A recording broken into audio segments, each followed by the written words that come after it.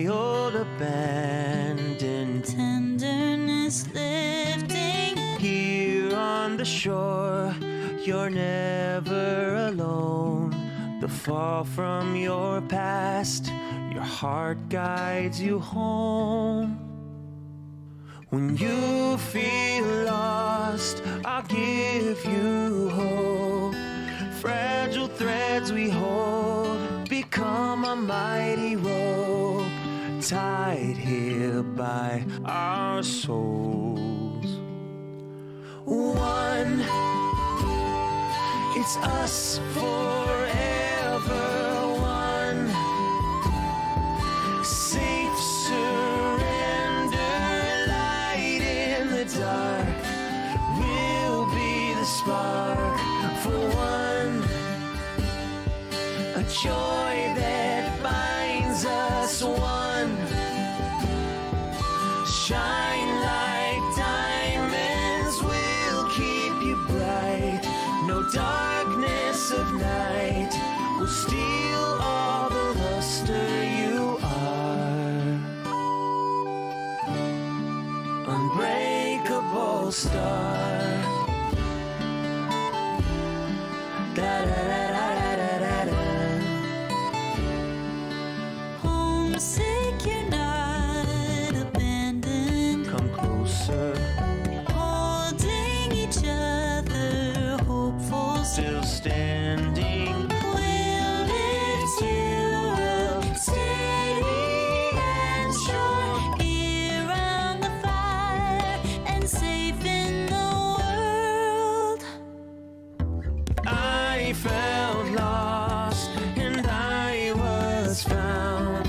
We gathered all the pieces shattered on the ground. The shoreline has us bound.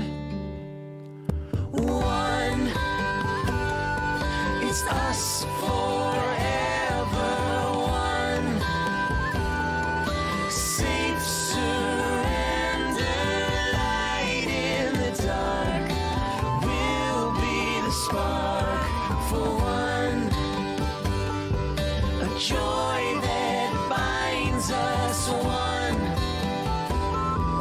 shine like diamonds, we'll keep you bright. No darkness of night will steal all the luster you are. Unbreakable star. Da da da da da da da.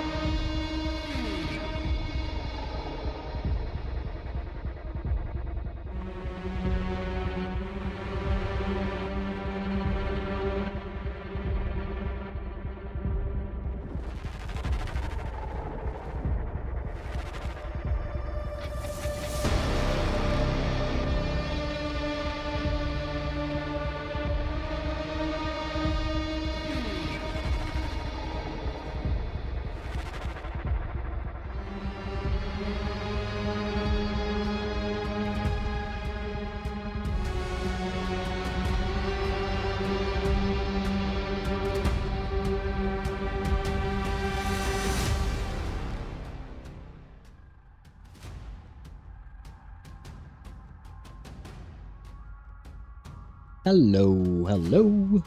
Can I hear myself on Twitch? I can, which means that that is working, which is good. Can I hear myself on YouTube side? I can as well, which means that everything is working, which means that it is time for me to get flashbanged by my webcam. Activate the webcam, and the webcam is a bit laggy. What's wrong, webcam? Are you okay? Oh god. Webcam? Why are you laggy? What is wrong with you today? Oh no. Oh, okay. I think it's working, but for some reason the webcam is a bit laggy today. It was fine yesterday. I mean, I know I wasn't streaming yesterday, but we'll get to that in just a moment. Don't think there is anything I can do here. So, oh no, it's okay now. So now, transition. Ta-da!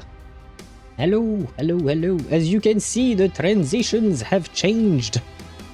We have a new type of transition. It only took me 3 hours yesterday to to make this work. But I am kind of happy with the new transitions. Kind of. Technically, it's not exactly what I wanted, but I did my best. And then I got a headache. But anyways, hello Sparta, hello Ktosh, and hello Dan. How are you guys doing? Welcome to the stream. I hope you guys are doing well. Welcome in, welcome in. And Sparta, I see the fish. I saw that you sent me a DM about a Reddit post about fish, but I didn't have the time to actually click on the post and read what it, or see what was happening there. But I do know why you sent a fish in chat right now, but I don't know. Well, I know why, and I also don't know why at the same time, you know? And hello, Ktosh. Does your head still hurt? No, not today, thankfully. Actually, yesterday, after I decided to cancel stream, by the way, I do apologize for that. Sorry for canceling last minute. But I was actually just waiting until the last minute to see if the headache would go away. Unfortunately, it didn't. After I canceled the stream, the headache got worse, so I just went straight to bed at 7 p.m. Thinking, you know what, we can, I can try and nap for like an hour or two, and maybe that'll help. I did not nap. I slept. I slept from 7 p.m. straight through 3 a.m. I woke up at 3 a.m. So there is that. But at least the headache is gone. So those 9 hours of sleep, they helped. They helped. Wait, 9 hours? Did I count that right? That's 5... no, that's 8 hours of sleep. My bad. 8 hours. So maybe yeah, never mind. But the point is, I no longer had that massive headache that I had yesterday. It was kind of really annoying, you know, because what'd you call that? Because I was editing the YouTube short for Wuthering Waves. So I had to stare at my screen while my head was pounding and threatening to explode. It wasn't really all that nice, not gonna lie. But we are feeling better today, thankfully, so we can resume where we left things off. I'm kind of unhappy because we couldn't finish the story yesterday. Well, to be honest, I don't think we could have finished even if we wanted to. And bonjour for the guiding one. Dan, I do like the guiding one. I do like Arcana. But if you saw the thumbnail I used today, it was that of... what's his name again? Crouton. His name is Crouton in my mind. Krutov? Who's? Shit. I remember his name being Crouton. Oh man. But yeah, you know, the former colleague of Igor, and technically speaking, he is working with Arcana. and he is a massive piece of shit. So, the guiding one, well, I mean, to be fair, the guiding one they work with massive pieces of shit all the time. I mean, the Arcana is the bad guy, so I should not be surprised at that. Krutov, okay, it is Krutov indeed, okay. Because like I said, for me, it just reminds me of croutons, which are just small pieces of bread that you put in soup and other stuff. But see, this is the level of disrespect I have for this man. Because this man does not deserve our respect after what he's done to our boy Charon. So today I will have vengeance. Vengeance will be mine, as I put it in the... Is that the thumbnail I chose? Wait, what thumbnail did I use, actually? It's a good question. The worst part is I made that thumbnail like an hour ago or something like that. Oh yeah, no, vengeance will be mine. And the title of the stream is I will have vengeance. So today is a stream very much related to Eula, basically. we are grabbing Eula from Genshin Impact, and we are exacting vengeance on behalf of Charon, because bro deserves vengeance. Bro does not deserve to be treated the way he was. Like, what happened to him? Like, if it had happened to, I don't know, Sonetto, for instance, I would still feel bad, don't get me wrong. But I would kind of understand, because Sonetto works with Vertin, Vertin works against Manus Vindictae, so, you know, they are straight-up enemies, right? So I could understand an enemy treating, well, I wouldn't exactly understand, but, I mean, I would understand, but also not condone it, right? But I would understand if they treated Sonetto or even Lilia like that, because she's a soldier, she's literally killing Manus Vindictae people, right? But Charon, he's Switzerland, right? But he's a better Switzerland in the sense that, like, he truly is not a threat to anyone. Bro is just burying people. Like, he really is the sweetest guy who... Like, who would be mad at the guy who buries people? Like, seriously, like, there is nothing to be mad about with him. So yeah, point is, vengeance will be mine indeed. And hello Armane, welcome to the stream, I hope you're doing well. Welcome in and thank you for the hydrate. I just got my coffee, it is ready.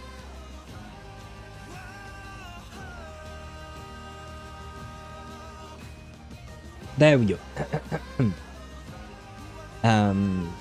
Where was I at? I don't remember. Wait. Might want to grab the video now, cause flashbang incoming. Oh god. Flashbang indeed. She's quite flashbangy. Is this? Oh, it's an actual 3D model. Obviously, I will not share what Sparta shared with me. For obvious reasons that I do not wish to be banned. But, oh, and I saw the fish video as well. Which is very racist because, strangely enough, the isolated fish is black. And all the other fishes are other colors. They are yellow, red, yellow and red, grey, I think. But strangely enough, the fish that is isolated in the tank is the black one, is all I'll say. But yeah, where did you find that, Sparta? You can't tell me on stream, but I'm interested in the source. No, I'm just kidding. I mean, to be fair, I have seen other NSFW works of Zani, and I'm not just talking about the ones that you've sent, Sparta. I'm talking about other ones that may or may not have been sent. Well, technically speaking, it was mostly browsing through Reddit, because I am on the Zani main subreddit. So, although I will say the Zani main subreddit is tamer than I thought it would be, is how I'll phrase it.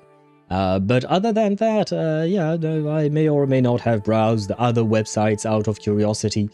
And, although, again, all of the time, for me, the R34, the Rule 34 artworks, they always have exaggerated body proportions, so not really. I mean, it is well made, you know what I mean? It is well made, but bruh, the body proportions are just, eh.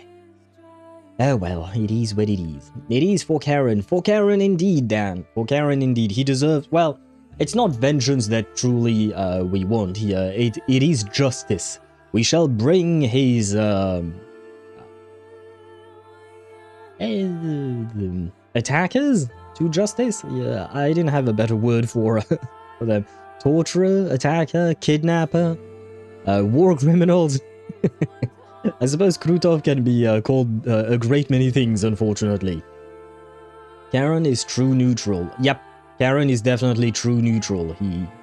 He just exists, basically, honestly. And like, for me, Charon kind of, like, in this whole war aspect, Charon is kind of like just in the background. He exists, right? He doesn't do anything wrong for either side, right?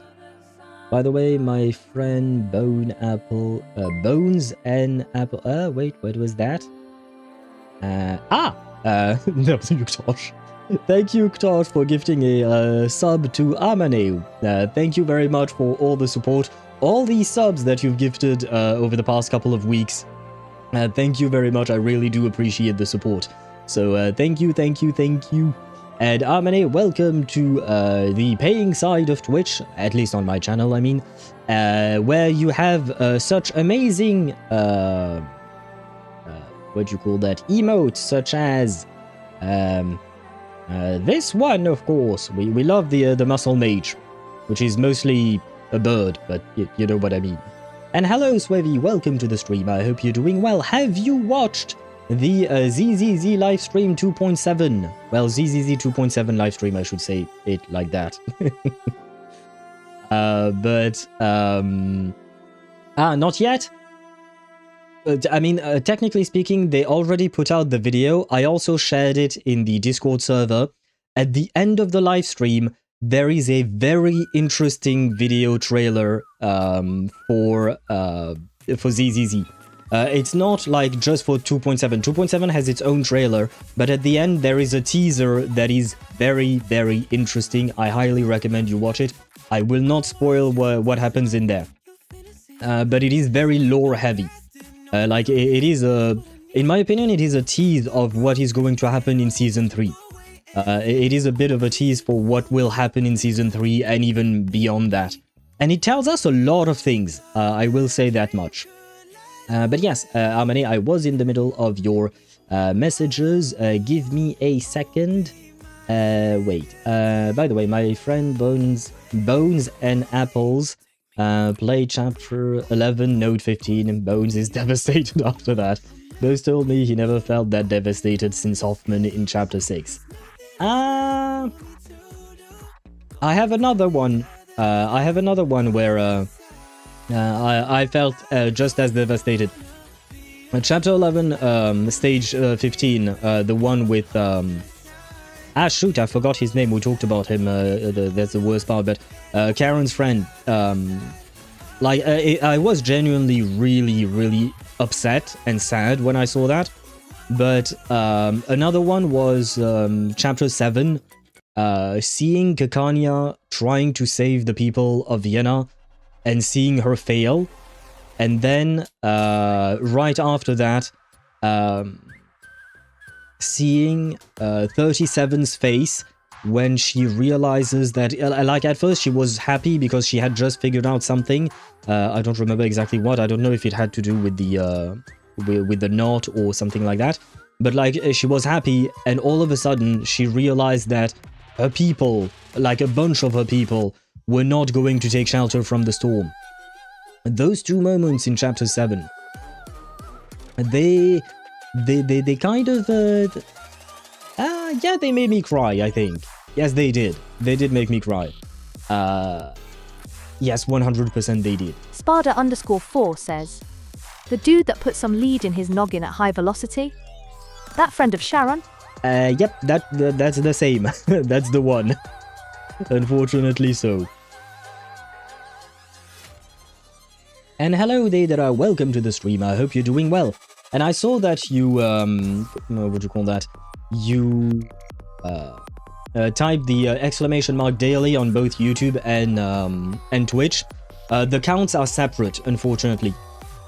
So even though you are one person, you use two different accounts, right? You use one account for YouTube and one account for Twitch. And because the number that is being counted is counted specifically, it is tied to the account you're using to do that. Although I don't even know if it's tied to the username or to the account itself. But the point is, unfortunately, I cannot make it so that the count works for both. It would only work for each website individually. Where was I at? Mr. A few messages. Charon's main goal, no more wars and letting the dead rest. Warmongers. Yeah, help me or you're useless. Yeah. I mean, while... I will say one thing, while Charon's main goal is indeed that he does not want any more wars, it's not like he's actively doing something to prevent future wars, right? He just goes from battlefield to battlefield to bury the dead, right? So letting the dead rest is kind of like his main drive and his main action, but a passive goal of his, I would agree, is to have it so that there is no more wars. But well, as long as humans exist, I'm afraid we will have wars. I still remember the Heilbird emote. Swevy, we don't talk about that emote. We don't talk about that emote. And happy lurking to you. I saw it later down the line, but happy lurking to you indeed. Where was I at? I can see why. Journey to more punk and the Midnight Whistle still shook me most. Wait, Journey to more punk. Wait, what was that one? Wait. Because I know the name. It was okay. It was indeed the one I thought of, the one with Carla Warren. Yeah, especially the ending with Carla's what was she? Her teacher, I think, mentor, something like that, right? I think. God, it's been a while. And the other one you mentioned, the Midnight Whistle.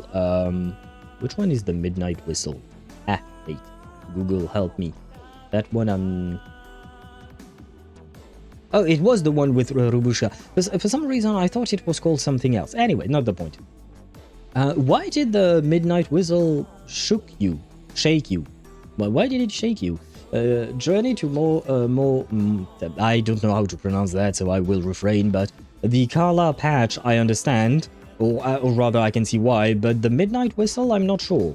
It was a good patch, don't get me wrong, but I don't remember anything shocking off the top of my head. And by the way, Tosh, I also saw earlier you use the Choose My Team, any usable Lilia team. I will attempt to do that. There are Lilia, useful Lilia teams, though to be honest I haven't played them in a long time, but we can certainly try. Where was I at? I sent a few things into your DMs, which is Bones' reactions. Yes, I do remember the I remember seeing that. I remember seeing that, but yeah.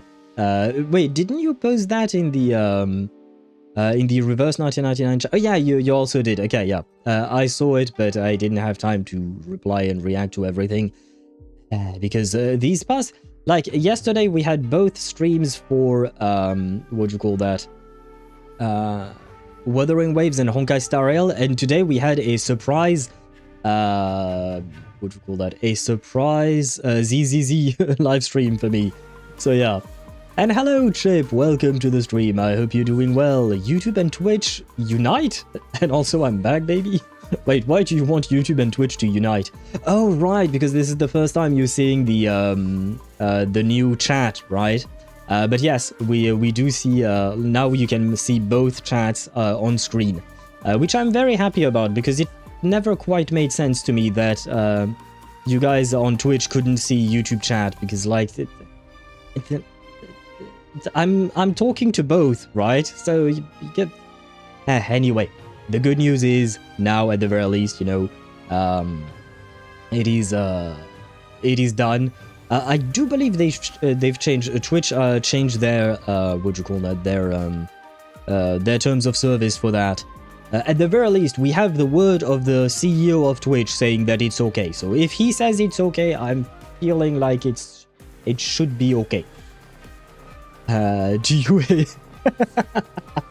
I just saw what Tosh wrote. Do you hate me? The bot says maybe. Oh my god, wait. Will you ever stop being mean to Ktosh? There you go. My answer is I don't know. Well, I'm sorry, Ktosh. I tried, but the bot does not cooperate. Oh, that reminds me. Wait, I wanted to try one thing. Yeah, here, bad bot. I wanted to try this on YouTube side. Does it work? Yes, it does. Okay, good. Because I needed to test this to see if... Because I finally found a way to create a command that I don't need to duplicate for Twitch and YouTube. Because up until now, every command you see, almost every command, because some commands don't work on YouTube. So what do you call that? I don't port every command between the two, but most of the commands you see, I have literally two commands, one specifically for YouTube, one specifically for Twitch.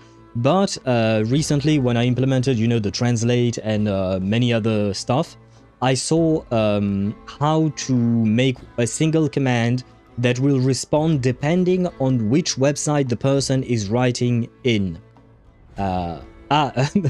Shape, for the translate command, you have to write something. It won't translate nothing.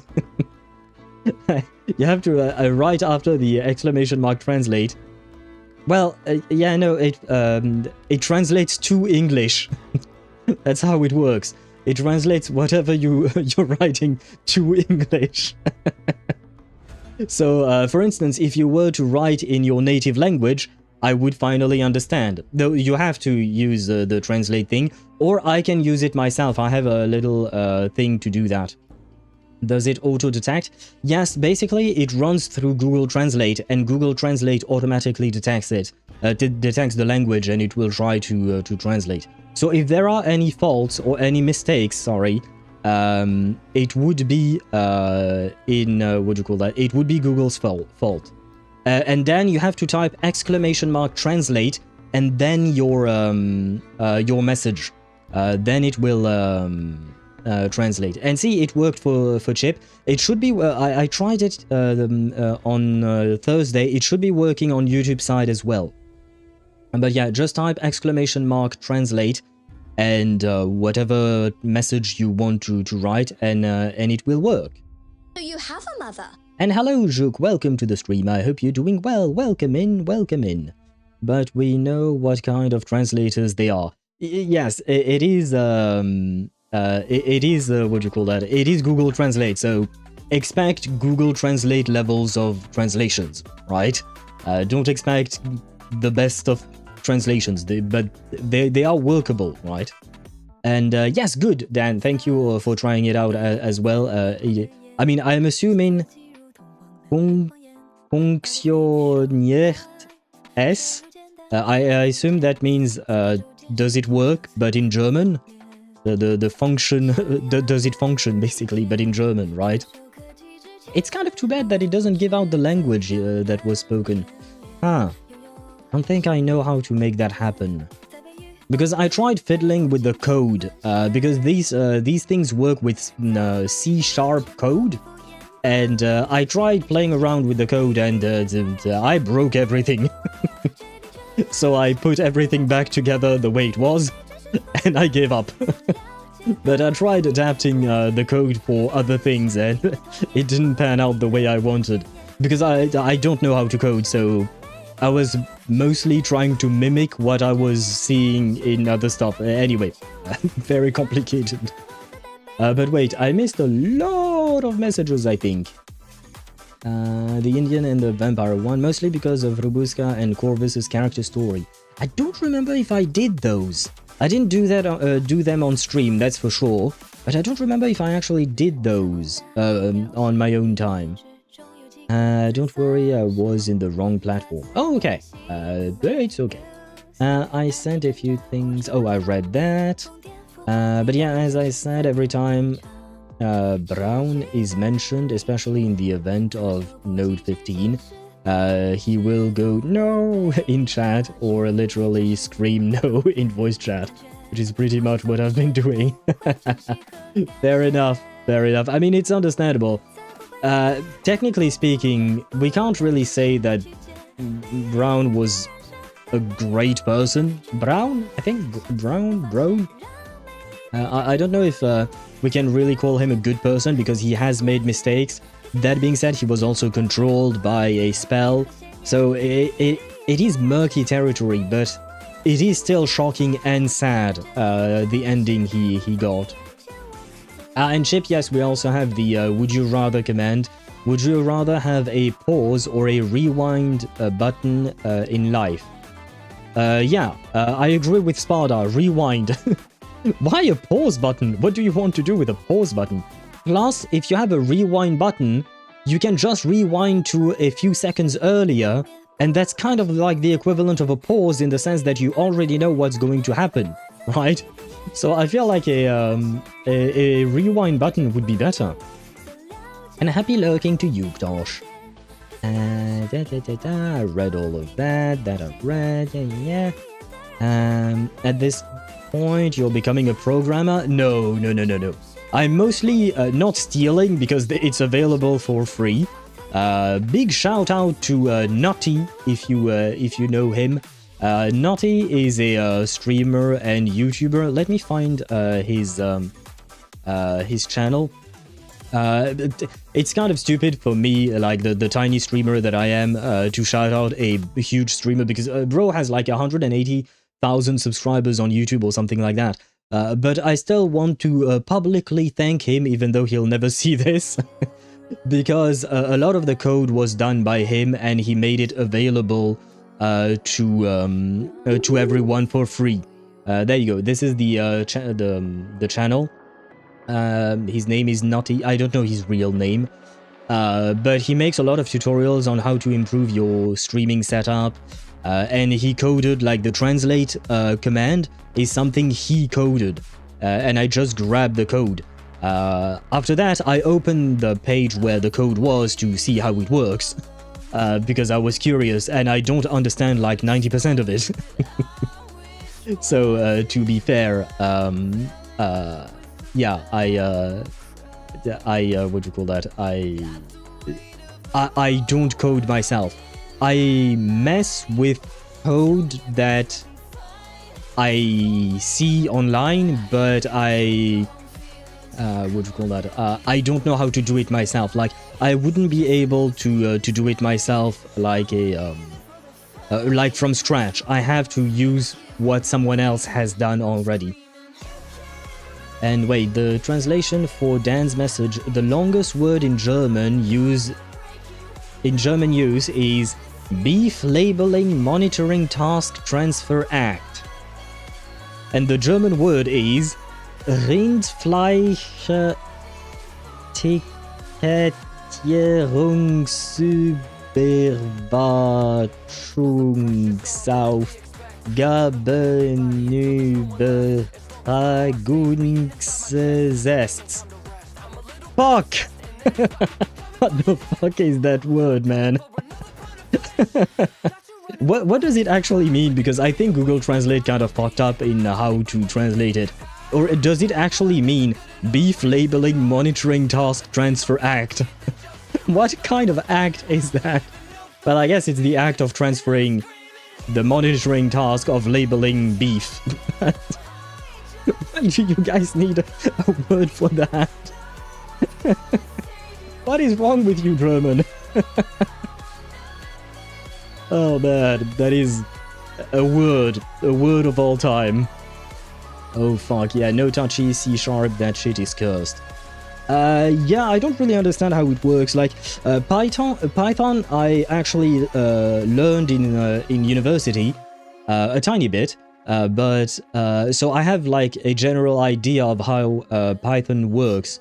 But okay, yeah, nah, Ktosh, don't write things like that. I am not going to say it twice. Do not use the translate function for things like that. That's your only warning about that. I will not repeat myself on that one. Where was I at? You can be disappointed if you want to, but there are things you don't write in chat when on stream. If you want to write that in private, that's your own problem, that's your own thing. But do not come into my chat and my stream and write shit like that. I will not repeat myself on that one. Where was I at? I'd use rewind to cheat, basically. Yeah, same. Same, Sparta. Let's be honest. Having a rewind button for your life, honestly, yeah, there are things that I would probably change. Just because I know that it would have been better had I made the other decision, right? And Tosh, I assure you, it is random. I even showed, I think, at some point, that the answers that the bot gives are not weighted. I can weight them. I can add a weight to each answer if I want to, but there are no weight to the answers. Let's see. Q, is this truly random? Oh wait, is he? Q, are you serious? Ah, wait, is it dying? Huh, this is strange. What? Are you broken? Ah, yes. Sorry for spamming. But I was genuinely trying to see if it worked properly or not. But I guess, yeah, are you sure? Ah, no, okay, so no, it does work, okay. We just got unlucky for some reason with the 2 I don't knows in a row. This time, Google Translate got the translation right. It was a law in the state I live in until it was repealed. And what did the law do? You had to label, you had to monitor the labeling of beef, and you had to transfer that. I mean, laws are already complicated, you know, but adding words like the one you wrote, I don't even know how many letters there were, but there were too many letters in that word. And I feel like it's just making the law even more complicated than it already is. 3 Zanis or 5 Clohans? I'll take 1 Zani. I am not a... I don't know how to phrase this, but I am not into polygamy. But, 1 partner is all I need. I don't think I would be happy having multiple partners, because that means that I would have to divide my time and attention between all however many partners I would have, and I feel like maintaining one relationship, a close and romantic relationship, is already hard enough, and it requires a lot of work. I feel like, yeah, I'd rather have just one, and that would be nice enough. Where was I at? What is wrong with you Germans? The question of ages. I mean, every people have their own issues, right? Every people... Oh, 63 letters! The beautiful thing about languages like this is that you could add words forever. True, true, true. I've heard that, yeah, in German, when you want to name something, you will just kind of describe it by putting 2 words together, like... adding words to describe the thing. I don't really know how to properly phrase it, but you know, you just add words and then you have a huge word at the end like that. Should I pull Ashvale? My answer is no, I don't think so. Ah, well, at least that way you can save, Josh. Should I farm for Rappa? My answer is no. Ah. Well, but at least, you know, you can see that the bot is working properly, Ktosh. Good luck with this one to even read. Makes sense. Helenipe Tlense yes que de se te kert. Was that still German? And it means for your unsanctifying acts. And you needed a... Why do you need a single word to say for your unsanctified acts? Like, I feel like if you need a single word for that, that means that you say that often, right? Why would you say that? It's Hungarian and 44 letters, okay. But why would you say that? In what context would you say that? Like the word Dan mentioned, I guess it can be the name of a law, right? The name of the bill or something like that. But like in what context? Oh, it's more of an insult. Okay, okay. Now that will... But come on, by the time you've started saying the insult, the guy has the time to just run away from you. Like, the guy is no longer even in the room.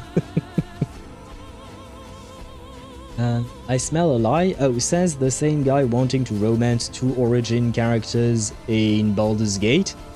I didn't want to, Daedra. I didn't mean to.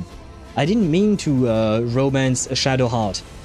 Because I thought that... because at the very start, Shadowheart, I thought she said... Well, no, I didn't think. I know she said that she wasn't really into romance, and she was more into, like, one-night stands and stuff like that. So I was like, you know what, since we haven't met Karlach yet in the story, we could have a one-night thing with Shadowheart. I didn't know it would actually just be the start of a full-blown romance with her, because that's literally what the opposite of what she said. She said she didn't want anything with attachment, so I was like, okay, she just wants to bang. Okay, let's go. Let's bang. But then it turned out that it started the romance, and of course afterwards we met Karlach, and I wanted Karlach to be the true romance of that playthrough. Excuses? No. Those are not excuses. If someone tells me they're into one-night stands and we have a one-night stand, like, you can't blame me for then cutting off the person, for instance, and never seeing them again, because I thought it was a one-night stand and all of a sudden the person wants more. Like, if they want more, that's fine, you know? What'd you call that? If they want more, that's fine, but like, at the same time, I went in thinking it was a one-time thing. So if I want to say no to more, that's also my right. I mean, at the end of the day, it's always the person's right to choose whether they want more or not. Like, each partner has an equal say in the matter, of course. And what did I not see coming, Amani? Because there were so many messages, man, I don't know where I'm at anymore.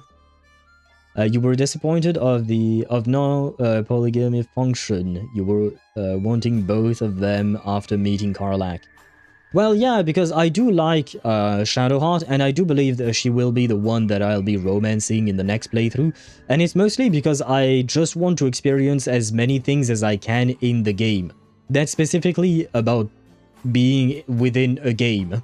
Like I said, my character in Baldur's Gate 3, he's not exactly me. He does mimic a lot of traits of personality that I have, but there are a lot of things that I wouldn't do. I wouldn't go threatening people, and I wouldn't go killing people the way I do in Baldur's Gate 3. And same thing with romance. So romance is a different thing. Spada_4 says you just want the nun. Admit it. The nun? Which nun? Because... do you consider Shadowheart a nun, or are you talking about someone else, Spada? When you pull that one out, you're pissed. Fair enough, I would assume if you say a long-ass word like the one you mentioned, you would be angry. Like, if you're angry, you have to get angry enough to use something like that. And don't get me started on nominalized verbs. Verbs that are used as like nouns.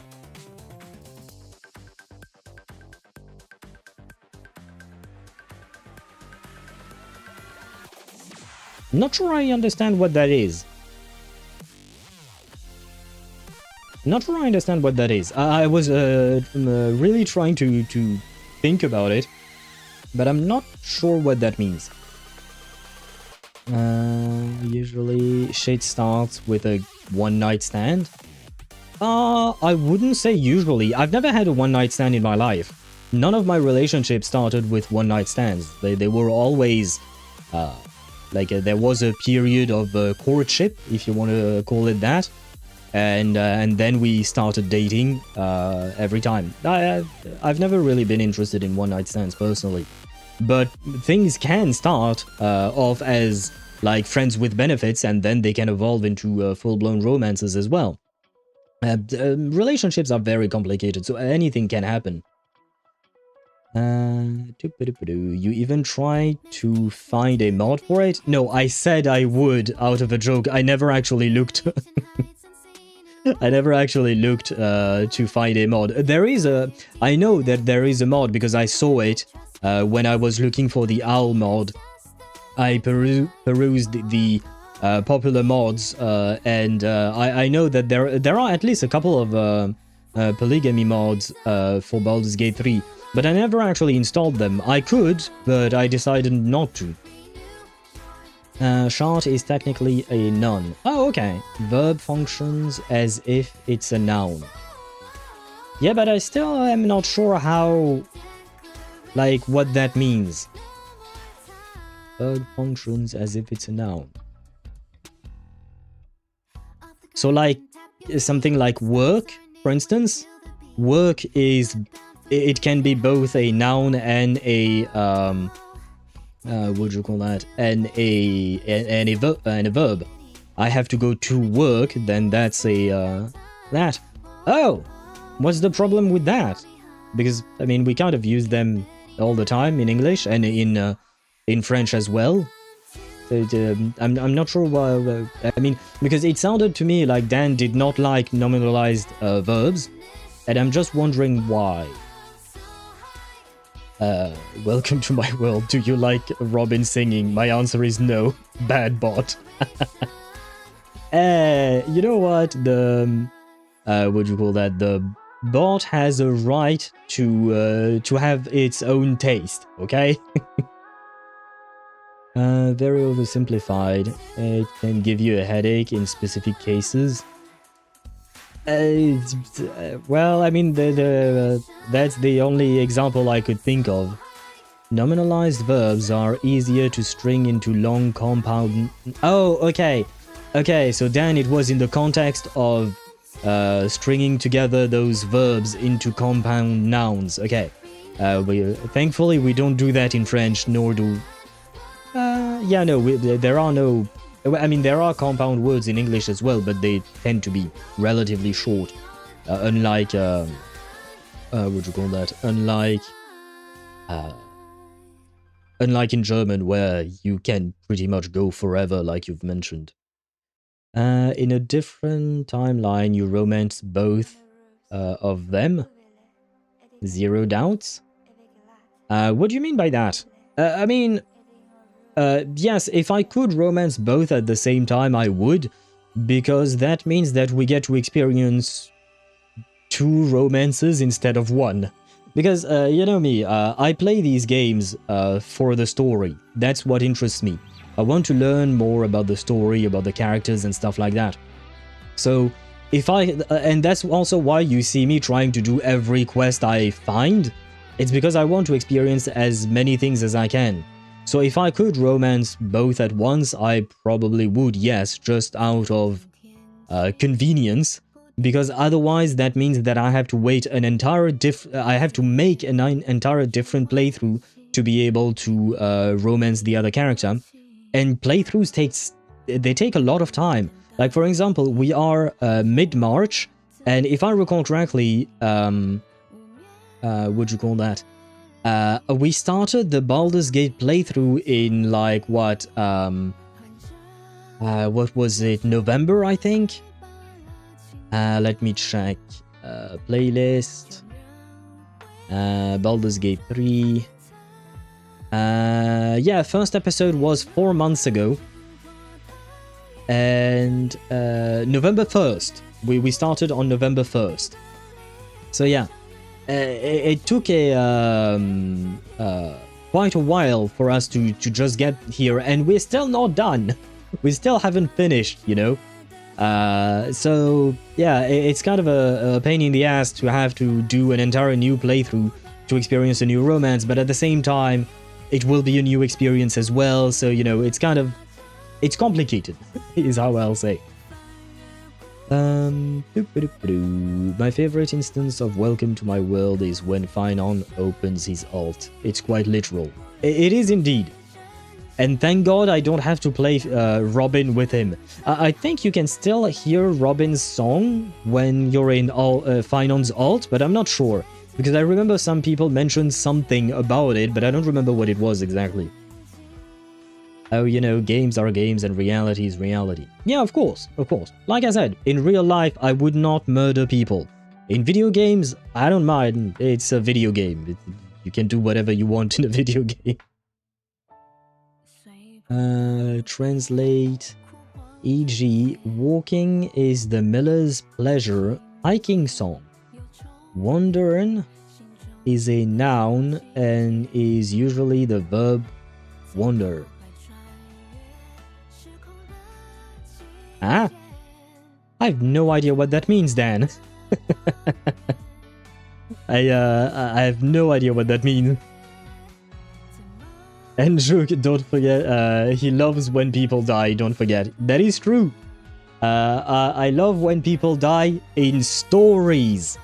Important context there. But I do remember the clip, especially because I went through the clips I have on the channel. And I saw that one that you clipped. I don't remember however many months ago it was. But yes. I saw that again like a few days ago. Because basically, I saw on Kiwi stream that when she goes on a break, she plays clips from her channel on the stream. Well, that way, while she goes on break, people still have something to see, to watch, right? And I was interested in doing something similar. But the thing is, I want to change my entire overlay, so, you know, it's kind of going to take some time to get there. Oh, and Ktosh gave yet another subscription, this time to Juk. Juk got a subscription from Tosh. Tosh, thank you very much for the yet another one. You are getting, you are closing in the gap with Swivy, I will say that much. Over the last couple of weeks, you've been closing that gap. But thank you for the support. It is very much appreciated. Dad joke. How does a penguin build its house? He glues it together, I think, more or less. Yeah. But as you can see, Dan, we have a lot of commands. If you want to see all the commands that exist, you can type !commands plural, and you will the bot will spit out all the commands. It should. Oh, you know what? Let me actually try that because I've never actually tried it since I changed it on YouTube side, because it has to be divided into. Oh, yes, okay, good, it works. Because on YouTube side, it has to be divided into 2 messages, because YouTube only allows 200 characters per message, whereas on Twitch, it's 500. So I had to divide it, so it's 2 messages for YouTube, and it works. It works. Oh, right, I forgot. Instead of translate, you can just type !TL. I also added that if you wanted to use it quickly. TL works as well. Both commands work exactly the same way. By the way, is it true that Robin will be in the token shop? I have no idea where you heard that from, man. I don't know. I kind of doubt it, not gonna lie, but it could happen. Hey Owl, interested in Hyuki? Kind of, yes. She looks very good. She is very pretty. I will say that much. But it will depend on her personality and role on the story. Because right now, to be fair, I'm poor. Although technically speaking, thank God I can skip the entire next patch. Because I don't plan on pulling for Sigrika. And I think I already have all the other characters. Let me check. Oh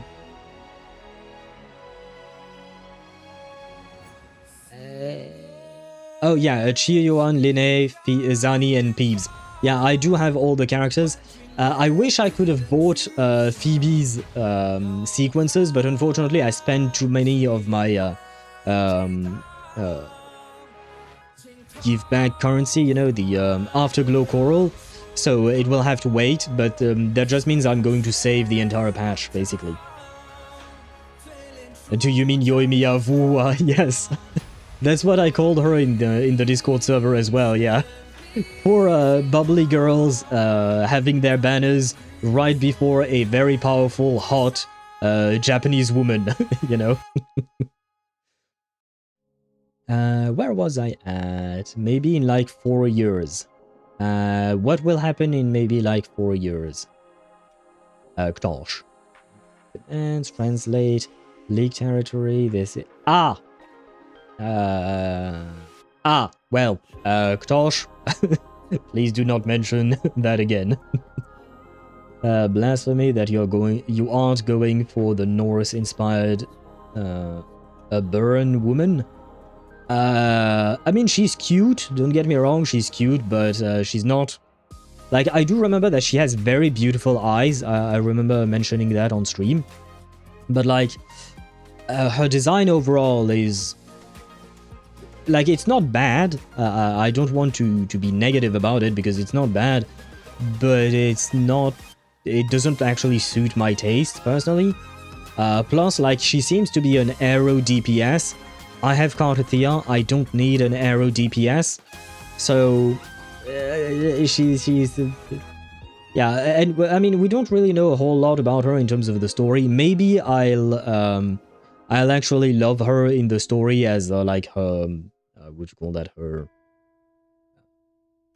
her personality and all that, but based off design alone, she doesn't do it for me. It's not enough. It's not enough. And I am poor as fuck. so I need to build back my funds, basically. I will have more gifted subs than Swavy. Oh, in 4 years? Okay. Well, I mean, it depends at which rate you give them, of course, but and it depends on your finances. Please, as always, Ktosh, be careful with the money you spend. While I do appreciate the subs, please do be careful with your own money. Okay, I get it. I am the one into Norse ladies. I get it. Yeah, I don't really give a shit that she's Norse. I'm gonna be honest and direct with you there. I don't really give a shit. I don't really care where a character comes from. If they look good, if they have a good personality and good gameplay, I will like them. If they come from Italy, if they come from Greece, if they come from Scandinavia, if they come from the US, I don't really care. To me, that doesn't really matter. And hello, Mihai, welcome to the stream. I hope you're doing well. Welcome in, my favorite owl boy. It feels weird being called a boy, given the fact that I am literally more than a decade older than you. Could I ask you to come into your Genshin world and yoink your flames flowers? It'll take me less than a jiffy since I have Nahida. Not right now. Because right now ads are running and I am going to launch Reverse 1999. So we're going to get into the story of Reverse. After the stream, if you want, we can do that. I have no idea, however, when exactly I will be done with the stream, but I can open Genshin and then go grab something to eat. Just let you join the world, and then I'll go grab something to eat. That we can certainly do. And Dan, why did you use the YouTube command? Yes, the YouTube command is to get the link for the YouTube page. And technically, there is also the Twitch command to get the Twitch page. I always wonder why people... because Ktosh also did that. He used the Twitch command while he was on Twitch. So I'm like, you're literally already on the page. And speaking of Tosh, he redeemed a dad joke. What do you call a pig that knows karate? A pork chop. Well, I would mostly call that an attack that a pig who knows karate would do. Not the name of the pig himself, you know? So, but, well, that it is what it is. I will say the, what do you call that? The joke is not entirely accurate in my opinion. Says the one pulling French people because he's French. Well, yes, but the French people is an exception, and it's only in Reverse 1999. And to be fair, for the French people, I actually liked the characters and wanted those characters in the first place. I actually liked them. Like the Frenchness of these characters was a factor, definitely, but it was not actually the main factor. Oh yeah, no, I do have the whole French collection, to be fair. I do believe I have the whole French collection in Reverse 1999. If someone needs flowers in Genshin, they can join me, I guess. Mihai, if you want to join Ktosh, you can as well. Apparently, he's free right now. Thank you, Ktosh, for offering. Just trying out the commands out. I haven't used them before. And then you tried exclamation mark yap. I don't have such a command, so I don't know what you were expecting from that one. I do not have an exclamation mark yap yet. Maybe one day I will, if I have an idea of how or what to do with that. But speaking of yap, it is time for us to end our yapping session. And unfortunately, yesterday I missed another day of doing my dailies in Reverse 1999, which is very disappointing for me, because I usually don't miss, and like in the span of a week, I've missed 2 days of doing my dailies in Reverse. So I'm very sad. But the fact is that yesterday I was basically just sleeping, so I couldn't exactly do my dailies at all. But I do believe I get to... I will still get my rewards from yesterday. Well, the monthly pass reward, right? I think. Let me see. And look, wait. It should work. Oh, wait, no, it doesn't, because I forgot something. Wait. Transform... I did an oopsie. Oh god, did I break everything? I think I broke everything. Yeah, no, it was this that I meant to do. Wait. There. Stop that. Okay. And then we try again. There. Reverse. Okay. And please tell me the transition works. Yes, it does! Ah, see? This is much prettier than before. Yes, this is what I spent 3 hours yesterday doing. This is what I... yeah. Just to make my camera and things move.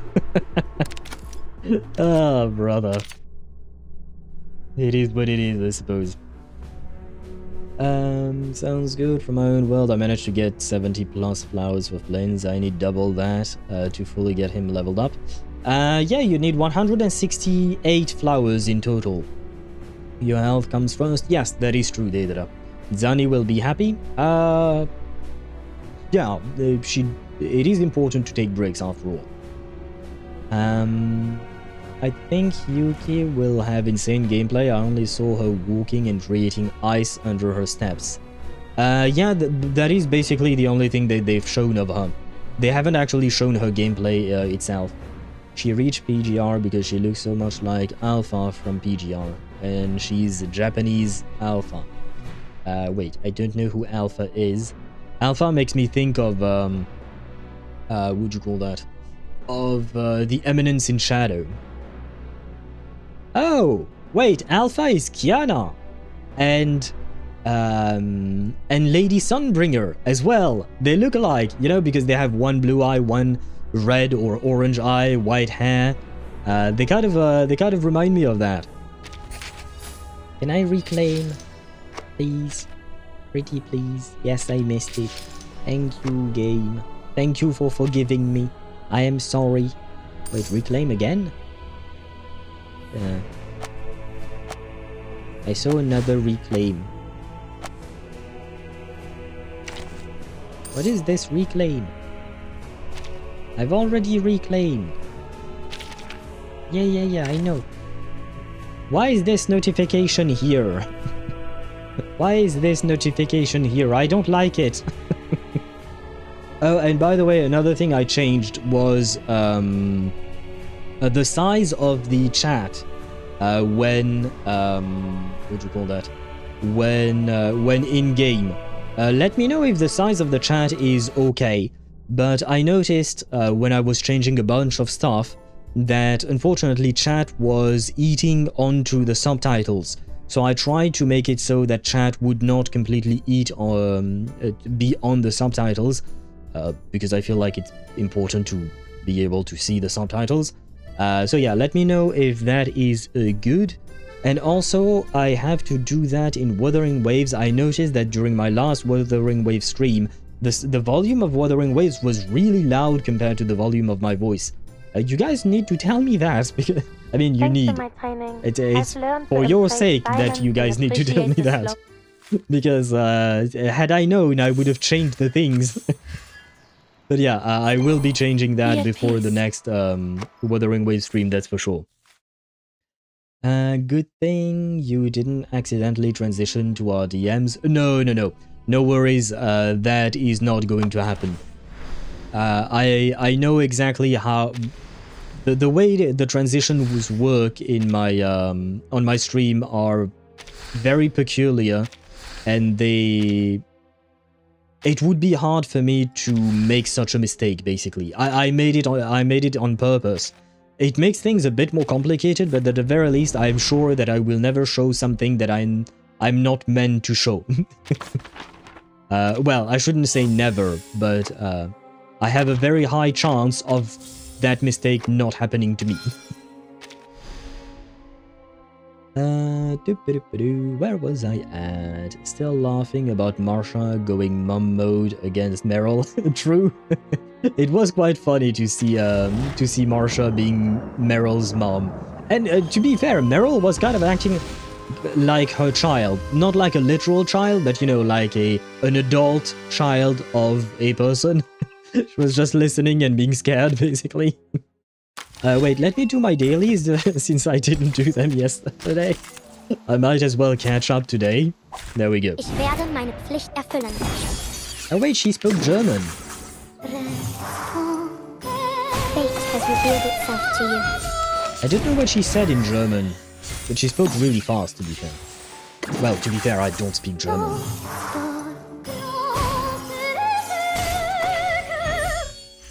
They've fallen still. Chat looking good, thank you. It should eat a tiny bit of the subtitles in reverse 1999. Not gonna lie, it was a pain to try to find the right size for chat, because of every game I play have different what'd you call that? Have different what's the word for it? Different subtitle size. So adapting the size of a chat was it was annoying as fuck. Different aspect ratios. It wasn't just about the aspect ratios, it was also about the literal size of the letters, like the the font size and stuff like that. Like there was a lot.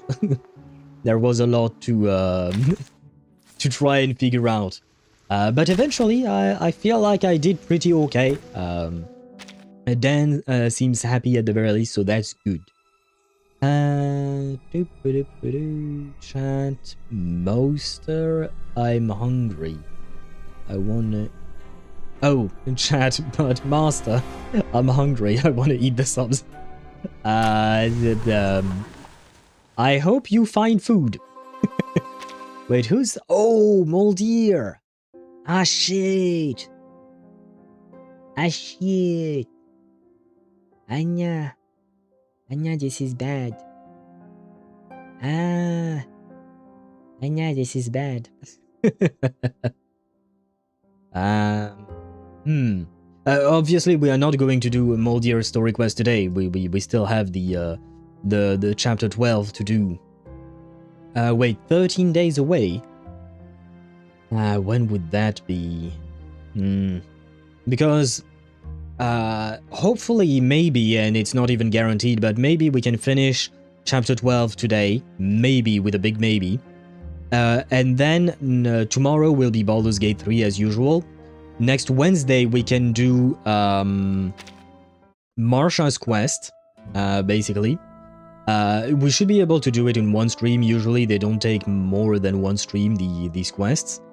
And then Moldier. Ah, shoot. I don't know when to do it because next Wednesday we have Marsha, which is fine, and then on Thursday we have the Wuthering Waves update. And on top of that, if I can avoid doing two unvoiced story quests back to back, I think it would be better. I mean, I did it with Matilda and Beryl, and I was okay. Though it's not guaranteed that I will always be okay with things panning out like that, so I don't know when to do her story quest. But I do want to do her story quest because I genuinely really like Moldier as a character. And to be fair, I actually want to get back into doing anecdotes and story quests in Reverse 1999 on stream. Because for a while I stopped, but I kind of want to get back into doing those. Because I do enjoy them, I do enjoy reading them and stuff, but it's just that my vocal cords are way too fragile, so it's kind of a hard, it's difficult for me to plan properly for these things. Where was I at? More literal would be, I will fulfill my duty. And she said, Ich werde mein Pflicht erfüllen, I think. That was complicated. I do not speak German. Oh god, so the Cassie, by the way? What Cassie? Is it something you sent me in DMs? Ah, yes, okay. I had not seen that, no. And the AI-generated Bronya, it is cute, but she looks like a child, so I'm not a fan. I prefer adult Bronya, personally. Look at her. Do you mean Moldier? Moldier is beautiful. For me, she's one of my favorite designs in terms of like how physically attractive I find her. to try and word it properly. I really, really find her beautiful. I find Moldier's latest Psycube from this anecdote really interesting. One of the effects seems unexpected. Can I see? If the carrier is a plant character... Wait, but Moldier is beast. After they cast a rank 3 incantation, all allies gain incantation might plus 6% for 3 rounds. If the character... Oh, okay. If the carrier is a beast character, after they cast an ultimate, all allies gain ultimate might plus 6% for 3 rounds. I mean, a 6% isn't that much, I feel like. Though I guess it is quite versatile because you could put this on a Marcus team. Not on Marcus herself, I think, but on a Marcus team with rank up, right? It would be kind of useful, so it is kind of nice, kind of interesting indeed. And hello Zenny, welcome to the stream. I hope you're doing well. I'm still alive, don't worry. How are you? I am alive as well. Today was horrendous, couldn't sleep last night, then I had to work in the morning, went home, ate, took a shower, crashed on my bed, slept for a few hours, and then went to hang out with friends. Now I gotta wake up early for work again. It's gonna be a long weekend. It seems like it's gonna be a long weekend indeed. But at least you got to hang out with your friends, which is nice, right? It's a nice thing. At least there was one nice thing in there. At least I hope you had fun. That's what I mean. Why the plant effect? Foreshadowing for Meryl? Could be. Could be, why not? Why not? I have to admit I genuinely have no idea. Because this is the first time, well, probably not, but this is the first time I remember something like this. We have a new mains bulletin, just let me check. Okay, so this is for Beryl, right? Mass damage, debuff incantations. Yeah, okay, it is for Beryl, right? Yeah, it is for Beryl. Yeah, we'll be fine with Beryl, probably. Anya, wait, what did I do? Did I? Wait. Oh! Anya, oh god. I clicked beyond the right window. Can I? No, how would it? Okay, wait. You can... but you can't do it the other way around. But you can swipe, you can swipe to move the menu. I didn't know this was a thing. I've been playing the game for 2.5 years. I didn't know this was a thing. Is it just a click? No, it's not just a click. It's a swipe. Okay. But I can't do it the other way around, I think. But maybe it's because on this side, on the right side, I have my secondary screen, so my mouse goes outside of the window of the game. Oh no, you can! You can! You can swipe the other way. Event locked. Okay, yeah, you can do it. I was just not doing it properly earlier. Holy shit, this is news to me. I've always used the whatever... Well, because it's not always at the bottom. Sometimes it's a vertical menu. But yeah, I've always used these things. I've never... I've never tried swiping like this. Well, we learn new things every day, I suppose. But just to finish my thought, we are going to try and do Moldier's quest at some point. I just don't know exactly when, so either it would be next week or maybe the week after. We will see. We'll see exactly how my vocal cords feel, how everything is going, etc. But we will try to do Moldier's quest on stream as well. I mean, that point of the light cone is kind of that is teen OG Bronya. Girls' growth was stunted by stigmata experiments. Right, yeah. I mean, yeah, I wasn't exactly like a big fan of Bronya from Honkai Impact 3rd. She was okay, but yeah, she looked too much like a child, and I understand that she has reasons for it, but I'm still not a fan, personally. It was a good break, as I reunited with some friends from high school. Tomorrow might work, then run a club, but this time my friend is actually tagging along. Oh, might be worse tomorrow. Why can't I? It's what happens when you don't get enough sleep and do a 5-hour shift in the morning. Yeah, lack of sleep is, well, it is dangerous, but it is also just pain, pure pain. I hope you manage to find some sleep, Zenny. Sooner rather than later. But, for us, right now, here today, it is not time for us to sleep. It is time for us to exact our revenge on Krutov for what he has done. Look at Charon on the side. being all horizontal like that. No, but like seriously, what Krutov and the Ritualist did to Charon is really messed up. So, stage 15. Dust between fingers. Feel the moment, feel your feelings. That's what matters most.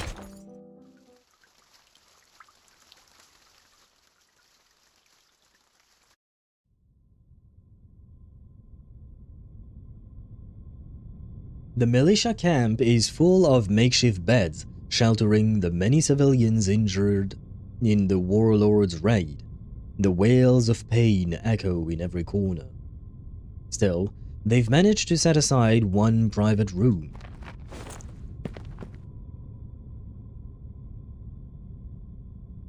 Meryl rises from her chair for the 33rd time, pacing around the only bed in the room to check on that patient again. The patient no longer oozes death, yet she still can't bring herself to fully look at him. Oh, so they actually did manage to fix him. Okay.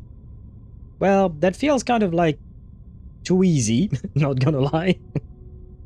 But I am still happy because I wanted him to survive, of course. Told you so? Yeah, I know, but it's too easy if they just off-screen it, basically. I know it would probably most likely happen, but I don't like it. I prefer when there is, more to the situation, because otherwise it kind of undermines the severity of the thing. Like, it's kind of like as if, I don't know, I shoot someone in the head in a story, of course. I shoot someone in the head, and then the next episode, the person is like, oh yeah, we patched him up. And you're like, what? So it's kind of just too easy when it happens like that. Don't worry, she fixed her problems before Kiana took the Hersher of Reason powers. I will take your word for it. Bronya was my crush. Her JP voice is just so soothing. I have to admit I do not remember Bronya's voice. Because I did play Honkai Impact 3rd and it was only in JP. Or rather, I chose JP over CN. I prefer JP voices if I have to choose. I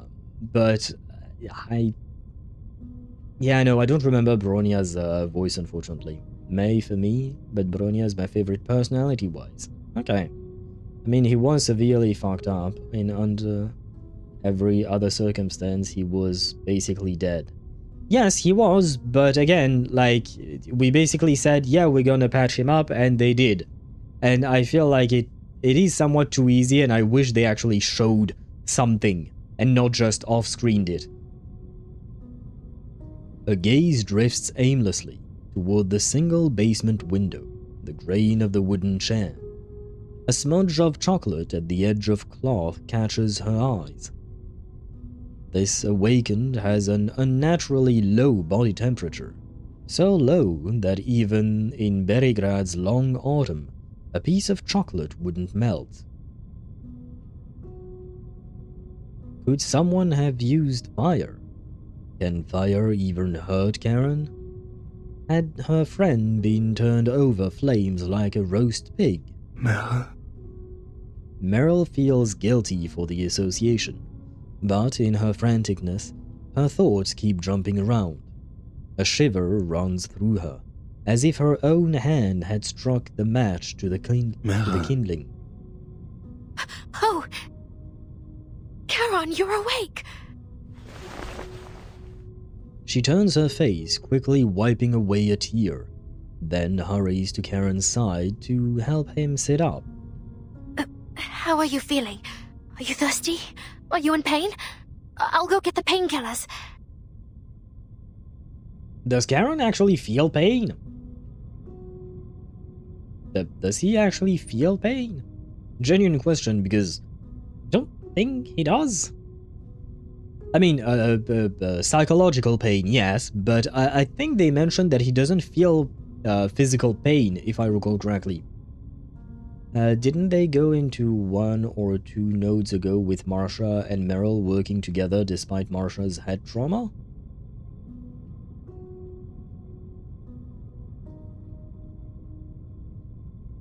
I don't know what you're talking about, Dan. Marsha is fine. I think maybe this might be something that happens later on.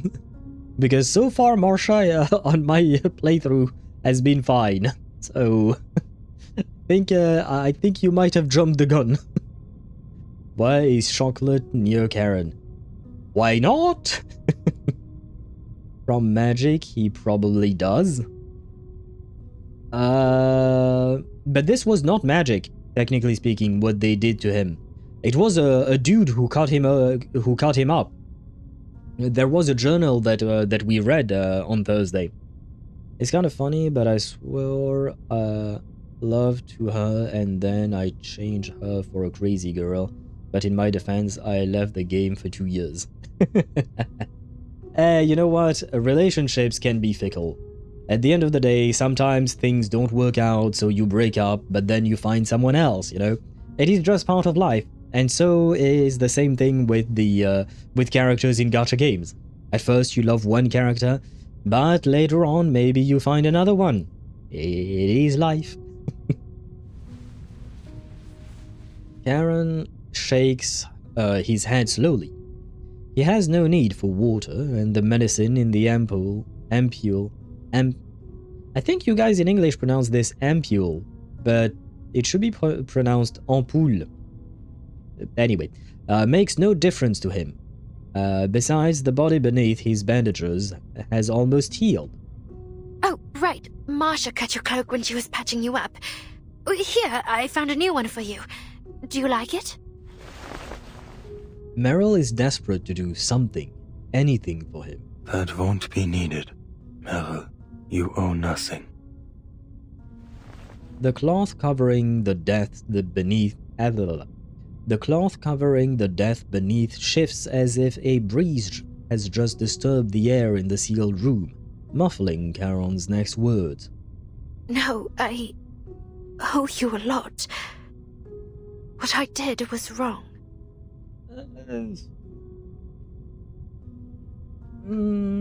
Honestly, I don't think it was. She said she would run away as soon as danger would come. She said it to him directly. He said okay, and he actually is the one who reminded her of what she said when danger came. He told her, "You said this, now go." Plus, the thing is, Charon would be difficult to kill, whereas Meryl not so much. Meryl would be pretty easy to kill, right? So, while I understand that it is a shitty thing to have to do, I feel like it was still the right thing to do, because I'm fairly certain if both of them had been captured, Charon would have still ended up in the same state, and Meryl would have been dead, most likely. Unless she's an arcanist.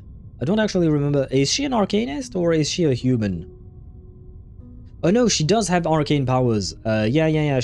She's stealthy. I do remember. Still, they might have killed her if she hadn't accepted to work for them. Charon still has a head? Good question, because we don't really see it. We see a bunch of guns and stuff like that coming out of where his head would be. And I tried to see if Thelema also worked for me, but she's just dummy mommy, treats you like a pet. Ah. Dummy mommy is nice, being treated as a pet, not so much. Meryl would have been, had their way with her and then dead, if you know what I mean. I don't know if they would have done that. I mean, maybe Krutov's people would have, but I don't think the ritualist would. Like, the people in Manus Vindictae, I feel like they're way too devoted to the cult of Arcana to be thinking of things like that. The soldiers under Krutov, well, I mean, at the end of the day, they're just soldiers, so I don't know. But Krutov himself, he might have. Her no is both a denial of him and herself. I'm an arcanist trained by the SBDM and the Vigils. I even fought a little in Antarctica. I can fight, I can. But I didn't. We could have escaped together. If I hadn't run away. To be fair again, he put you on the horse and told you, go. So... a horrifying thought grips her. I should never have forced you to take me with you in the first place. If I hadn't been so desperate to run off from the 12, you'd still be tending flowers in the graveyard back in Montpay. Instead of... Death's call had grown heavy in the east. The path forward was clear, so long as Krutov's atrocities grew unchecked. This was inevitable. He tries to comfort her, but she is like a cracked cup, no longer able to contain her emotions. I'll go get Andreas. I'm sure he's missed you a lot. Do you want to bring Andreas inside the building? Oh, maybe they're just in tents or something like that. Like military tent camps or something, because to me this looks like a basement, right? And to be fair, it was a basement, because this was, the background was reused from... shoot, I don't remember his name, but it was in the J patch. The mafia boss that was dying on that bed. But well, anyway, it was a basement, so I'm just like, you know, how do you bring a horse in here? It's kind of a tricky thing to try and do.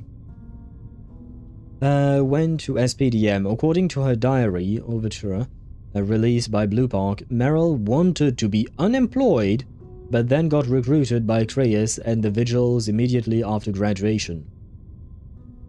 She wanted to be unemployed. How do you exist while being unemployed? Because existing when unemployed is very, very difficult because, you know, everything requires money. So how was she supposed to exist? Like, does she come from a rich family or something like that? Because if you, like... I have logistical questions again. How does she intend to exist in this world? Housewife works?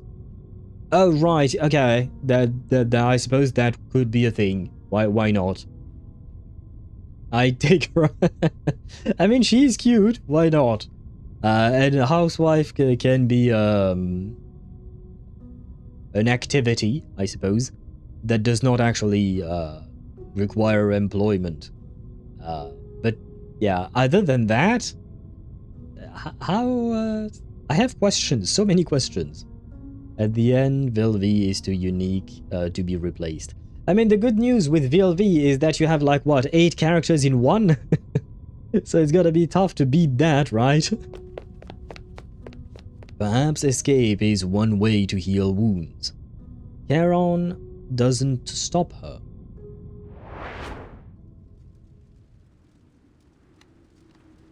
The streets of Beregrad are barricaded with quilts, leftover firewood, and by the people who have refused to leave the city.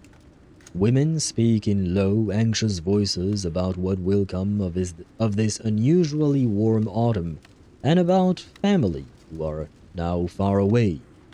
I'm pretty sure the stable's around here. Dochka. Dochka. Dochka? I think is what she's saying, Dochka? And that means young lady. Aha. So does that mean Zhuk is Dochka? I don't know if Zhuk is still here. But Zhuk, are you a Dochka? Is that something you could say? Like, because it's supposed to be a young lady. And as far as I know, you are young and you are a lady. She could be my... Oh, okay, she could be your... Okay, it's specific to you, Sparta. You want her to be your... what do you call that? Your housewife. Very well. Meryl, you are stunning, pretty. Yes, 8-in-1 is kind of a cheat. I mean, I wouldn't call that cheating, but I see what you mean. Is it worth upgrading Mona's skill or just crown her burst? I don't think Mona's skill is all that useful. I mean, it taunts for sure, and it's there to apply Hydro, but I don't think it deals a whole lot of damage, as far as I can remember. I'm not sure because I myself have not built my Mona, so I don't know. But wait. Talent priority. For support, it would be burst, skill, normal attack. For on-field DPS, it would be burst, normal attack, and then skill. Mona's burst makes up the bulk of her damage and team contribution. As an off-field DPS, her normal attack talent, specifically charge attack, is also important. So it depends on how you play her, but the skill doesn't really seem to be all that important.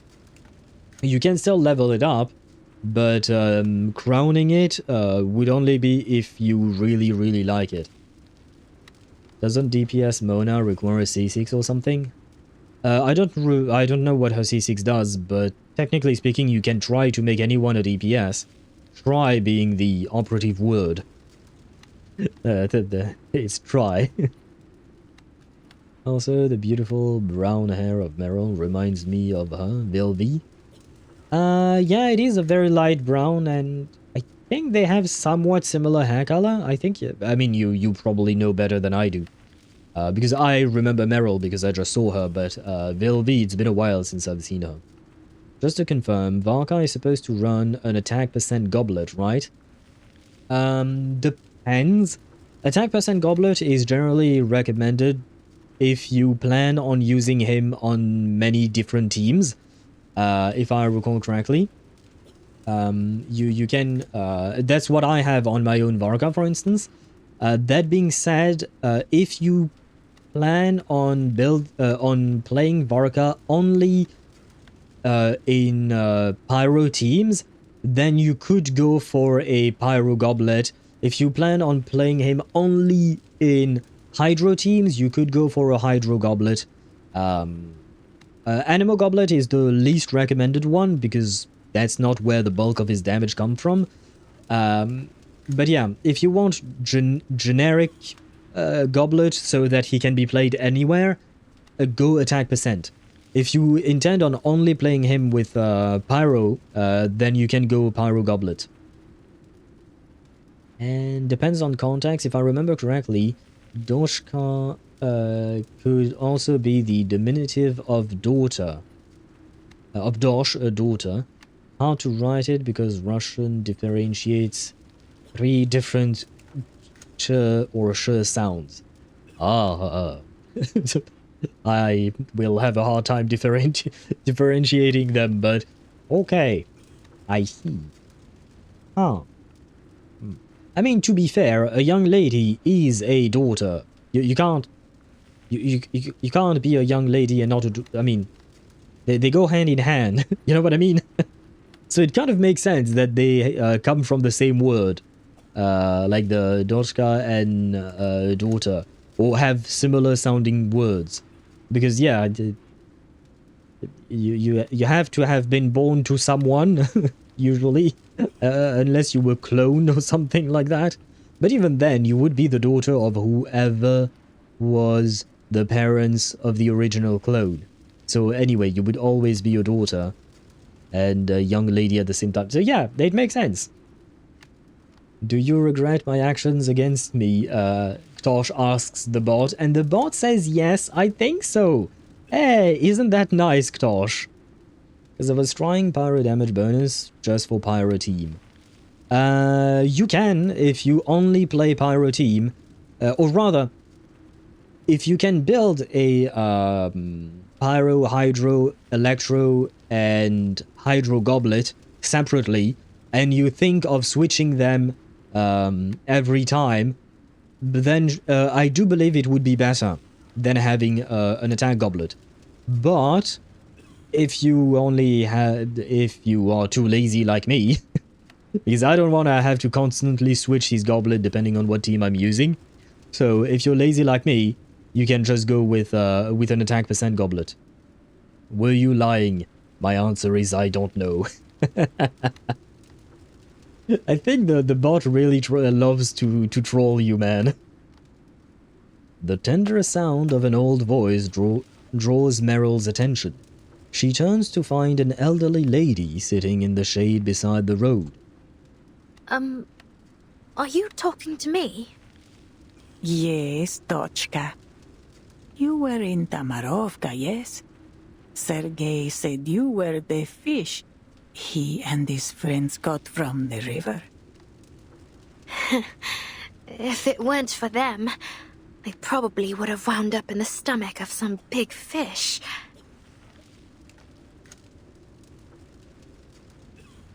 Unless she's talking about a critter, to my knowledge, there are no fish big enough to swallow a human being that lives in rivers.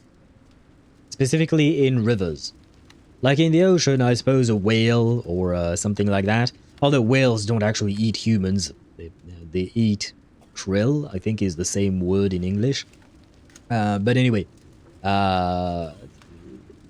Like, rivers, yeah, not really great for huge fish, to be honest.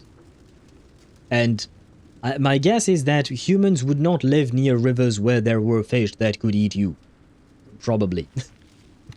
A whale could still swallow her. Yeah, they could, but I don't see why they would. Because, I mean, they don't really want that. They would probably spit her out. But whales don't live in rivers. That's the real problem. Is Meryl playable? No. Not yet. Maybe later. Maybe. But for now, she's not playable. She's just an NPC. Can we give Meryl a fish-based nickname? Sure. I mean, her name kind of makes me think of mackerel or stuff like that, so her name is already kind of fish-based. Kind of. I'd have to review the casually geographic videos for that question. There are documented cases of fish eating human children. Okay, children are not the same thing, because children are, well, they are tinier, right? Meryl is a full-grown adult, right? So children, why not? But for a fish to eat a human, it would have to be big, right? And I don't think there are that many species of fish that big that would live in the rivers. In the ocean, for sure, there are many, many types of fishes that are very, very big. But in the rivers, I'm really not sure. Again, for adults. For children, I mean, anything can eat a child. Even a dog could eat a child. Well, not in one bite, of course, but you know what I mean. Amazon rainforest tribals be like Awabunga it is. Wait, what are you talking about? She's so pretty, she has those goggles. True, Vilvi also has goggles, right? If I recall correctly. Speaking of which, the soldiers have left already, right? So you don't know either. Anya. The lady's face falls. I saw you with those Foundation people. I thought you'd have some news from the inside. Ivan sent his men to bring me to Belgrade. He told me it would be safer there, under the protection of the militia and the Foundation. He promised to take me to Zeno headquarters once he's back. I don't know if he can keep that promise. Because last time, right as we ended stream, right before we ended stream, Ivan received orders from Zeno to retreat. He received orders to abandon the city. And currently he has decided to not to abandon the city. He decided to keep protecting the city, going against those orders. So I don't know if they would do him the favor of bringing his mother in when he is disobeying orders. I have a bad feeling about poor Galena. Because the Amazon rainforest tribals live near carnivorous fish that are in the rivers. Yeah, but none of them would actually eat someone in one big gulp, right? Again, my point is, there is no big fish that would live in a river. Smaller fish, sure, but then they would nibble at you, right? They would carve up chunks of your flesh, I suppose. But my point is size. That was my whole point. Because she specifically said big fish earlier. Where was it?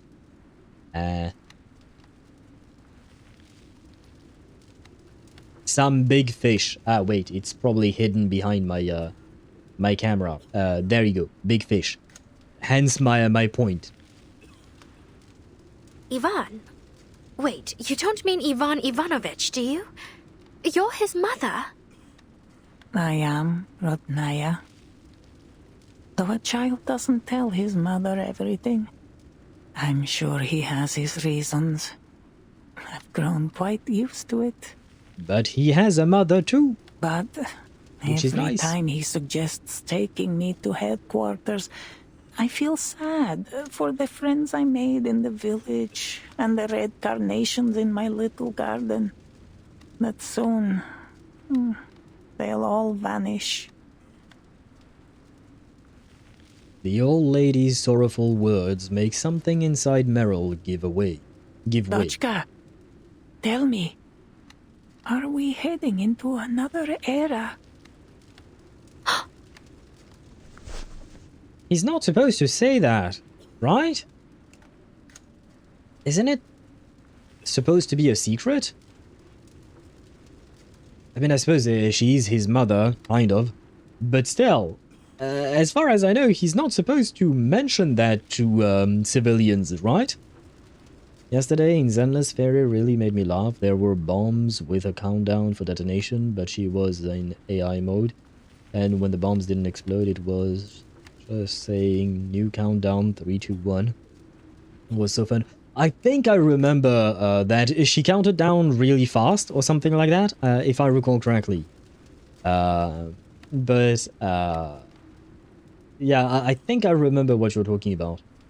The storm is kind of an open secret. Eventually everybody will know. Well, no, that's not how it works, because the people who you tell usually might get, or rather, most people will get stormed away, so even if you tell them and they get stormed away, then nobody knows anymore, right? But as far as I know, they're not supposed to mention the storm to anyone.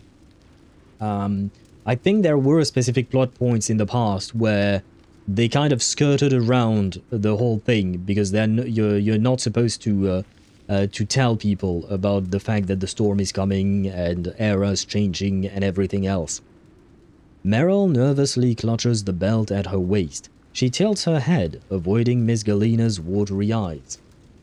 I'm sorry, I don't know what you're talking about. Yeah, see, this is usually how people people who know about the storm, this is usually how they deal with that. They skirt around the question, they pretend they don't know, or they will move on to a different subject or something like that. Too little, too late. For her specifically, yes, especially if he does manage to get her to safety in Xeno. Sure, she will know, but usually he's not, or not usually, but he's not supposed to say that to anyone. And she's so mean to Belle. She is.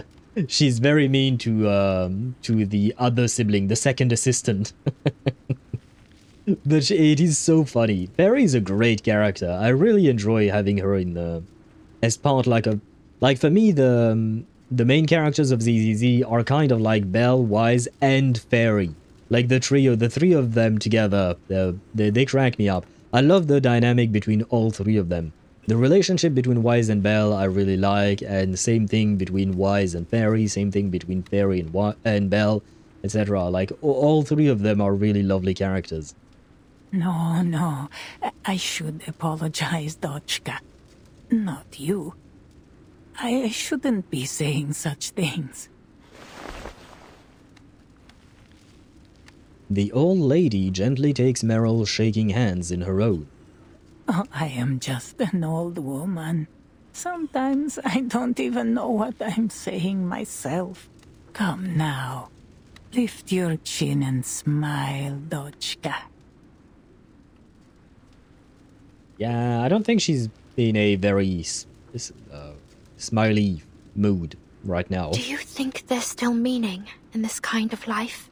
It's like I'm trying to catch something, but no matter how hard I try to hold on to it, everything I do, every friendship I make will just be blown away. Like dust. Well, that's why we have the saying, it's not the destination that matters, it's the journey, right? Like, even when you take specifically romantic relationships, because usually friendships, they can last longer, but romantic relationships, they sometimes last a few years, sometimes only a few months, etc. But it is not about the fact that the relationship has ended, it is about what you've experienced through the relationship. Fairy pullable when? Hopefully one day. I genuinely want Fairy to be a playable character someday. I don't know if it will ever happen, but you know, as an intelligent construct or something like that, we could get Fairy. It would be sweet. It would be sweet. I don't think it will happen anytime soon, though. Surely Fairy won't be an overprotective AI girlfriend. Oh, she will. I know you're saying that sarcastically, but let's say directly, she will. So true, yeah. I mean, for me, I feel like every relationship, whether it is a friendship or a romantic relationship or everything, they kind of like XP points, you know? This is how I try to see things. No matter how the quest ended, I've gotten XP points and I can level up. And by level up, I mean learn lessons, right? Or at least I try to. I won't say that I manage to do it every time. But yeah, relationships are like, you accumulate XP points as you go through the relationship. And at the end of the relationship, even though it is sad that the relationship ended, you're not losing those experience points, right? Then you have to transform them and you have to ascend, you know, the level cap, if we want to keep that that gaming metaphor. My brotherhoods were a hell of a lot more stable than my relationship. Yeah, same. My relationships at most lasted for a few years, but my romantic relationships, I mean, at most lasted for a few years, but my friendships, they've lasted for more than a decade for most. Like most of the friends I currently have, I've known them for 12, 13 plus years. And there is a friend specifically whom I've known for like, I think this year will mark our 23rd year of friendship. So yeah, friendships, they tend to last longer because they are different than romantic relationships, but both will teach you things, because basically every interaction with a human being will teach you something in one way, shape or form, right? Side eyes, 20 years of friendship with a friend of mine. Yeah, and it is beautiful to see that. Actually, I talked about it with my best friend. Like I said, we've been friends since we were 10 years old, basically. And we actually talked about it very recently, how we've still managed to maintain that friendship over the long years. And it is nice, you know, it brings comfort to see that you're able to keep those kinds of friendships over long years like that. But, you know, sometimes things end and that's sad, but eventually you move on and you discover something new. Look at her. Her hair is so pretty. She does have very pretty hair. Is it me or Vilvi's hair is darker? I think.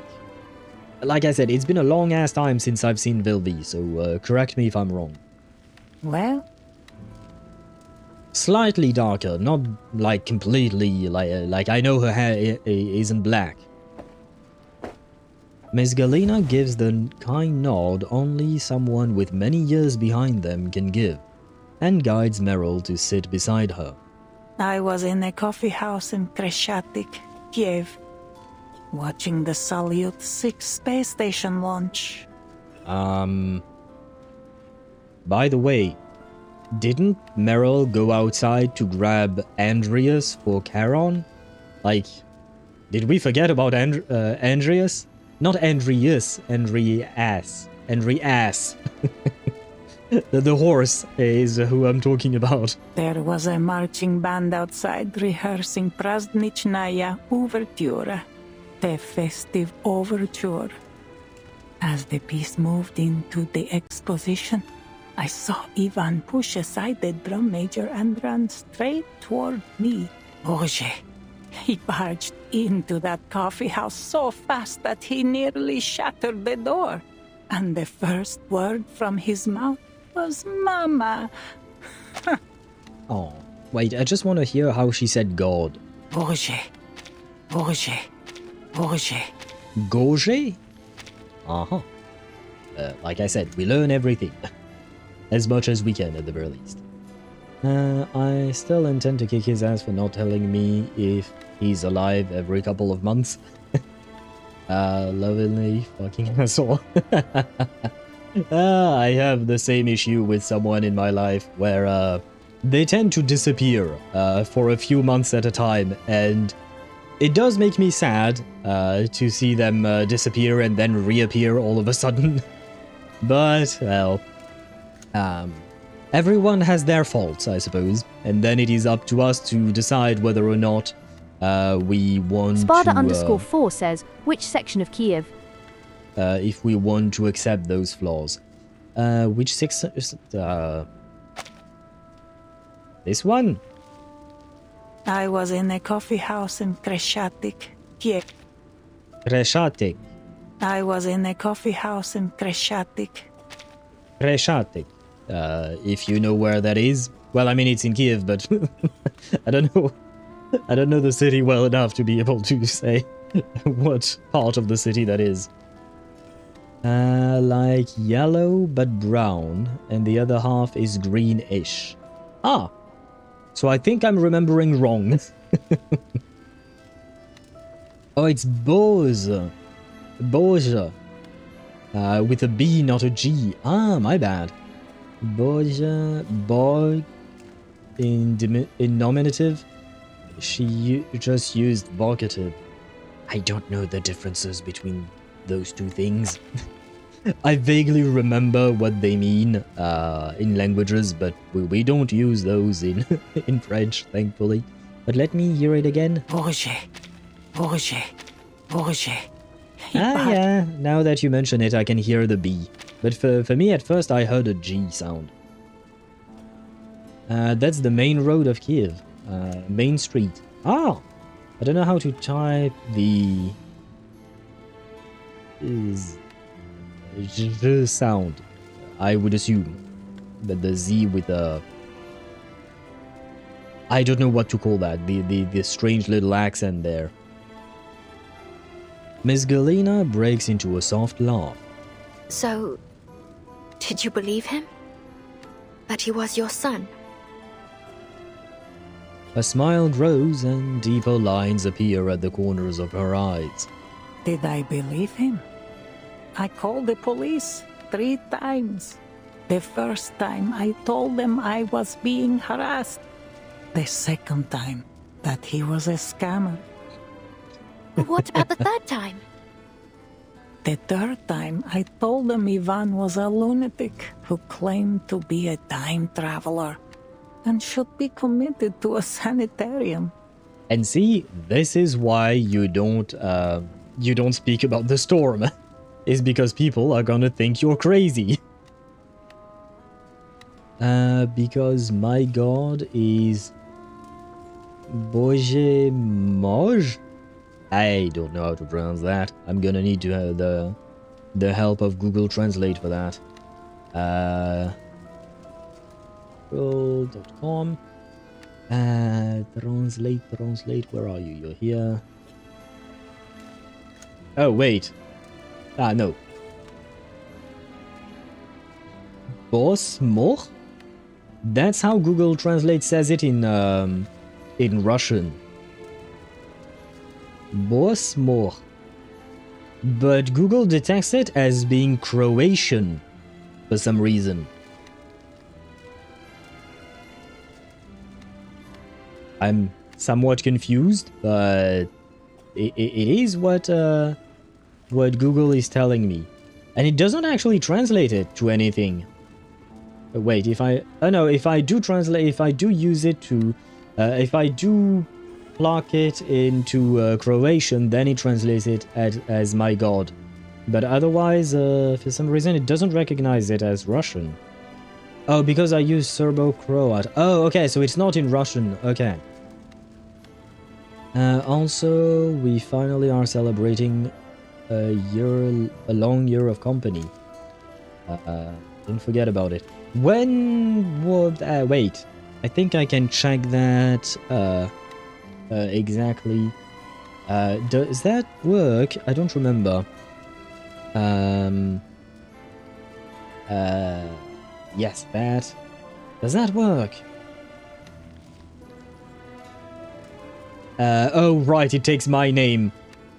But, yeah, I suppose I've been following myself for a year, 9 months.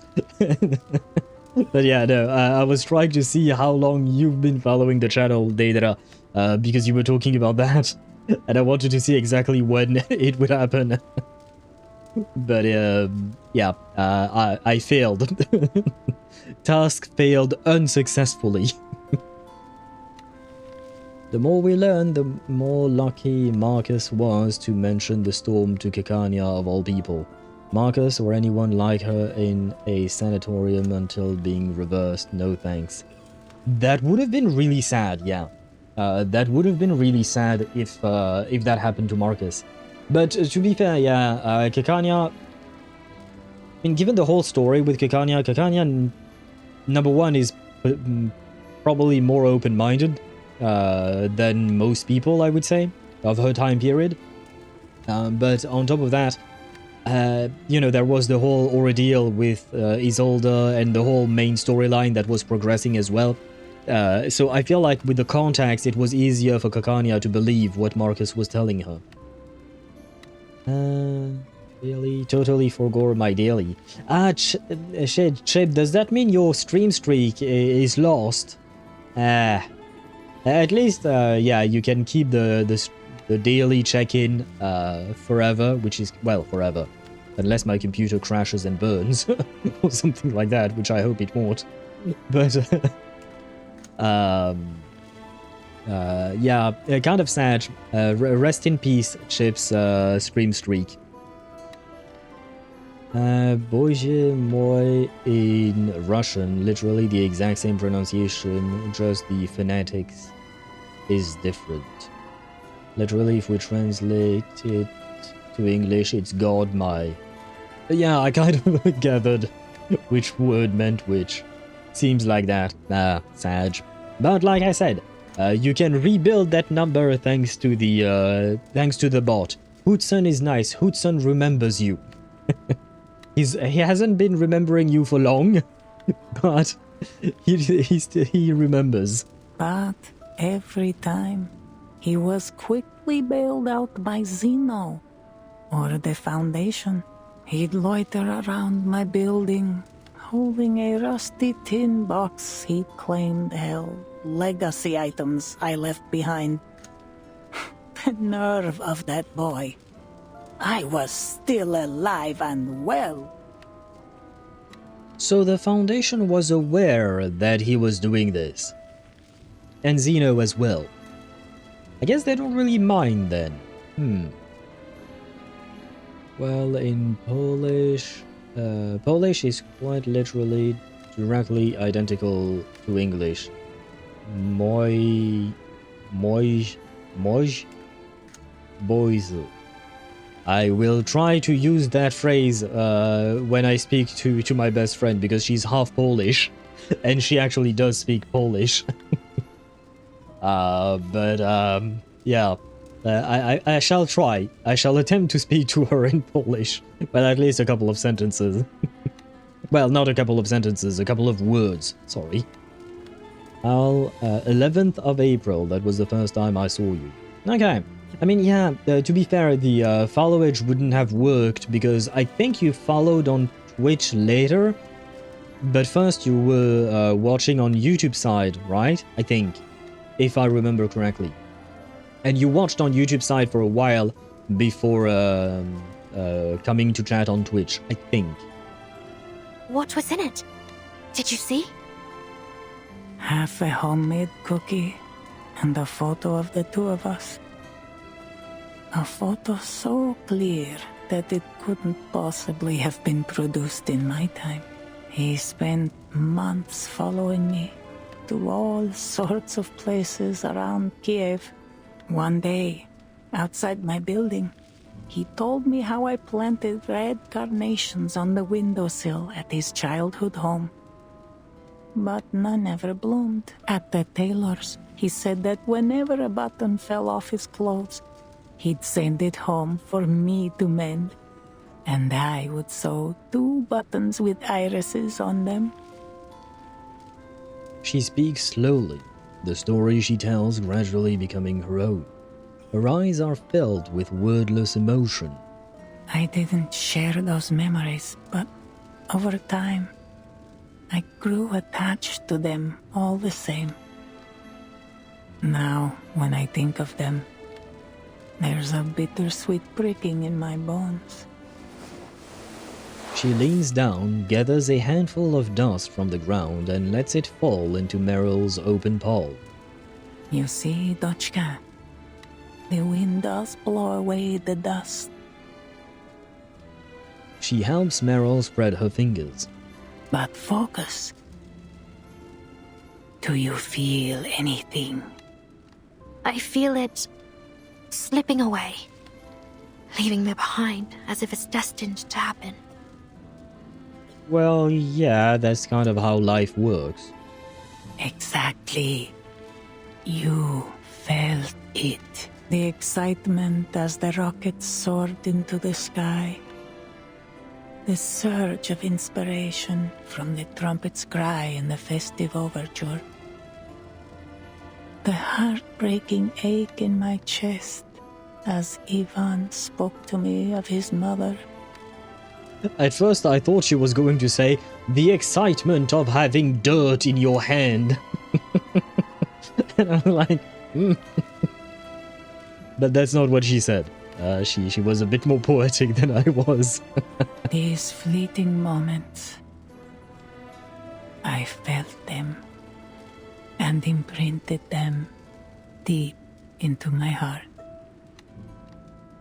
So then, the meaning of all this isn't in what we leave behind, but in what we feel as we go through it.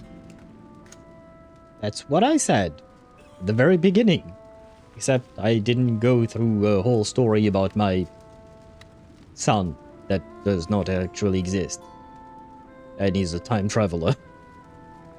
A spark lives for its light and warmth, not for the ashes it will leave behind. Don't you agree? What's your name, child? Meryl. Meryl van de Veer.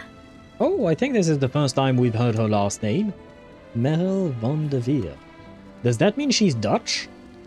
Like, from the Netherlands? I mean, the name sounds Dutch to me. Only Polish words I know are dobry, good, can be used as a greeting, and... Holy fuck, how am I supposed to say that?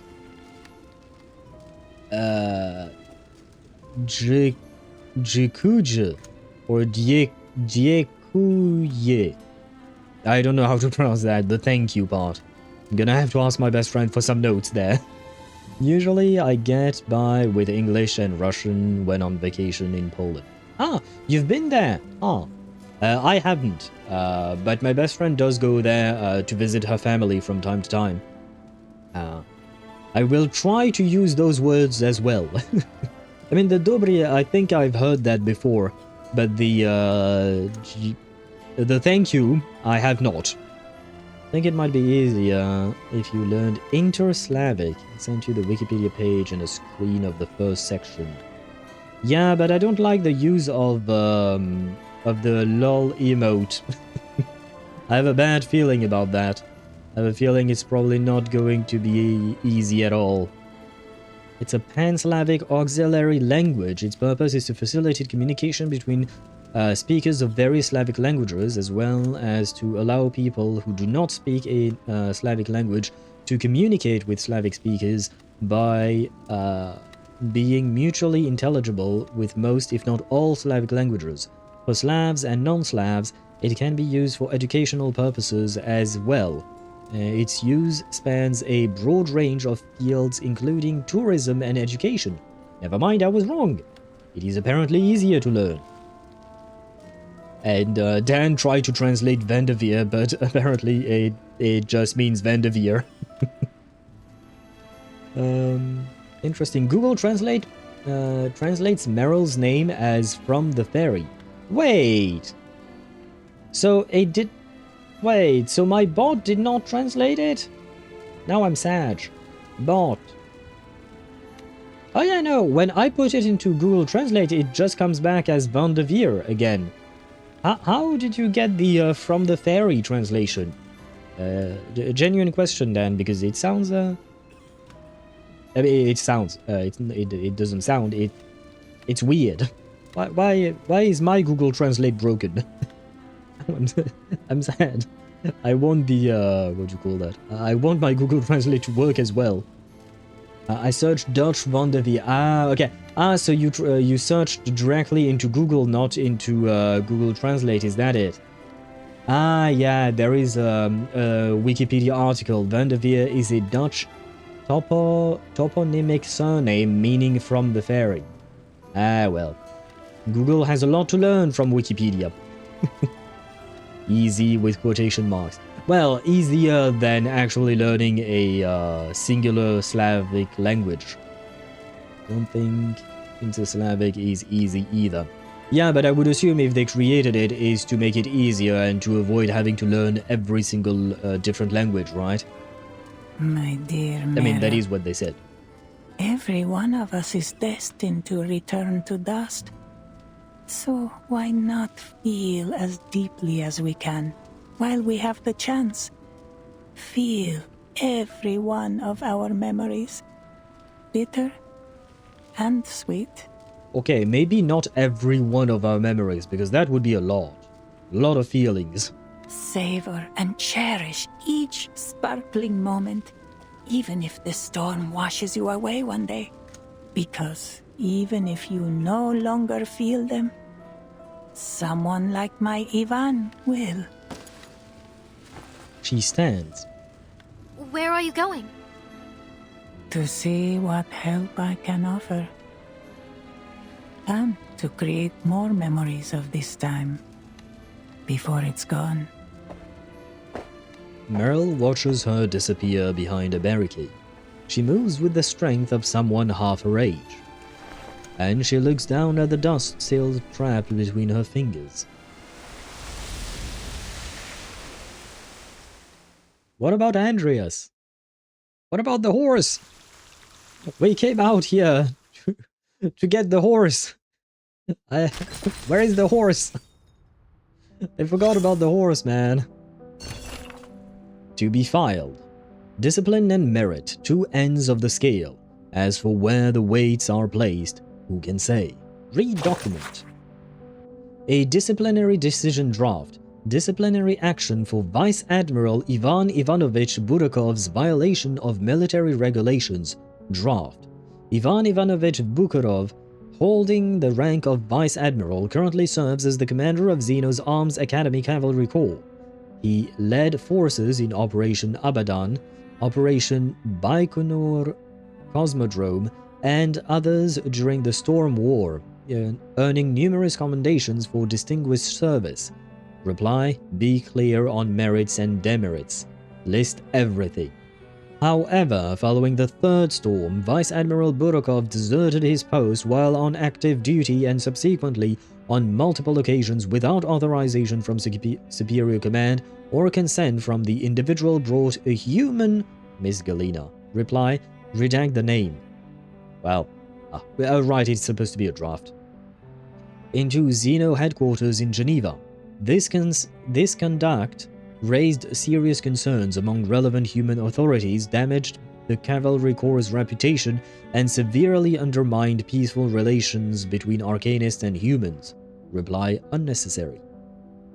Regarding Vice Admiral Ivan Ivanovich Bukharov's unauthorized conduct in bringing a human into Xeno's Arms Academy, following investigation by the Oversight Team and verification by the Military Discipline Department, the Xeno Arms Academy High Command has determined his actions constitute severe violations of the latest supplementaries to Xeno Arms Academy military regulations, draft.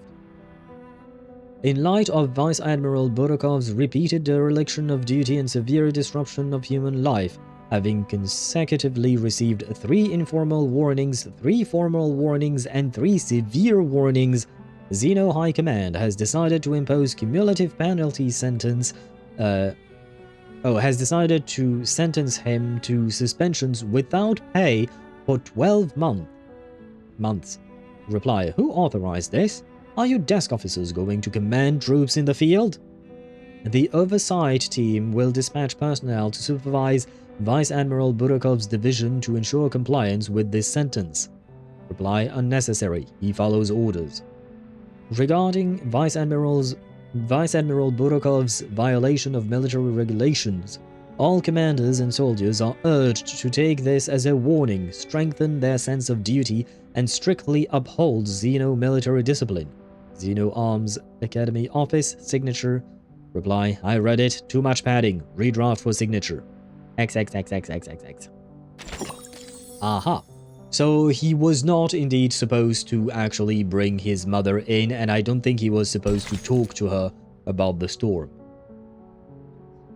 The Horns. Yes, we forgot the Horns. I mean, we got 2 Horns girlfriends in, one in ZZZ, one in Genshin.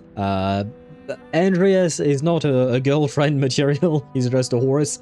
But, you know, we still feel for the Horns. We have made friends with Hornses, so we need Andreas to be okay as well. Andreas. Oh my god, I'm so used to saying Andreas for, you know, the doggo in Genshin. The good doggo in Genshin. So yeah, but anyway.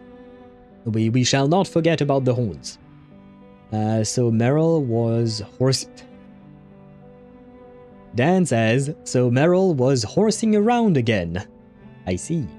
Dan, do you play Genshin Impact? Are you a Sino main, by any chance? Do you play Sino in Genshin Impact? If you don't play and don't know who Sino is, my joke will completely go over your head.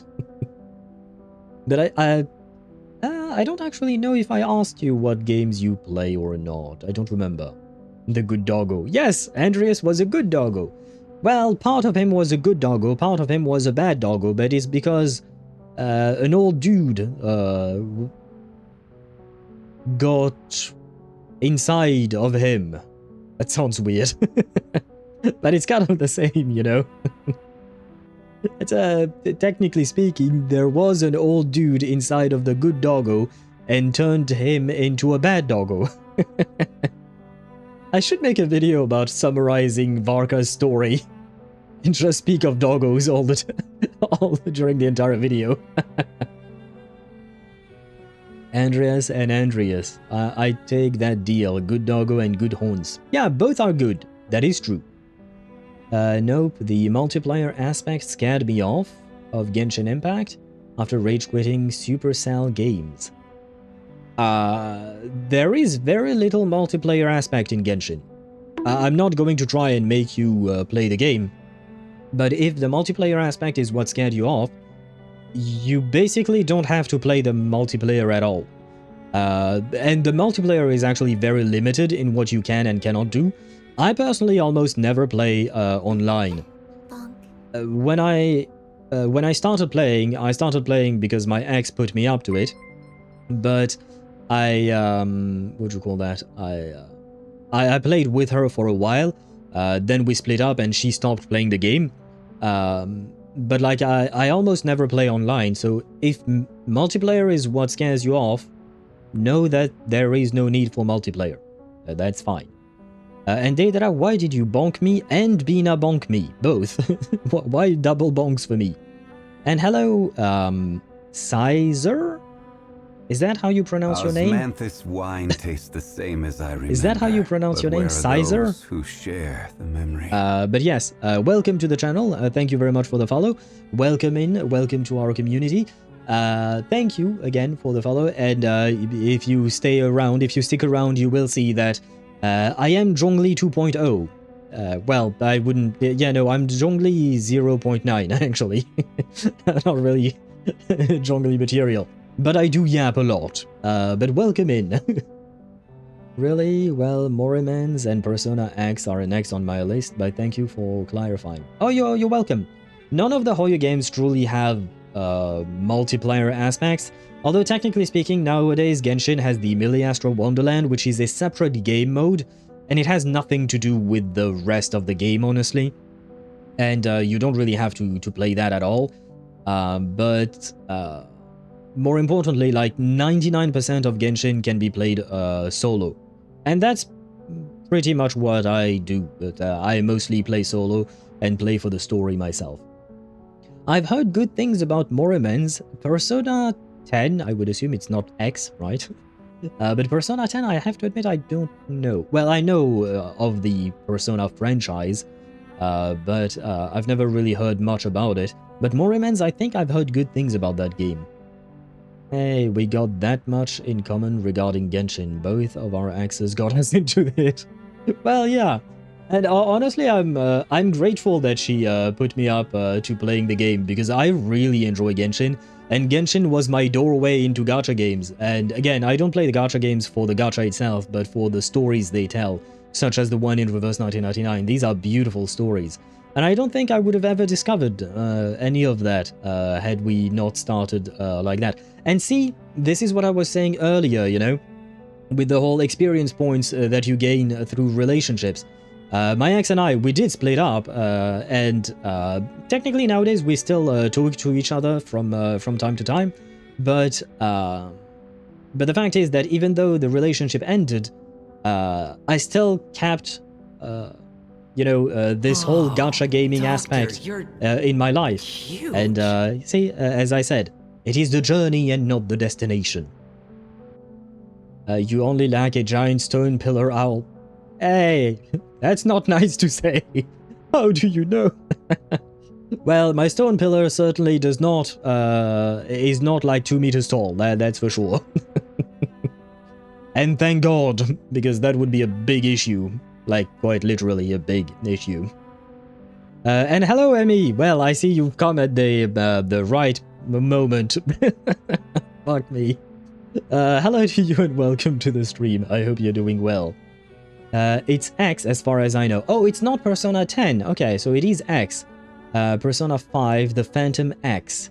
Ah, okay. Well, thank you for clarifying, because I had no idea. I've never played any of the Persona games, and I've never watched the anime.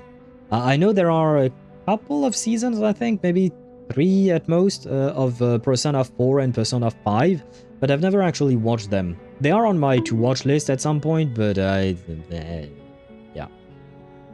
And why the bonk, Deidara? You didn't answer my previous question, why the bonk? Is it because I missed a question from you? Next time, just say it, if that is the case, because it will be easier for me to understand. Who is a good god of the north? Oh, who is a good god of the north? Now go and bring me a ruined god. I mean, I feel like, what'd you call that? I feel like, what's the word? Varka would ask that because he does like to fight ruin guards after all. And yes, stone pillars can be as huge as the Doctor indeed, Amane. Yeah, that's where we diverged. I chucked her ass. Well, technically speaking, I also was the one who decided to break up with my ex, but we broke up in friendly terms. I mean, it was sad. Don't get me wrong.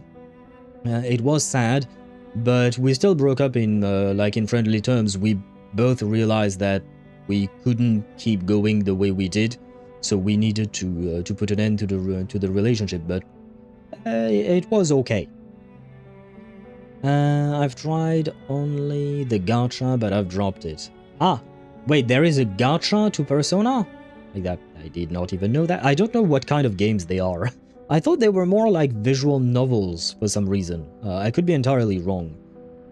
Sorry, Dan, there is no exclamation mark bonk. I will be honest with you, I was too lazy to implement them for YouTube as well. Because on Twitch's side, they don't work through commands. These things work through redemption rewards, which is a system that does not exist on YouTube at all. So if I were to implement them as command, let's just say that there are we have 28 different sound, well, 27 different sound alerts in on Twitch. I suppose technically speaking, I could just add... Wait, let me try something. Let me try something real quick to see if I... Oh, but I would still have to create the command itself. Yeah, nah, we're not doing that today, right now. Never mind. I was just wanting to try, but... it is somewhat of a pain in the ass. Not gonna lie. It is somewhat of a pain in the ass. But the thing is, I was thinking of implementing a point system in, what do you call that? On YouTube side, well, on both sides, because YouTube does not have a point system natively. Twitch does. So for sound alerts, we use the native Twitch sound point system already. But for YouTube, there is no equivalent, so I have to find one that was built from scratch. Because I can't make myself one, because it would require a lot of coding that I have no idea how to do. But yeah, I was thinking of implementing it, but it is very complicated. Oh, and Emmy, welcome to YouTube side. Oh, by the way, Emmy, are you the one who sent me a friend request on in reverse 1999? Because like a couple of days ago, I received a friend request from someone named Fire. And I keep calling you Emmy, but technically speaking, your name is Emmy_Fire. Was that you? I did accept the friend request, but was that actually you?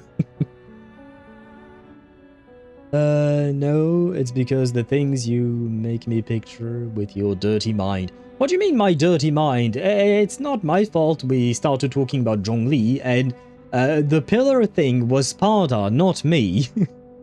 That was not me, that was Sparta's doing.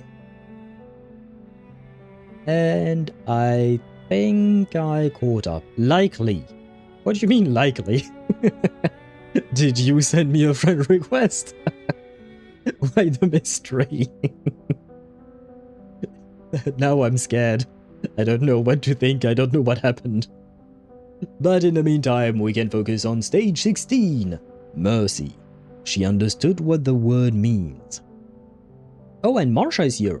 Why does Marsha have a suitcase? Is she leaving? And why is there a fight? Are Marsha and Meryl going to fight? I hope not. You seem to know a thing or two about trading horses. Impressive. Kids these days don't appreciate riding like they used to. Complaining that the stables stink. Ungrateful brats. Forgotten the foundation of Cossack life, if you ask me. I'm gonna be honest, I don't know how to ride a horse. I have ridden a horse once in my life.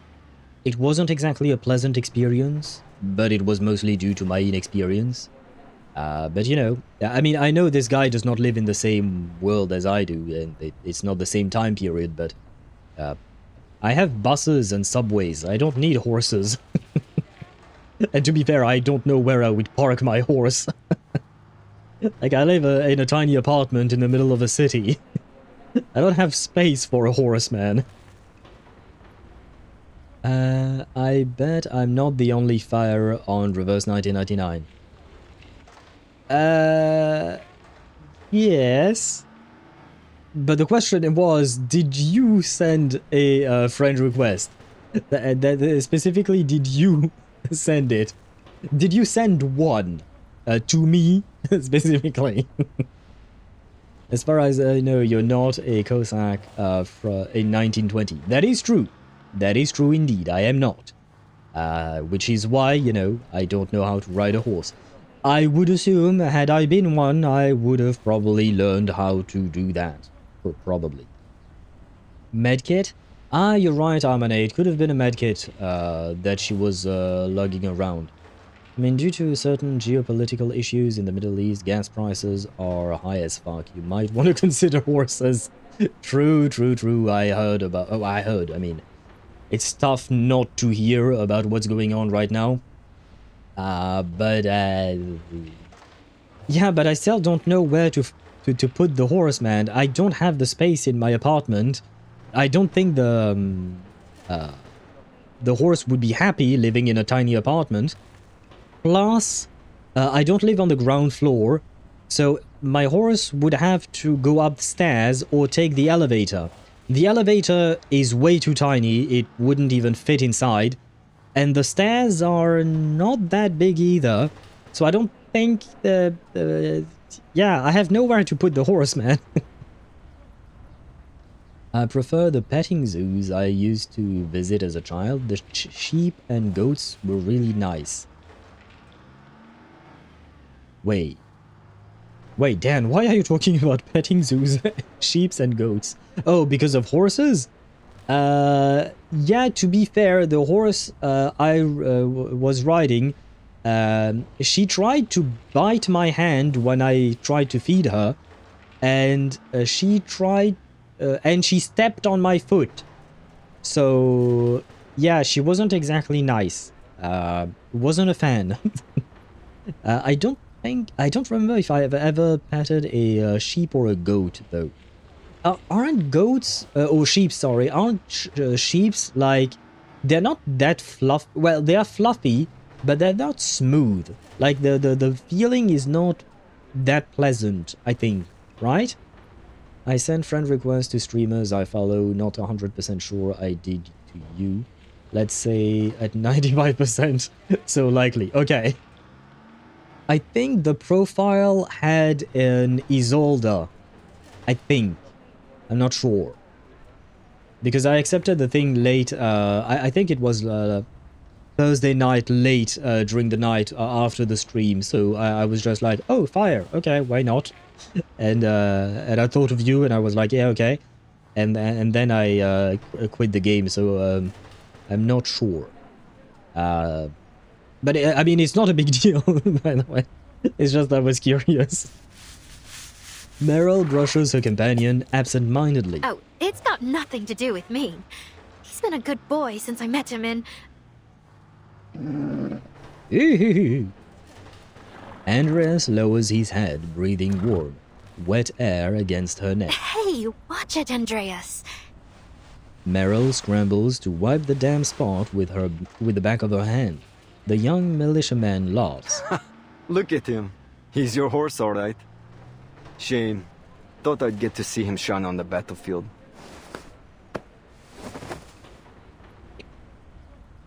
I mean, technically speaking, this is actually Charon's horse, and I don't think Charon would want his horse to be on the battlefield unless it is to bury the dead.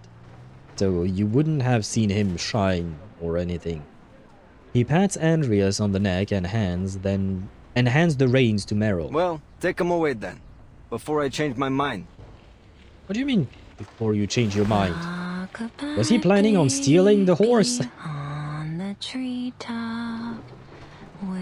Profile has Florence, Anjo, Willow, and Tuesday, I would assume. Florence? Oh, the profile picture itself is Florence, the city. I thought you were talking about a person, and I was like, who the fuck is Florence? Because, I mean, I don't know if there are English people named that. I would assume that exists. But in French, Florence is a name, like the name of one of my teachers in my biology class. She was named Florence, and she taught us about the details of bacteria. And well, it was certainly not my favorite class. Like, God, that brings me bad memories. I hated that class.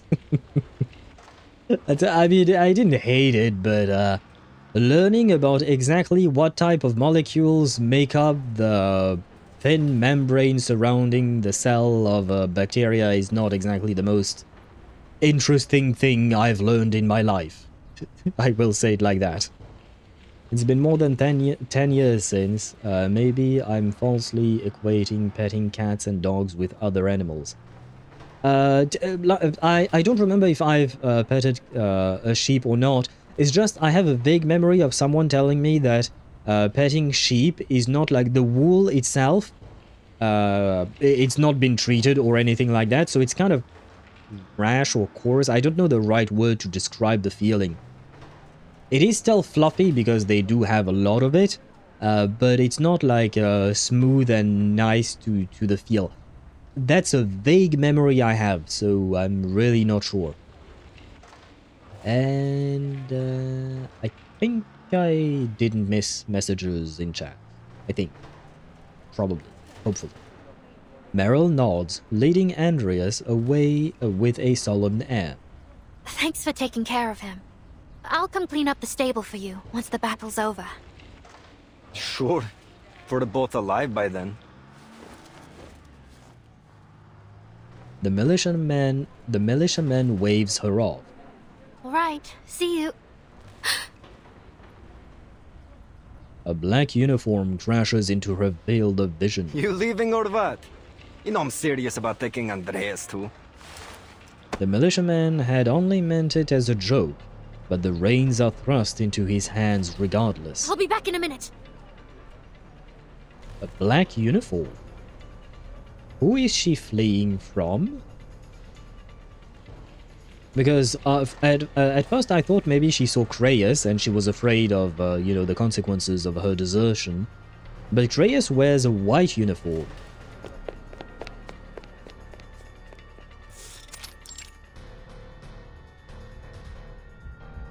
Meryl holds her breath in an attempt to slow her heartbeat. She can't be spotted. Black uniforms? But how do they manage to sneak past the militia? The only people that wear black are the Manus Vindictae people. One instinct screams at her to run. Another, quieter urge pulls her toward the sound. Each step feels like wading through a swamp. This is fine. You're fine. Just a few Manus soldiers. You don't have to follow them. Just go check if there's a breach in the barricades. So it is the Manus. Well, that's a bit of a problem. You'll just slip past. Easy. No need to fight.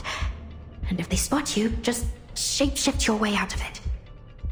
The ground at the end of the alley is tacky, as if soda had spilled and dried there. Her boots lift with a soft, sticky sound with every step, like a mouse tenderly moving its way through an old glue trap. What are you doing here?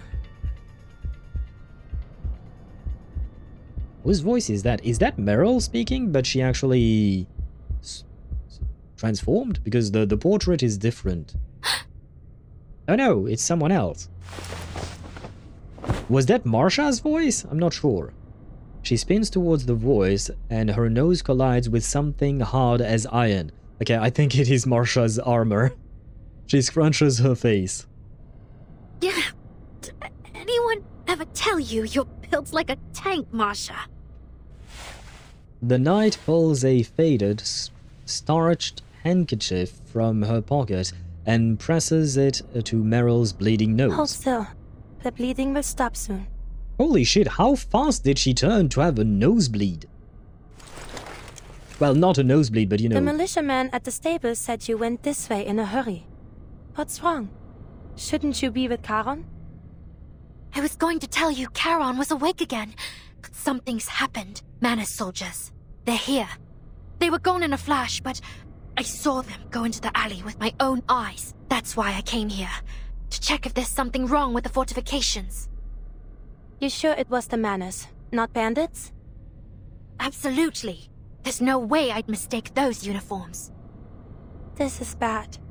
Good thing you didn't do anything reckless. But what you were doing is more than dangerous enough, don't you think? Meryl just rubs her nose. Marsha pats her head, then scans the narrow alley Meryl pointed out. That alley? But the exit has been sealed off. The militia even made sure the windows on the sides were locked tight. It's a dead end. Crushed moss and lichen lie underfoot. A rarity in the city, but in forgotten corners like this, life will find a way. A scrap of gauze lies in a damp corner. This blue-black liquid. I think I've seen it seeping from their mask before. And there's blood. Well, I think this is, this is kind of a smoking gun, almost. And I will say, the blue of the Manus is beautiful. It's probably very close to being my favorite color. Because blue being my favorite color and all that. Meryl, stay fucking put, woman. I mean, she should investigate, in all honesty, because if the Manus truly is here, then we need to do something about it, because otherwise they will probably endeavor to defeat Ivan and Igor and all of them, right? Which means that it would be really bad, and everybody would die. So I am in favor of the investigation, personally. It is dangerous, but, shame it wasn't her boobs. I mean, I suppose at the very least that would have been more comfy than metal plate. Those two should get the fuck out of there. And leave the Manus to their own devices? I'm not sure it's a good idea on the eve of a major battle. After the standard character buffs in ZZZ, who is now better for Yidari as a stunner? Lycon or Jufufu? My Fufu is C0, while my Lycon is C2 with his STR maxed out. STR is the new buff. Yeah, that's actually a good question. I don't know. My instinct wants to say Lycon, but I'm really not sure. Really not sure, because he does provide some buffs to ice damage, specifically. So he could be nice for Yidari, is my guess. But I'm really not sure. Blue blood? No, the blood is the red part.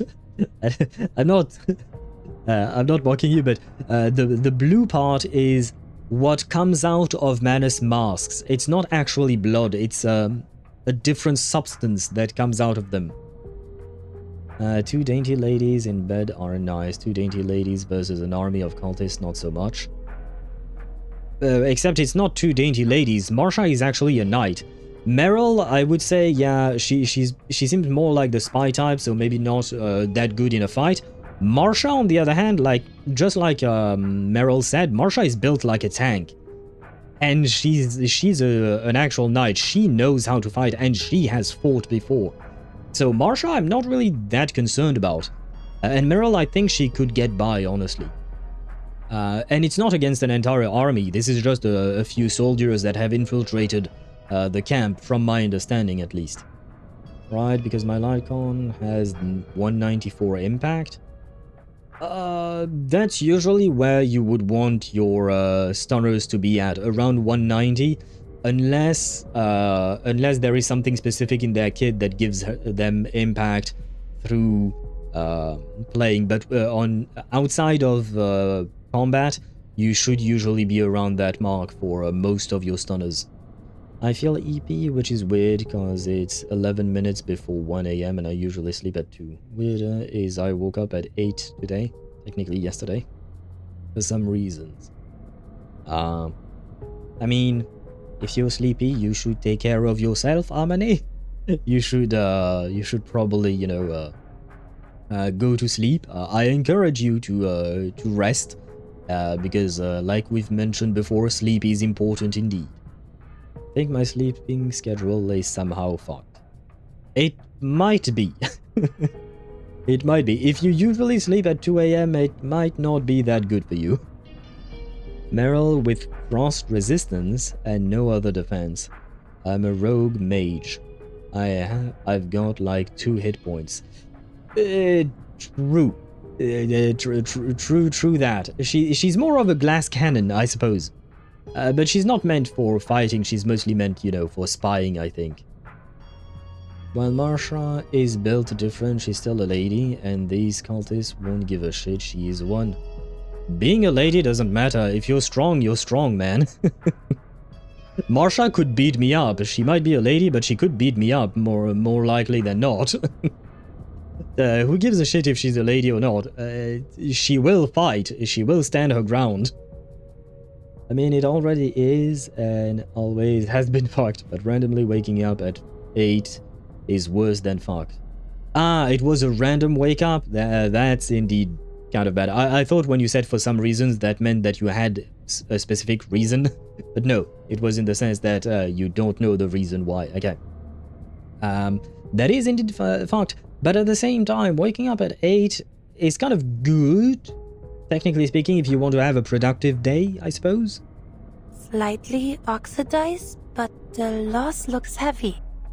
Some of them must be seriously injured. Smells like carbolic acid. Unusual for the Manus to use it on wounds. They prefer natural salves. You can usually only find disinfectants like this in large medical facilities. Wait. They must have been to one recently. 30% of the strongest characters in this game are ladies. 65% are girls. Yeah, I agree. I don't know why Sparta mentioned the lady part, because, like, there are plenty of women who are way strong in this game. I'm not saying she couldn't beat us up or bench us, but this is Manus cultists we're talking about here. Yeah, so what? You do realize that these people are used to fighting Manus people, right? Like, would you say the same thing to Augusta? Like, would you say to Augusta, don't go fight the enemies because you're a lady? No. Like Augusta from Wuthering Waves. She's a beast. So are most of these women in Reverse 1999. They are soldiers. I mean, look at Lilia. A girl is 17 and she's blowing up people from a broomstick. Basically, she's the equivalent of a fighter jet pilot. And good night to you, Armani. Good night to you indeed. I hope you rest well. I hope that your sleep schedule will be better regulated, I suppose is the way of saying it. And I wish you sweet dreams of Marsha benching you or something. I don't know if that's people's fantasies, but unfuck itself. Yeah, we could say it like that as well. Dear God, I hope so. I hope so for your sake as well. I hope that indeed you will manage to sleep well. I would suggest it. She would hammer my head with the greatsword, but I would suggest against it in spite of my self-preservation. But why? Bro, Augusta would absolutely murder the people, the Manus Vindicte people, for instance. Like, if we were to compare, because in my opinion, Wuthering Waves characters are probably stronger in battles than reverse characters, mostly, maybe, I think. I don't know, it's kind of weird to compare. But Augusta would probably murder people. I would want her to fight, because we need to win. So, I'm like, if she has the capacity to fight, please be my guest. Do what you're known to be good at. And hello Aisha, welcome to the stream. I hope you're doing well. Welcome in. Yay, I caught a stream. Hello. I hope everyone is having a nice day. Where I think we do. Although, well, Armane is tired, and he's going to bed. But other than Armane being tired, I think we are doing pretty okay. But a good night to you, Amane. Can I dream of broom though? Yes, you can, absolutely. And you know what? I'll give you a 2-for-1. You can dream of Broom and Felicienne at the same time. More concerns with Manus potential hacks, that's why. The ground soldiers, the foot soldiers, usually don't have any kind of hacks. They are pretty mindless, kind of powerless zombies, not gonna lie. Shit, that's a good deal. I'm sleeping. No, just because of that. Good night, y'all. Good night to you, Amane, and thank you for being here. Wait, I missed a message from Sparta. I'm not concerned with them being able to absolutely fuck them up. I'm more concerned with the hacks, magic circle, traps, etc. That's not how the Manus works most of the time, at least not the ground soldiers. For things like that, you would be... you would have to fight someone like Forget-Me-Not, or maybe even Arcana. We've never seen Arcana fight anyone, to be fair. But yeah, nah, that is not really a concern with foot soldiers. So it will be fine. And even then, technically speaking, these people are all arcanists, so they do know how to deal with things like that. Well, I mean, they don't know about every single potential trap and whatnot, but still, the Ritualist? I kind of doubt they would send the Ritualist to infiltrate the fortress, would they? It's kind of, for me, it kind of feels like the Ritualist would be the general of the Manus in the region, kind of like Krutov is the general of his army, you know what I mean?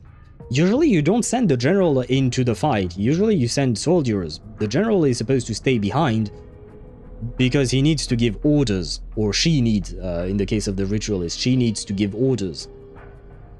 Charon is in the back of my mind, that's why. Do you mean like when the Ritualist prevented him from moving? Is that what you mean? I mean, yeah. But how... I mean, she prevented a dude who was already bound by from moving. Can she use that ritual that easily in combat? That we have no idea. Because it's one thing to bound magically a person who's already bound physically. It's another thing to use that in a fight. Oh... yeah, I'm not entirely sure, like, if the concern is warranted, really. Again, I said not sure. I'm not saying that it's not a concern at all. I'm saying that, like, this is part of fighting. You never know what you're gonna go up against. And the fact is that these people are strong, and they're strong for a reason. They are a soldier. I mean, Marsha literally is a soldier. She is a knight. Meryl, on the other hand, she's more of a spy, so it's kind of different. I do have a point. You do have a point, but I still disagree. For me, they are strong enough to be able to deal with most things. Plus, if a fight breaks out, it would probably not be like a one-shot, boom, the Ritualist wins, Marsha is dead. It would probably alert people around them, which would still be good, because then people would know that there is a fight going on. I highly doubt that the Ritualist would just like win in a second if, and that's a big if the Ritualist is even in here. What? But how? They must have used some trick to get in unnoticed. But there's little point in dwelling on it now. There are 2 big medical facilities in this district. The nearest one, Pokrov Children's Hospital, and the sanatorium 2 streets down from here. Meryl, I need you to tell the militia and the Gryphons to send men to both locations. The Manus soldiers you saw could be hiding there. Understood. What about you? I'll go check on the kids at the children's hospital. I have to make sure they're safe.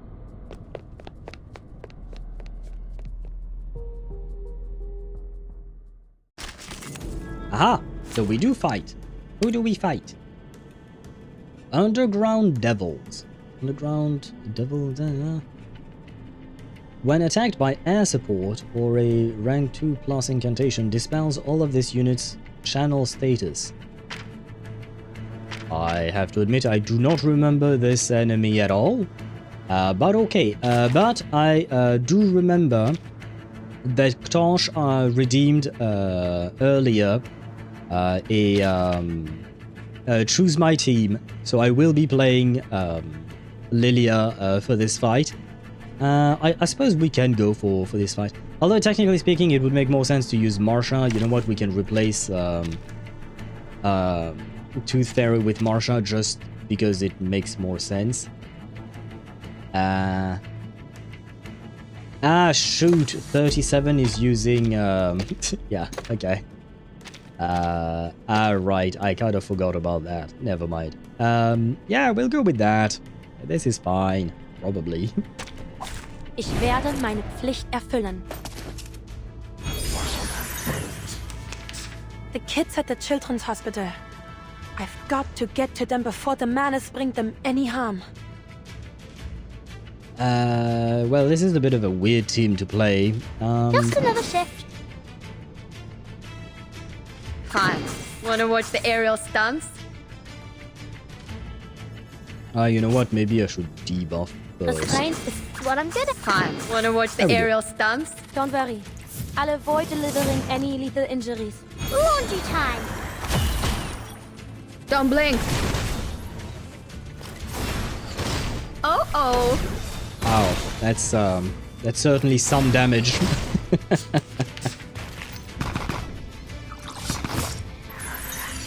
We're under heavy fire up here. Requesting support from any available ground forces. The channel stuff is why I kept using Marcus in this chapter, even against the latest Descent Vintage. I didn't actually fully read what the channel stuff was doing. Hopefully I won't be murdered. Use Aurora on the Flutter page, maybe.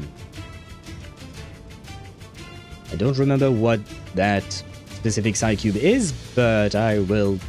well, I can't really change it now. But I will try to think about it next time.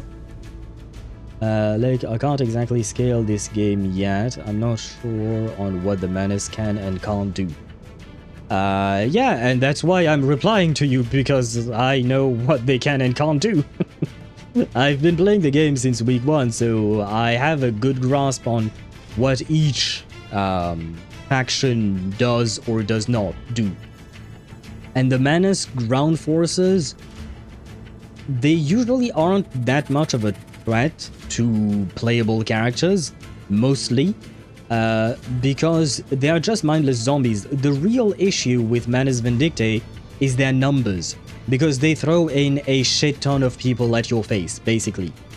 But if it is a contained force, it's usually okay, unless you face off against someone like an elite Manus Vindictae general or something like that.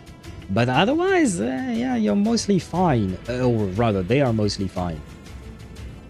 Does Reverse have a Estado X1 speed animations? Oh, does it have... yes, they do have normal speed, yes. We do have normal speed and twice the speed.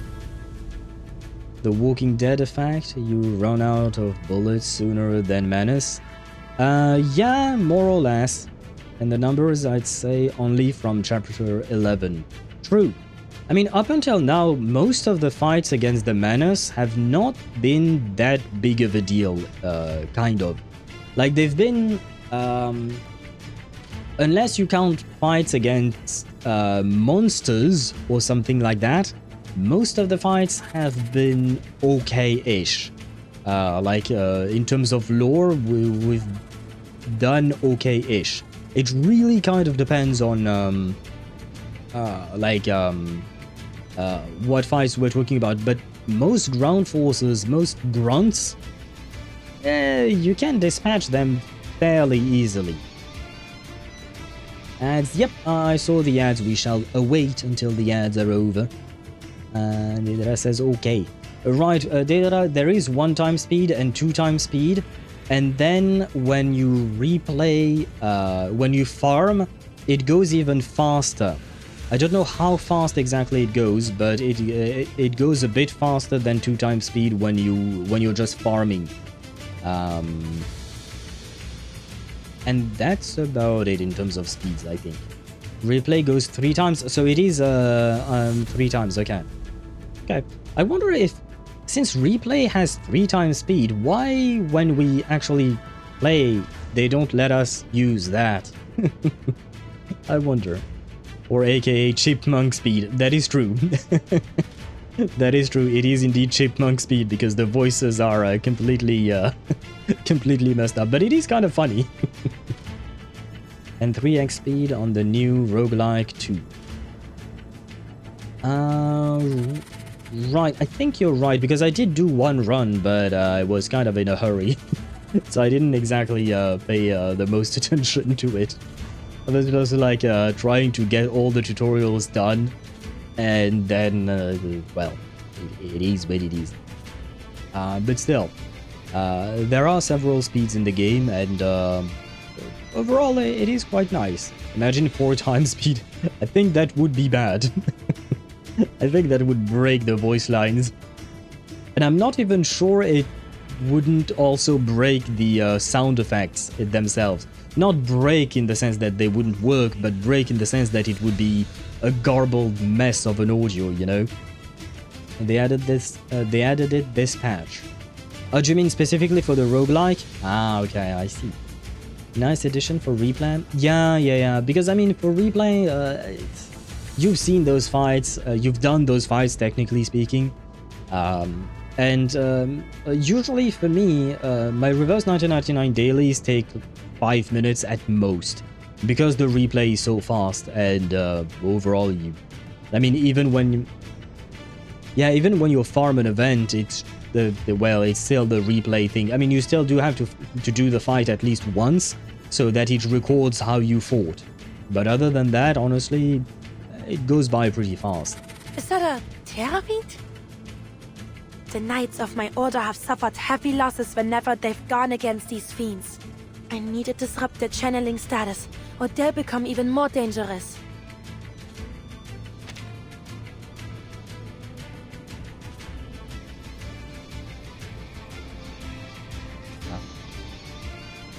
How do you dispel the channel status?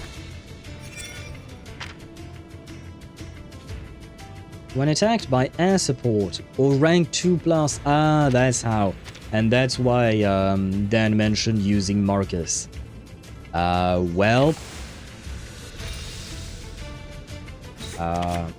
Here goes nothing. You want rank 2 incantations? I'll give you rank 2 incantations. Just another shift. What I'm good at. Oh, that was a bit of a little trick. Does that work? Oh yeah, it works. Well, there you go. Or just impromptu. Check my calculation. Does impromptu count as rank 2 or rank 3 maybe incantations? These sheets are my wings. Because I have to admit, I don't remember. That even as tough as waking up an old factory man.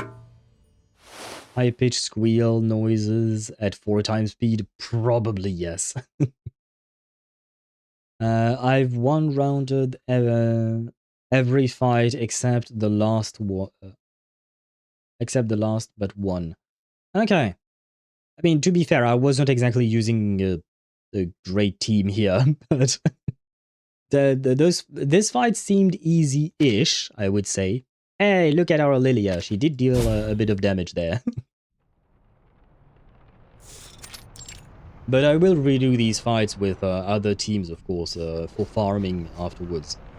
By a shattered window, a nurse shelters a group of children huddled in a corner, their arms in plaster and their heads bandaged. Why won't you let the children go?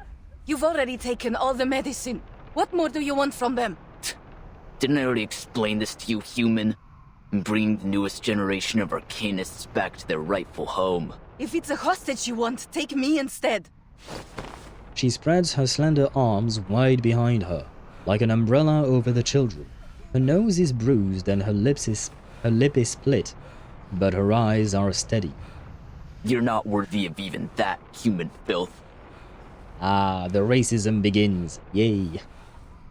Nowadays, I'm more understanding of streamers saving time. Personally, I'll always read an enemy's profile before fighting, at least the flavor text.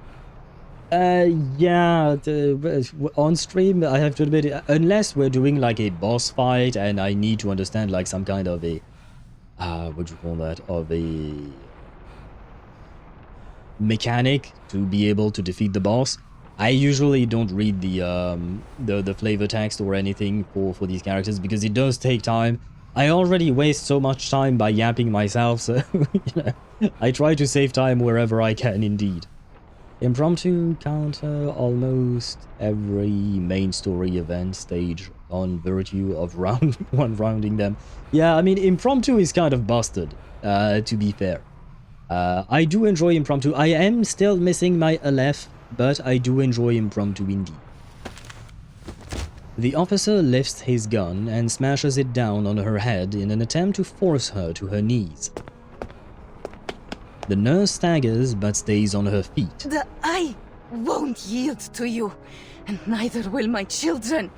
No, not the hot nurse. Soon the riders will come and crush all you invaders. The officer signals. A masked soldier moves to grab a child. Don't you dare touch him! The nurse throws herself forward, knocking the soldier down. She lands blow after blow, even when her fists are raw and split, even when his mask slips off, she keeps fighting. She doesn't see the pistol aimed at the back of her head. Ah.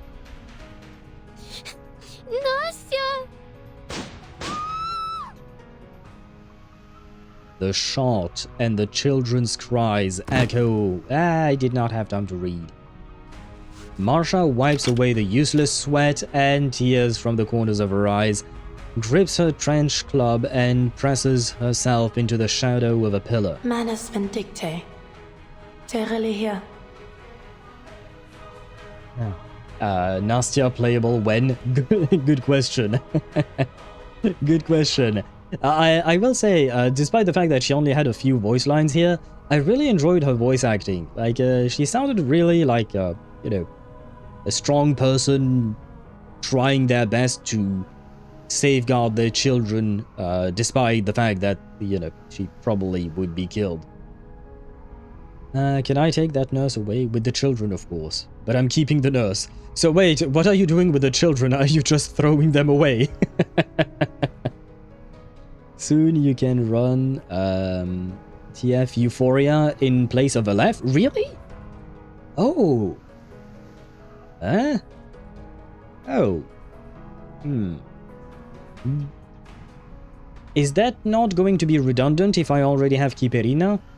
Or does Tooth Fairy no longer applies as really a what do you call that? A sustain, and she is more like a support. I mean, she's a corpse now. I don't know. I don't know if Marsha hasn't managed to actually do something. I'm not sure. But maybe you're right. No signs of children in other rooms. And the adults are all gone. The Manus must have gathered every child they could find in here. The soldiers in black spread through the hall, kicking down doors and taking even the smallest supplies. Only one officer stays, his gun still trained on the group of children as he moves toward Marsha's hiding place. They have been abducting arcanists from the villages. But to think they'd even lay hands on children... Never mind, I think you guys were right, she is dead. Because I think Marsha is just hiding. For a second there I thought that Marsha had intervened. But I think, yeah, she dead. When even the NPCs are memorable, the author is doing something right. True that. And, like, I don't know how big of a deal it truly is, but, like, the fact is that that NPC, she just had a portrait and, like, 4 voice lines or something like that, right? And yet, she She felt real, is how I'll phrase it. She felt real, and she felt alive, kind of. Tooth Fairy Euphoria is impromptu, and she has +1 AP. Wait, why is that message replying to Sparta? I'm assuming that was just meant to be a reply to me, probably. Her sustain is not enough. Both impromptu still run Kiperina along her ideally. Okay. Well, in that case, it's good news because, well, I do like Aleph. He's nice, but I really love Tooth Fairy, so I will gladly put her into the team. But wait, what would be the team then? Barcarola, Kiperina, Tooth Fairy, and who else? Is it still Flutterpage? Or should I use someone like Matilda or Regulus? They always take out the beauties. I mean, to be fair, I feel like most characters in Reverse 1999 are beautiful. So whenever someone dies, they are indeed a beauty who died. My bad. Oh, okay, you didn't mean to reply to Sparta. Okay, hey, it happens. I forgot to connect my phone properly. Ah, did your phone die? Alright. 10 steps away from me. 5, 4, 3.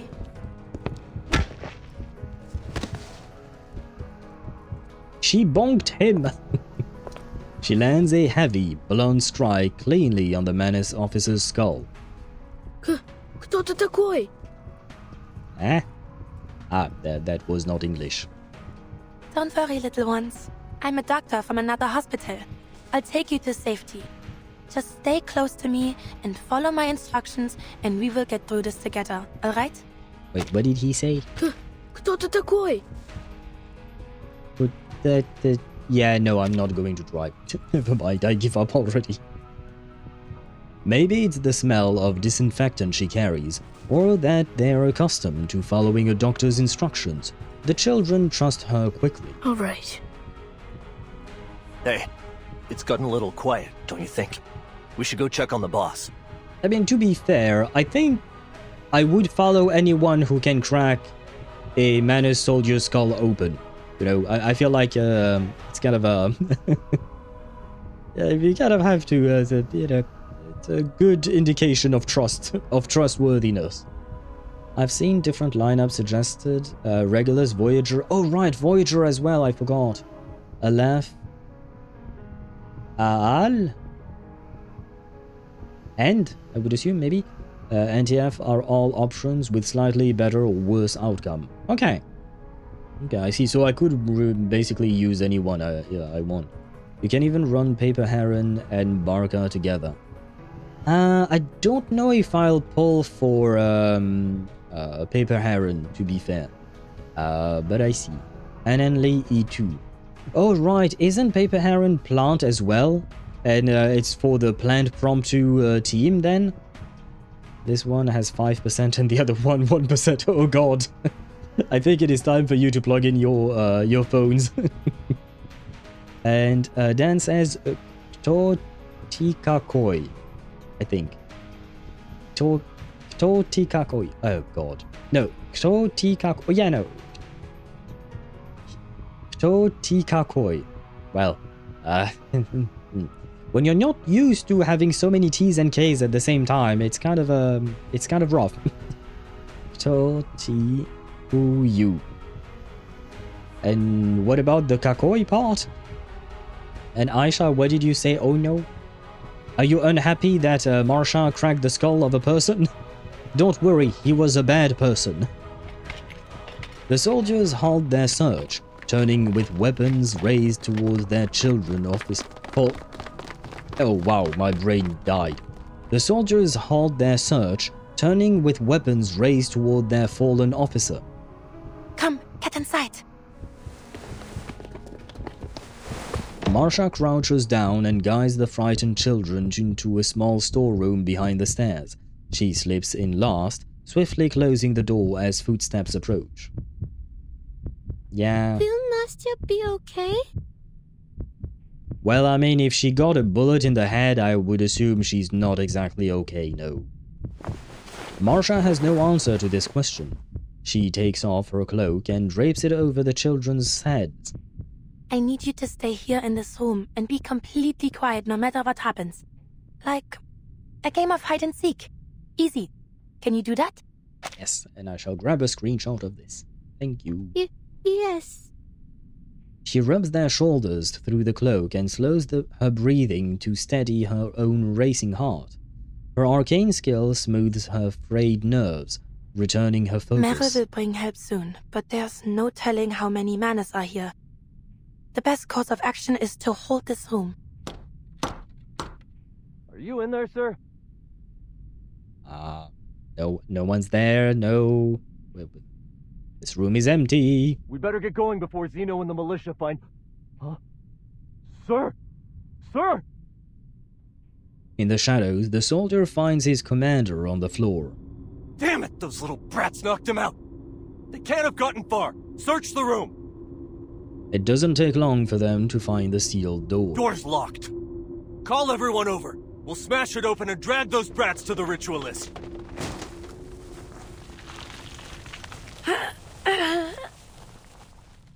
The door shudders under a heavy blow. The sound of cracking white ash wood splinters among frantic shouts. Miss Doctor! I... Shh, keep your voice down. We're playing hide and seek, remember? We can't get caught by the baddies. But I'm scared. And Nastya. Hey, have you ever heard any stories about knights? Well, Papa once told me the story of a legendary Kazakh called Ilya. My brother brought home a book from Moscow. It had 12 knights in it. I'm sure both stories are wonderful, but I have a story about knights to share as well, and I bet none of you have ever heard it. Nastya's dead. Shame. See what? That she's dead? I mean, yes, I do assume now that she's dead indeed. And I don't think I missed anything, yes. What happens in it? It's a wonderful story too, but you need to promise me you'll stay in this room, and I'll be back soon to tell you all about it. Deal? Deal. But where are you going, Miss Doctor? You'll come back soon, won't you? Of course I will. A promise is a promise. Just be good. Every one of you. And wait for me here. Before the next strike comes, she flings the door open and quickly closes it behind her. As she's bonking all of them.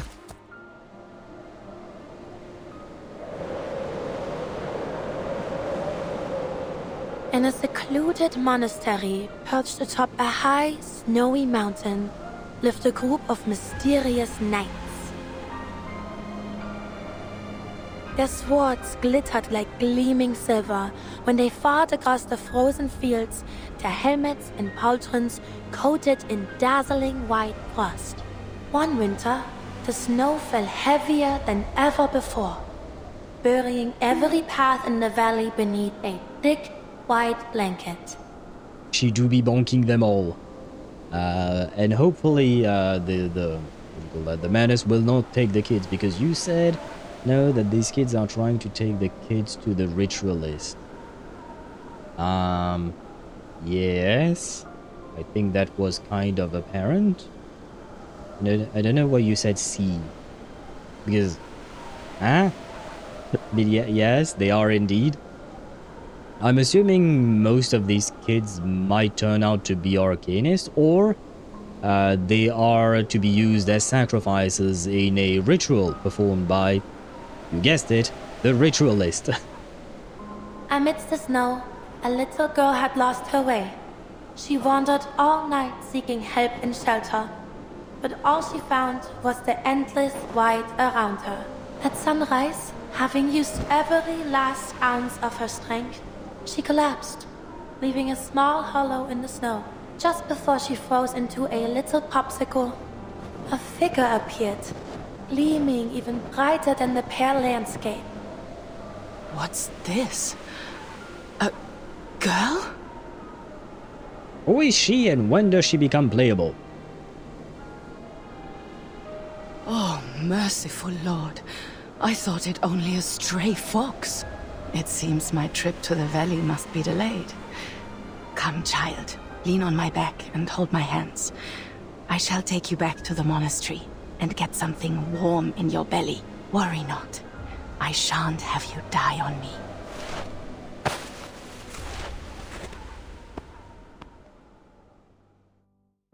Thanks to this kind-hearted knight, the girl survived.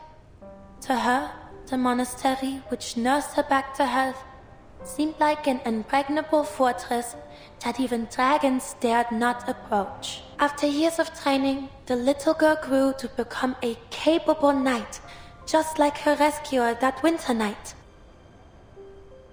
And then, war. And she started bonking people.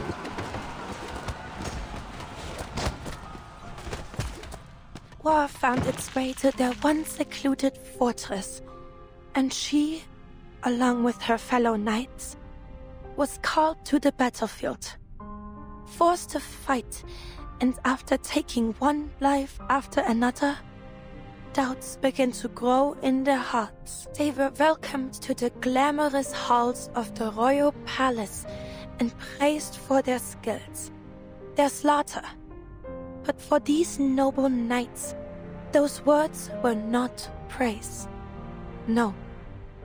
They were wounds to their dignity and honor. I mean, I kind of feel like if you don't want to kill people, you probably shouldn't become some kind of soldier, you know? Because, like, it's kind of like, if you don't want to see blood, don't become a surgeon, because you're gonna see blood. Know what I mean? I mean, I suppose knights can be kind of like, it's kind of a, it's not a vague term, but yeah, at the end of the day, like,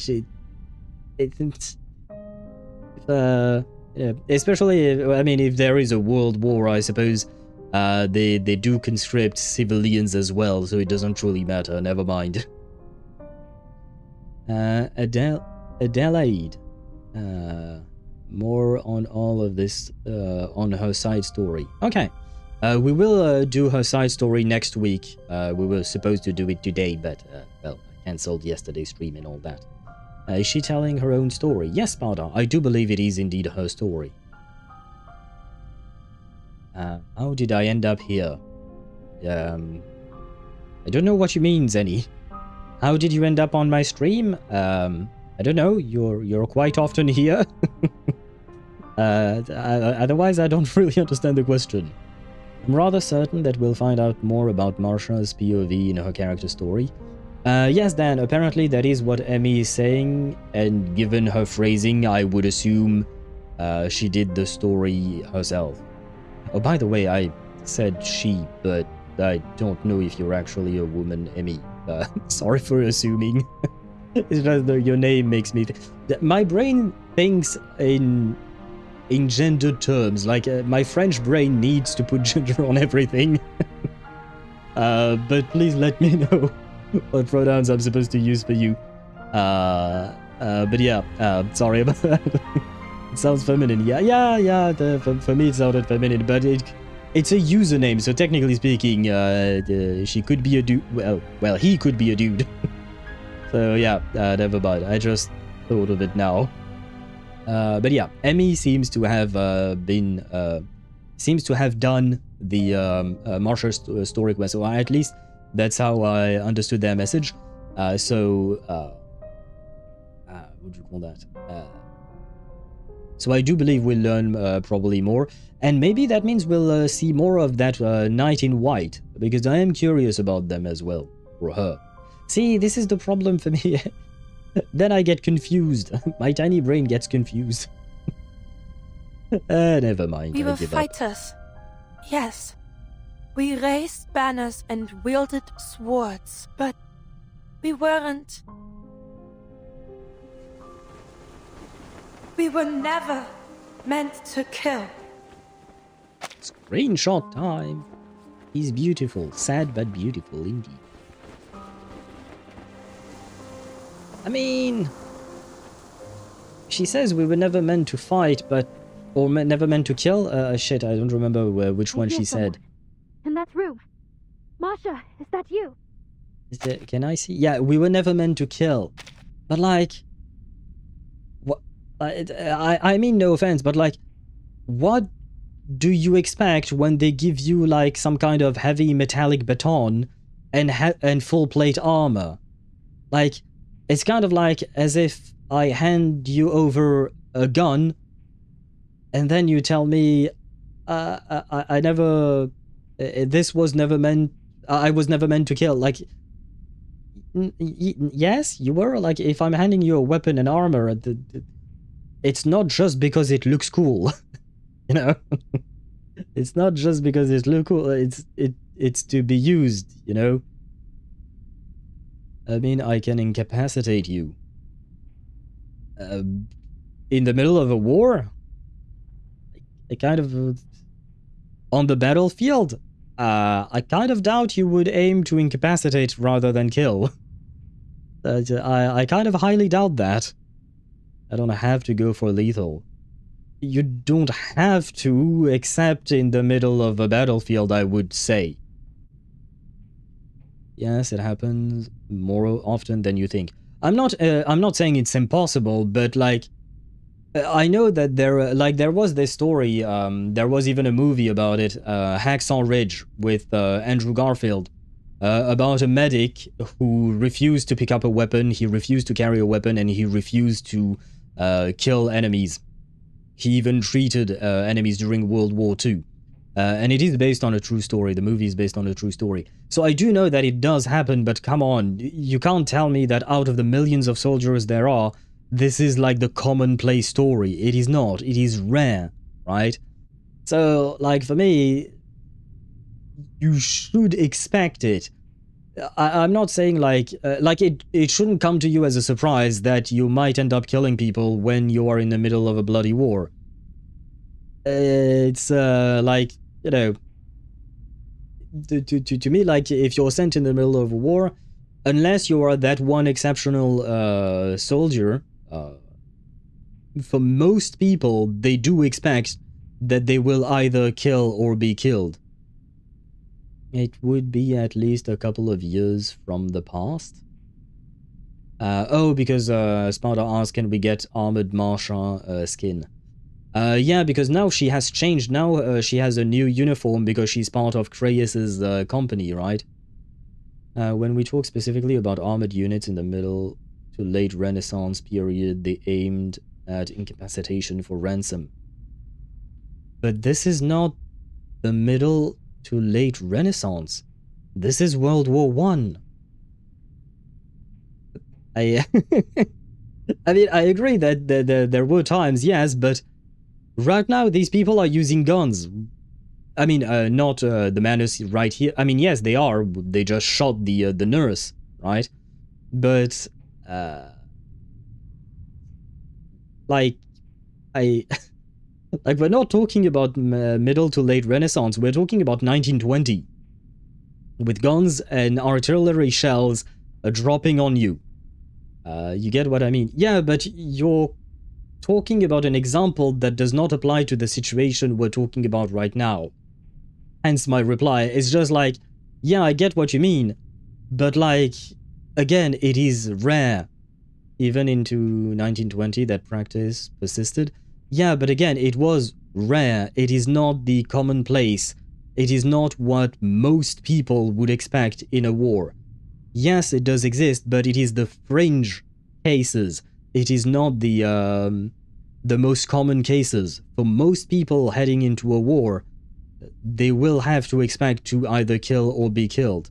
Because that is how war works, unfortunately. No matter how sad it is, it is, again, extremely rare to have a bloodless war. Remember, she gave up her armor only after the fight with Sentinel. I have to admit, I did not remember her giving up the armor after the fight. I do remember her wearing the armor, now that you mention it, during the fight, I think. But I mostly remember her hands during that fight because, you know, of the... when she grabbed the... did she just grab a knife or did she grab the bayonet on Sentinel's gun? I don't remember. I mean, technically speaking, a bayonet is a knife that is just attached to a gun, but you get my point. We'll know once we blast this damn door down. Come on, men! Well... I mean... I don't like Ptolemy, but... if it is to save Marsha, you know... we'll be happy with anyone who shows up, I suppose. 3, 2, 1, push! Oh god, Marsha, you're hurt! And all these kids! Hurry, she needs medical help! Right. Oh, right. Is this why...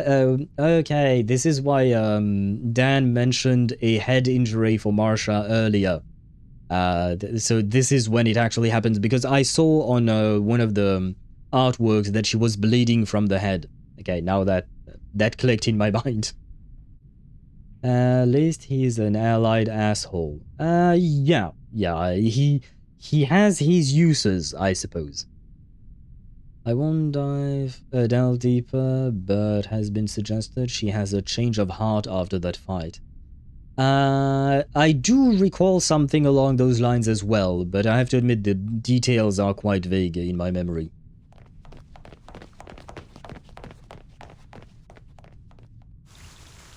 Ah, to be continued. Well, rest in peace. Nastia, I think was her name, the name of the nurse. Rest in peace indeed. Basic treatment protocol. The manual says nothing about treating traumatic brain injuries in field conditions. Help search.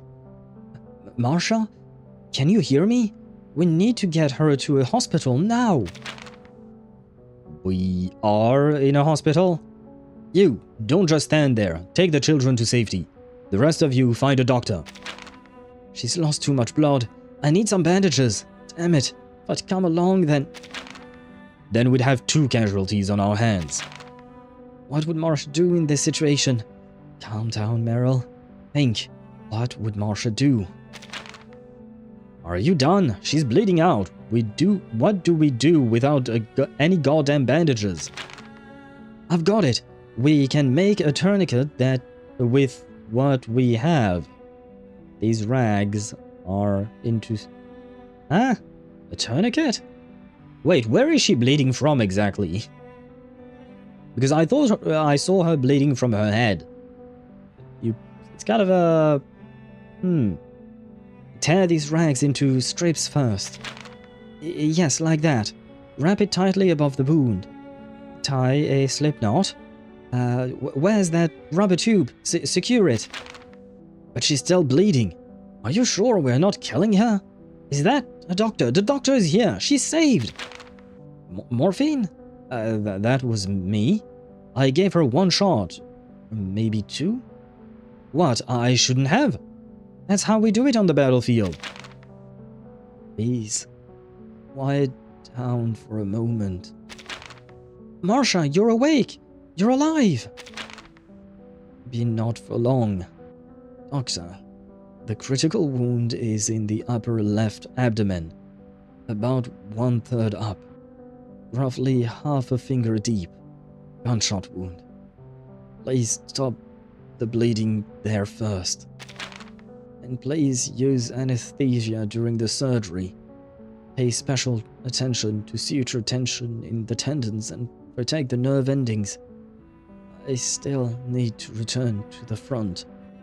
Yeah, if you've been shot in the abdomen, I don't think you're returning to the front anytime soon, girl. Yeah. Her head exactly. She's still awake enough to help herself. What a fucking woman. Like I told you, girl is a knight. She's a trooper. She's a soldier. But like, not just in the professional sense, but in the sense that, you know, she's built like a tank to use Meryl's own words. I may have mistaken when in the notes the fight happened. Sorry, excusez-moi. Oh, don't worry. It happens. And it was not that... It was not what I would consider a major spoiler. She got bonked in the head. Well, I guess she got bonked more than just on the head. She got bonked... well, she got shot. But you see, for instance, had you told me she had gotten shot, that I would consider a bit more of a spoiler. The bonk on the head, that was more fine. Women is straight up refusing to kneel over when even from severe blood loss. That shit is rare. In real life, yes. In Reverse 1999, I don't know. I feel like there are a lot of strong characters, and not just physically strong, I mean like head-strong characters. Open channel. The channel is open on the other end, because in the empty air, there's nothing else. A telegram to Cavalry Corps Headquarters. Subject, enemy nighttime infiltration and assault. Summary. Beginning at dawn today, enemy forces infiltrated our southwestern defensive perimeter through unknown routes, intending to sabotage rear medical infrastructure. Our forces, with support from the Griffin Legion, successfully contained and repelled the infiltrators. Operational results and loss assessment. Southern District. The Southern District Medical Supply Warehouse was breached. 25 crates of medical supplies, including morphine and bandages, were confirmed lost. The 7th Block Militia Company defending the facility suffered heavy casualties. 59 killed in action. The facility is non-operational. Eastern part of the Western District. Our counterattack succeeded. With support from Cavalry Corps medical personnel, Pokrov Children's Hospital was secured. The following supplies were recovered from enemy forces: surgical instruments and medications, 33 crates, children's clothing and bedding, winter, 4 crates, medical equipment, 3 crates of incubators, 10 crates of steam inhalers and other devices. During defensive and counter-offensive operations, the 3rd Street Militia Company sustained 23 KIA. Hospital medical staff sustained 10, and the Foundation medical personnel sustained 1 wounded in action. I have to admit, I've never seen the WAIA, but I would assume wounded in action, critical. Southern part of the Western District, enemy assault repelled by Igor's Griffin Legion and main militia forces. The sanitarium remains intact, medical assets and wounded successfully secured. Detailed inventory of recovered supplies in undergoing final verification will be submitted with a supplementary report. Current status, city defensive elevated to maximum alert. All critical facilities have received reinforcements to security. Request. Militia forces urgently require resupply of lost medical materials, particularly analgesic. I don't know how to pronounce that word in English. Analgesic and bandages. We respectfully request. We have the same word in French. We respectfully request that Cavalry Corps Command provide material assistance and facilitate logistical transport. Signed, someone. Where was I at? Her arcanum from her training is to shut down emotions, especially fear and pain. That does help, I suppose. Oh, and did I... hello, Domerico, and welcome to the stream. I hope you're doing well, but did I not hear the sound alert for the follow? Or was I just too captivated by what I was reading? Did the sound alert go off? The sound alert for the didn't see that coming did, but anyway, hello to you and welcome to the stream. I hope you're doing well, and welcome to our little community over here. And I saw in next to my eye, I saw a purple thing on my screen. I was wondering what that was when I was reading. It's because we've reached the 180 followers goal. Thank you very much for being the 180th. I hope you're doing well, and welcome in, welcome in. Somehow, the discussion about Marsha's professions and morals reminded me of Glory Hammer Rise of the Chaos Wizards. Even though that band is pure cheesy comedy, the very opposite of R99. Band? So it's a music band? I've never heard of Gloryhammer Rise of the Chaos Wizards, so I have no idea what that is.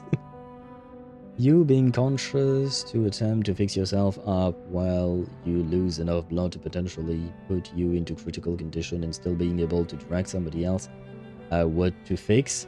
Well, no, that is specific to Marsha because she's a doctor, but the strength she has is not entirely unique in the world of Reverse 1999, is what I meant to say. Wounded in action is indeed W. MIA missing in action. Yeah, MIA and KIA I've heard about before, but I hadn't heard about WIA. Because W is not exactly a letter that rolls off the tongue, you know? Anyway. No sound alerts for us, I think. Ah, okay, so it did not happen for some reason. Okay. Well, I have no idea why it didn't. Because earlier we had Sizer follow the channel, and if I recall correctly, for Sizer it worked. So, like... I apologize, Domerico. I don't know why it didn't work all of a sudden. But still, thank you very much. Sometimes we do be having some technical difficulties that I don't always understand why. So cool, thank you, I'm doing well. Ah, nice. Nice. Nice indeed. Welcome in. I would assume you know of Reverse 1999 if you showed up on my stream, but just in case, Reverse 1999 is a beautiful game, and right now we're in the middle of a war. So welcome in. A great time to be alive. Wars. I mean, technically speaking, there has been wars around the world throughout history all the time. Like, Earth has not known a single moment of peace since humanity rose up. So, yeah, there is that, I suppose. Ah, Haunces! Ah! Maybe we'll finally get to see Andreas. Andreas. Ah, my god, I have... the doggo from Genshin is killing my brain with the way to say Andreas's name. It's basically a year-long power metal D&D session from Scotland. Ah! Wow, that is very specific, and also very specifically completely outside of my knowledge. I know very little about D&D outside of me playing Baldur's Gate 3. And me having played like 45 minutes to an hour of Divinity Original Sin, I guess. Maybe it's actually a me thing. This account rarely notifies channels. Is there an option not to notify channels when you follow someone? I've no idea. It could be a thing. You could be right, Domenico. I did not even know that was a possibility. We're in the middle of a war again. Yeah, my point was kind of like, when are we not in the middle of a war, you know? But it is time for us to get back to the Haunces with Stage 17, the Cavalry. These horseshoes aren't yet rusty, lads. Well, you probably shouldn't wait until they get rusty, you should probably change them. Although I suppose you don't really have the supplies now, do you? Fair. Understandable. But you should take good care of Andreas. He's a good haunts. The enemy's turned tail. Let's ride them down, Sergei. From horseback, the rider has a clear view. Upstream to the northeast, a few black figures are fleeing. They're running? Are you sure? Sergei pushes through the grass and stands on his tiptoes, straining to see where his comrade is pointing. Of course I am. The moment those cowards saw us coming, they scattered like scared little rabbits. Left their heavy guns and supplies right where they stood. Wait, where the hell's your horse gone? Wait. Sergei flushes red. What did Sergei do with his horse? I'm not sure. All I know is something flew right at my forehead, and before I could think, I'd swung my shaushka at it. that does not answer the question. Because, like, if you're a member of the cavalry, usually, right, you ride the horse, right? It's kind of hard to lose your horse unless, like Sparta mentioned, you get knocked off your horns, right? But usually, you kind of, you know, you don't lose a horse. Usually. Horns, indeed. Hopefully, I mean, Andreas is probably not in this battle, right? I don't think they would commandeer Andreas for the fight. I hope not, at least. Because I know that it would be contrary to Charon's wishes. I don't even know what I hit. Next thing I knew, I was on the ground. Okay, there you go. That's one way to end your first charge, Sergei. Yeah. It might be time for you to go and find your horns. It's kind of important. And to think you are whining about not getting to charge in first. Well, looks like you'll be waiting a while longer. Hey, wait! Take me up on your horse. I'm not missing out on our victory. He presses his way through the tall grass, finally reaching his friend's horse. Fuck, I was going to say horns. The brain rot is truly rotting my brain. Stop right there, all of you! Ah, goat! A rider on a tall horse cuts off the chase. The old Cossack sits straight, his goatee trembling as he speaks. Sasha, Sergei, all of you, stop your pursuit! But they're on foot. We can still catch them if we go now. This order comes from the commander himself, so do as I say, or I will haul your disobedient asses straight to his feet. Plus, it might be a trap. You know, infiltrate, start a fight, flee, have the enemy pursue your flight, and then lead them into a trap. It could be one. So it's better safe than sorry, I suppose. It is a trap. I mean, we don't know for a fact that it is a trap, but it could be, definitely. Fine.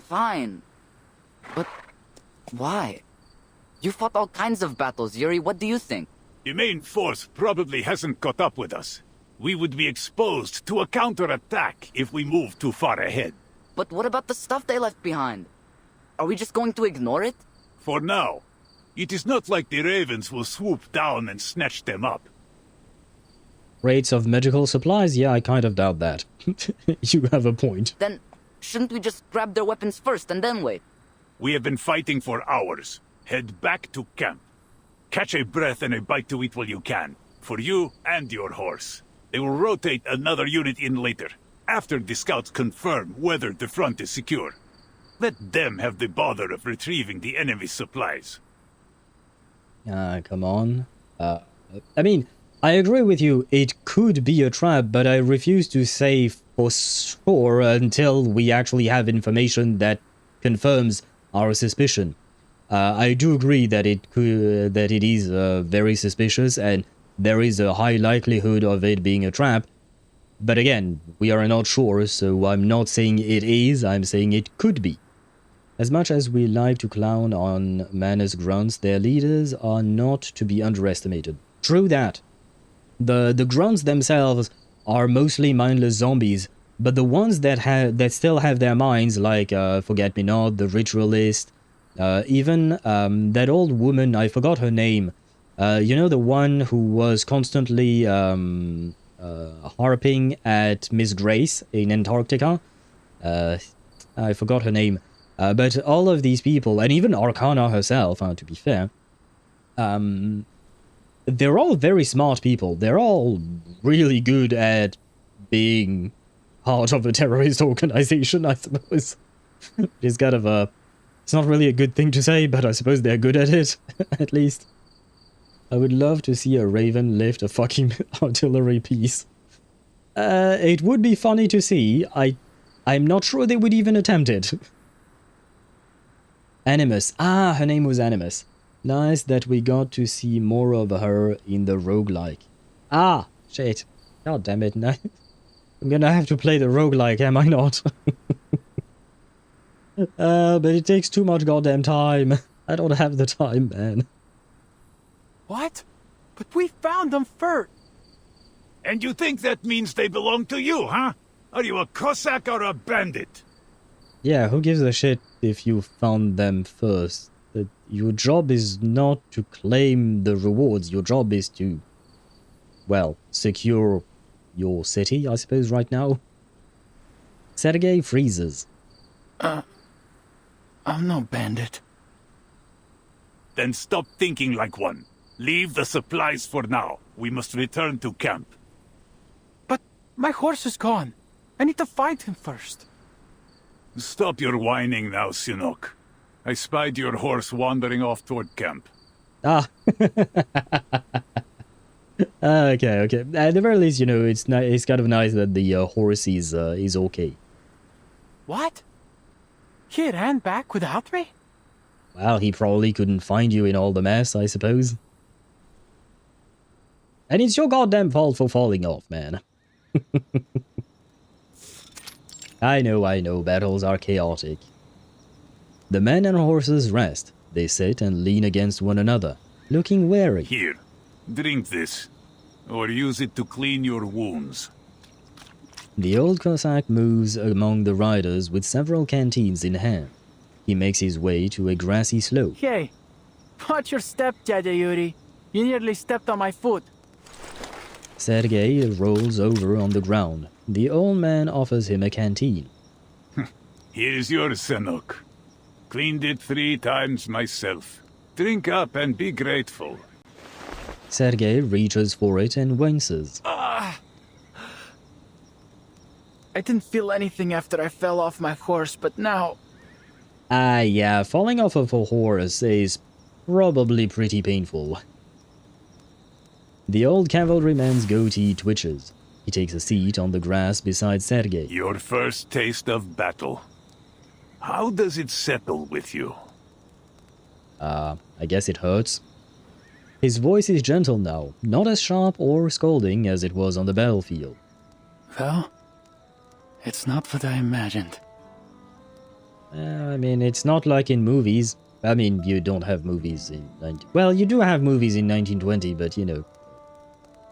It's not really easily available as it is right now.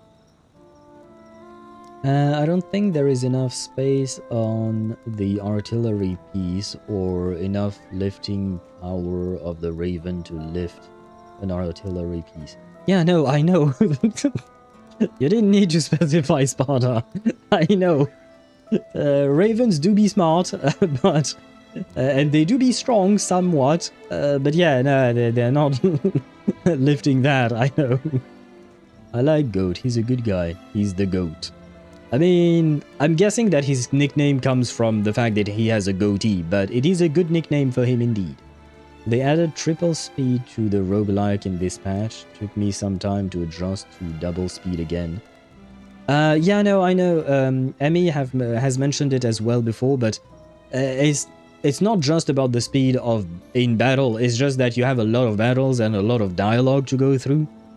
And like, I don't exactly remember how long it took me, but these roguelike modes in they do exist, like in Honkai Star Rail as well. We have a Divergent Universe. In Zenless Zone Zero we have Hollow Zero, and in Wuthering Waves we have Fantasy Realms, I think. I don't remember the name of it, but like it's... I don't mind them, but at the same time I am not overly fond of them. Like, I am not going to spend all that much time in there. Personally, it's just not exactly my cup of tea. I know that there is some lore locked behind these game modes, whether it is in Reverse 1999, especially in Hollow Zero, in Zenless Zone Zero. I know there is a lot of lore locked behind, so I kind of want to do that, but at the same time I can't be bothered. And usually in games, I try my best not to force myself to do things, because I've always said a game is supposed to entertain you. The moment the game becomes a chore, it is not worth it. And I don't want to burn myself out by forcing myself to do something that I know I'm going to dislike, because it will take away from my enjoyment of the game overall. And hello, Decaf. Ah, good that you're here. I saw you lurking, I think it was on Thursday, but I was caught up in the middle of our discussion, so I forgot to say hello. But hello to you and welcome to the stream. I hope you're doing well and happy lurking to you. There you go. It was heavy. It was weighing heavily on my mind. I have issues, man. I have issues. Having seen war for the first time, Sergei's naive excitement has faded. Everything's different when it's real. Couldn't hold my gun steady. Just fired at everything that moved until my ammo was spent. I'm not even sure I hit anything. You might need more training. I mean, I'm guessing he did not have that much training. Although, wait, maybe I'm wrong, but I'm guessing that he was just conscripted when the war broke out and, you know, like they needed more people, right? So I'm guessing he didn't have that much training to begin with, right? And your shashka, Sergei? Yeah, I got a few with it. I thought it would be simple, like cutting a knife through bacon. But I could still feel it. How the blade shook when I struck their ribs. The sound as I pulled it out of their chests. Yeah, bacon does not have bones. No. And also bacon does not fight back. I mean, in theory. But yeah, usually it doesn't really fight back and stuff like that, so yeah, not really the same thing. And I mean, at the end of the day, even though they are Manus Vindicti soldiers slash zombies, it is still another human being, right? Bacon fights back while it's still a pig. Yeah, but usually, I mean, usually at that point you don't call it bacon, you just call it a pig. I worry for Sergei. He's reeking of death flags. You could be right. You could be right on that one. If we were in a zombie apocalypse and I got bit, I'd never tell you. We're dying together, twin. That's kind of not great, I wanna say. Like, that's kind of really selfish of you. But I suppose to each their own. Amid the snores of his countrymen, Sergei keeps his voice low. I think I'm going to hell after I die. Tete Yuri. Well... The old Cossack tosses the nearly empty canteen into Sergei's lap. Boy! What did you do that for? I'm drenched. To rinse your thoughts. You are a Koldun, remember? You were not allowed into their so-called heaven in the first place. I feel like we've seen that word before, Koldun, but I don't remember what it is. Ah shit, now we have ads.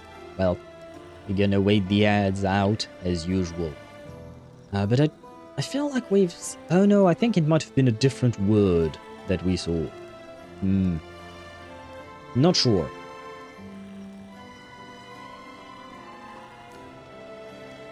Not sure indeed. But so, wait. So, Sergei was kind of injured. Kind of. I mean, I'm assuming he has at least a few bruises, right, from falling from the horse. Plus, he had been shot earlier. Marsha has been shot. Charon was tortured. Meryl, I guess, is okay.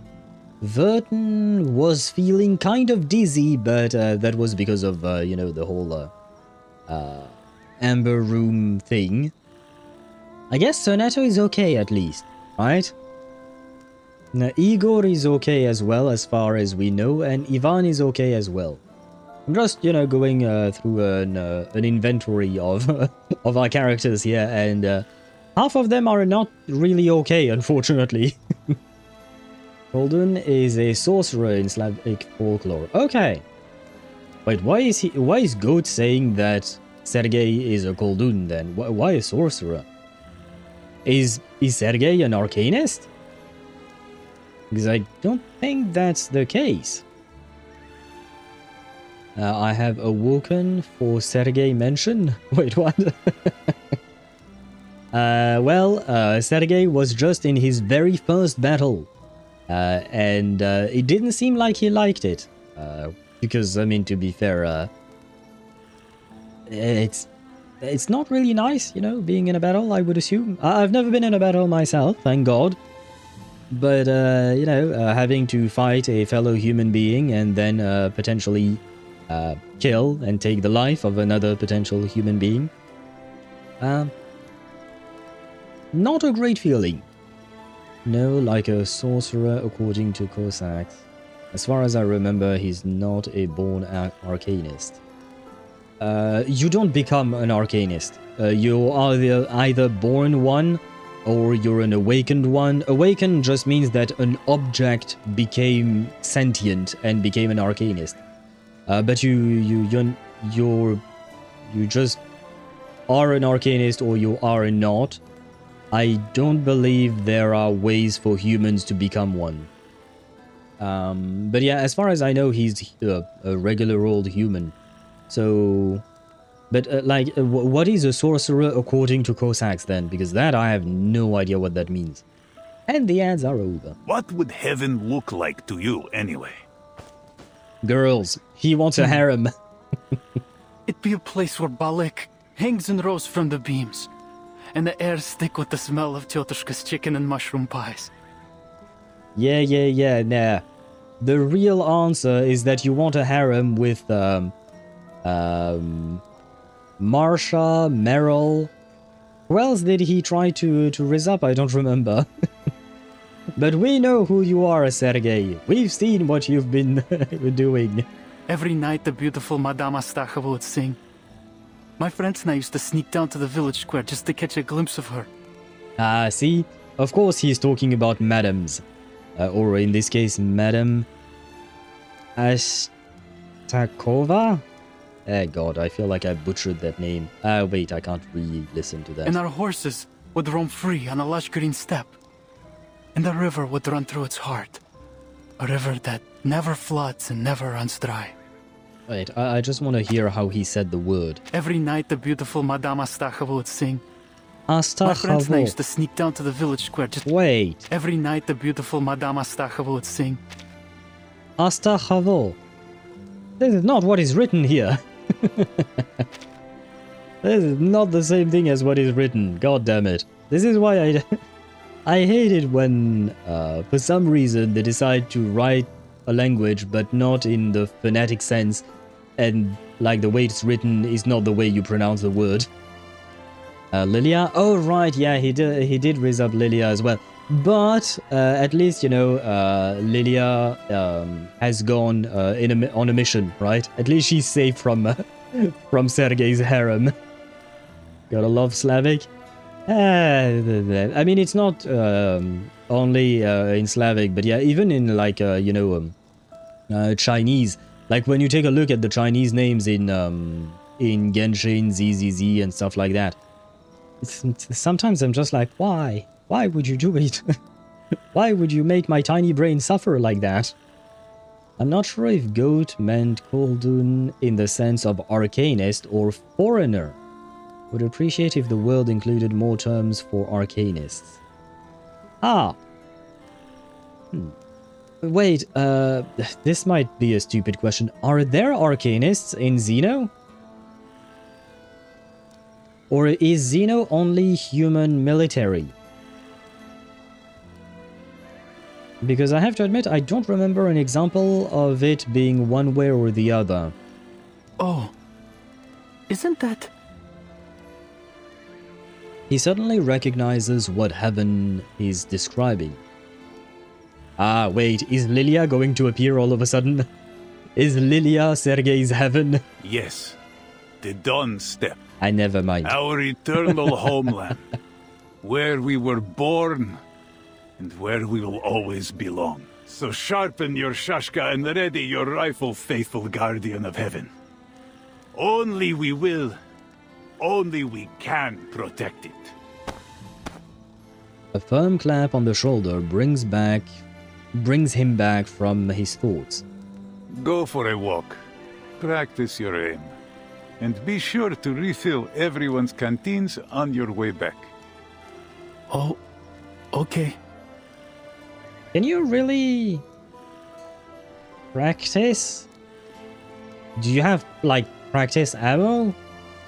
And how much do you have of it? Because, like, in this situation, they don't really have, like, a supply line or anything like that, right? So every bullet counts. Yeah, well, I mean, if he says it's okay. Lilia was Xeno? Right, that is a good point. So there are arcanists in Xeno. That is a good point indeed. And Moldier, Lopera, Leilani. Leilani? I didn't know Leilani was part of Xeno. I know nothing about Leilani. I remember playing her for like a couple of weeks when I first started playing the game, and then I never saw her again. So I have to admit, I remember nothing about her. And even Igor. Igor, he's like really important in Xeno. And he's an arcanist too, yeah. I don't know why my brain did not put 2 and 2 together for some reason. What I've missed, like a week of stream because of exams. Oh, right, you had an exam on last Monday, I think. How did you... Oh, and you asked the same question. How did your exam go? Well, I returned the question to you as well. How did your exam go? Mine was okay. It had been a while since I had taken an exam, so it was a bit weird. I don't want to say it went well, but I don't want to say it went badly either. It went. Like, it was more difficult than I expected, but at the same time, I felt better about it than I thought I would. So I only know Lilia gets lost in the forest thing. Where is she now? She's not lost anymore. Lilia is on a mission. Yes. Lilia has been given the temporary command of the Flying Witch Company, which is a company of, well, flying witches, but like basically arcanists on broomsticks. And she's out on a mission to disrupt a Manus Vindicate ritual that is being cast to prevent crops from growing. Basically, Manus Vindicate is starving the entire region, from my understanding. And she's been sent to disrupt that and make it so that crops can grow again and people won't die of famine, basically. As far as we know, she's okay, but it's been a while since we've had news of them. Remember chapter 8 with the rebellion? Igor explicitly killed off the human soldiers and took the arcanist ones to Antarctica.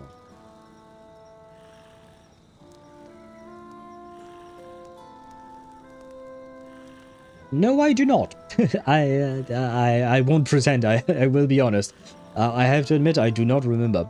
I do remember a lot of people dying, especially because of Igor's action, but I don't remember that he made a distinction between humans and arcanists. Was that because of the fact that he was working with the Manus, and Manus Vindicate is not really often an ally to, well, it's an arcanist supremacist group, right? You can practice aim without shooting? Yeah, but then you don't see how... You don't see where you're shooting at. I wanted Lilia to walk in front of his eyes. Same. This is why I thought when they talked about heaven, I thought for a second there that Lilia would show up. Hell no. They are artificially engineering famine in this game too. Yes, they are indeed, unfortunately. Thank you for the very helpful recap. You're welcome. Glad your exam went better than expected. It's okay, the results shall be even better, hopefully. Hopefully, but my results will only be given to me in like June, I think. So I have time to wait. I will sit there and wait. My exams were... I didn't do so as well as I would have liked to, but it's okay. I have one left for the month. Hopefully I'll do a little better then. Okay. I mean, I don't know when exactly that last exam will be, but hopefully maybe you'll have more time to prepare for it. And I wish you good luck, Aisha. I hope that you ace that exam to make up for not being able to do as good as you did. That way it compensates. It's not really how it works, I know, but... but yeah, man can have dreams, I suppose. If you can't tell, I ship them hard. I don't. I am sorry, but Sergei is not good enough for Lilia. He's okay. He's fun as a character, but he's not good enough for my Lilia. I refuse. Yes, that's what Igor's sin and potentially redemption in this current chapter are built on. Join Manners, get the boon, the strange cube with the storm immunity, defect from Manners, back to Zeno. Right. That's a lot of defection and going back and forth from Igor.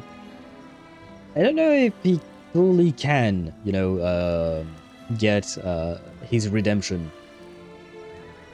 He could grow into it.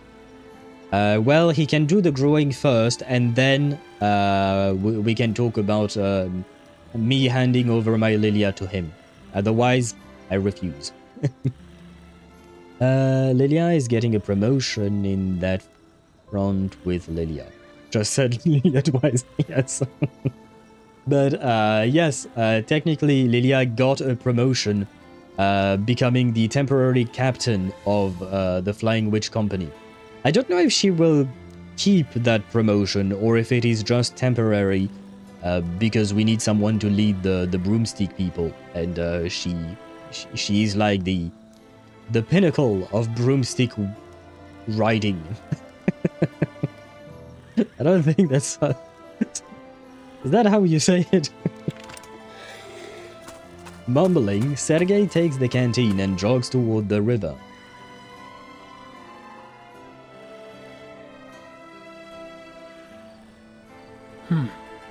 How can I become a sharpshooter like Daddy Yuri? You train. Real hard. Sergei lifts his rifle and tilts his head to aim. A moment later, he lowers it, frustrated. Something's wrong with my stance. If I hold the gun like this, the horse will throw me off again. Right. Okay, when I said training, maybe don't do it alone. Maybe ask someone who has experience. Someone who can teach you. So that's usually helpful. Luck will be back after shopping for dinner. Chilly time. Bon appetit to you, Dan, and happy shopping. I hope there won't be too many people, you know, waiting in line to pay, because that's usually when I find it quite annoying. But happy lurking to you, Yuri.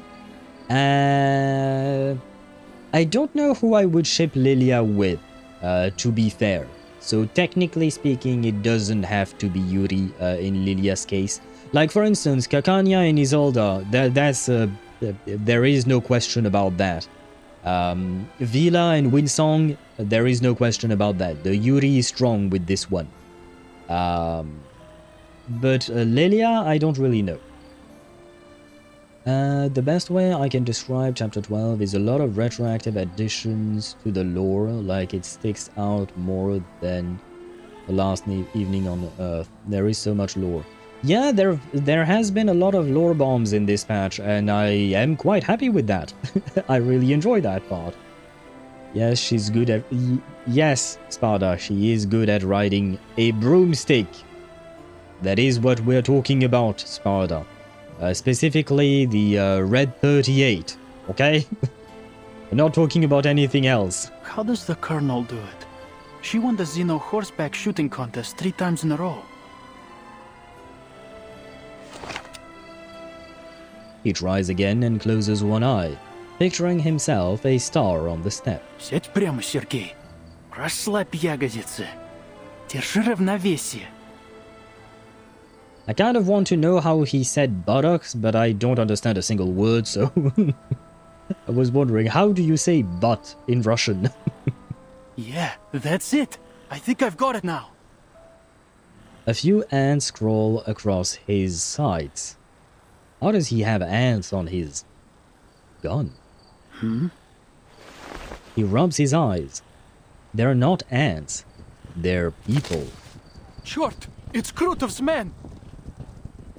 Ah! Enemies! Enemies at all! Sergei's tongue sticks fast in his mouth. Look what we've found. A coldoon.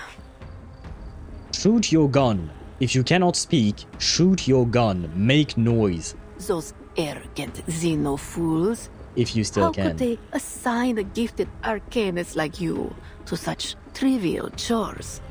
And so young. Can you even use that thing properly?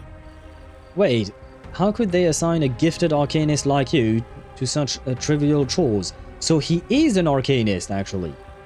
He is actually an arcanist.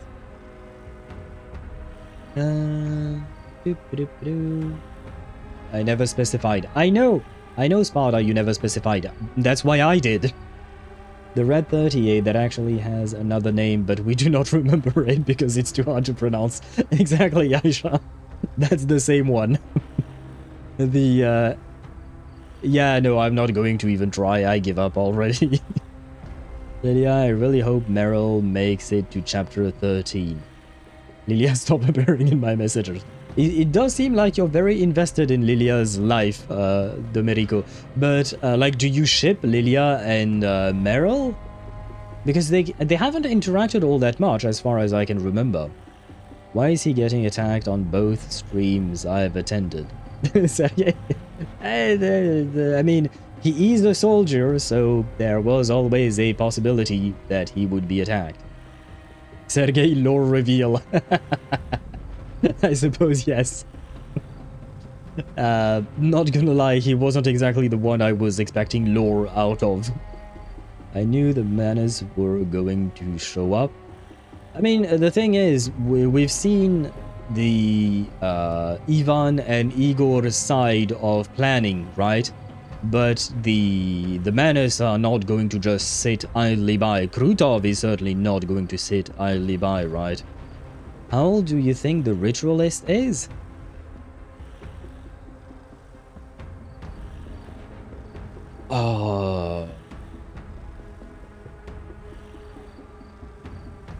Well, I don't know.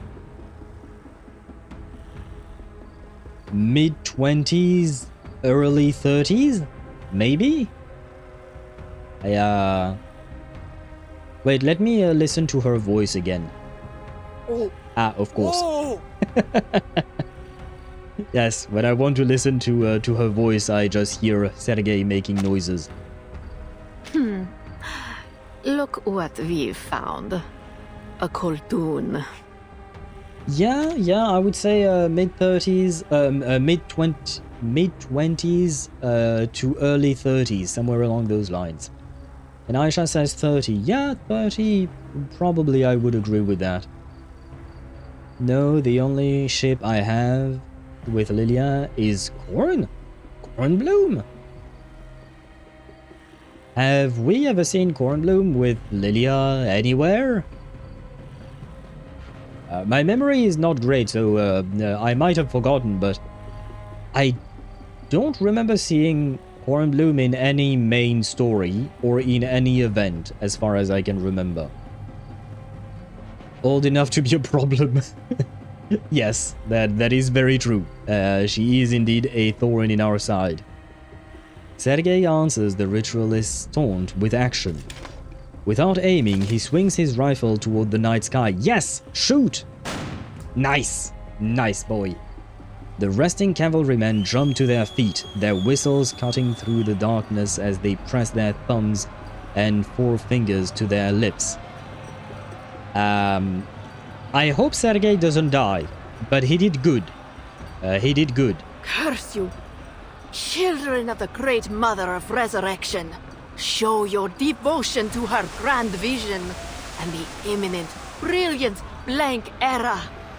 By the way, Chip, you asked how old I thought the ritualist is. Do you actually know how old she is? Do we fight? I think we fight. Yeah, a ritualist is probably not a high-ranking apostle. Yeah, I would agree with you there, Domenico. I think you're right about that. I don't know exactly where to place her in the hierarchy, but I do believe you're right. Dude, Arcanum? She could be in her hundreds if Arcana wills it, right? I suppose yes. Dan. But then, if we start with that possibility, I can't give an answer, right?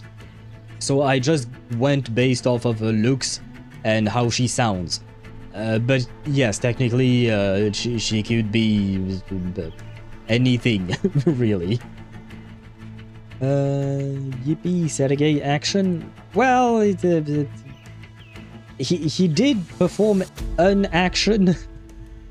I don't know how many more actions he's going to be able to perform, given the fact that he's been captured by the ritualist. I don't know, I'd smash anyways. I've said it before, I really like the ritualist lipstick. It looks really good on her. Shape sending. I didn't finish. Shape starting that chat with a based message. Ah! Yes, of course. Chip is a very based individual, most of the time. Oh, I got it now.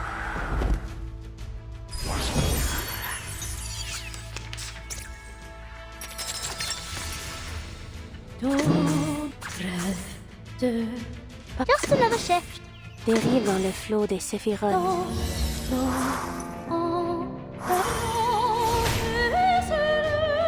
Laundry time. A ripple stirred. I know. Wendogo survived. My one There's turn. strength in restraint. Ah, man. Bad doggo.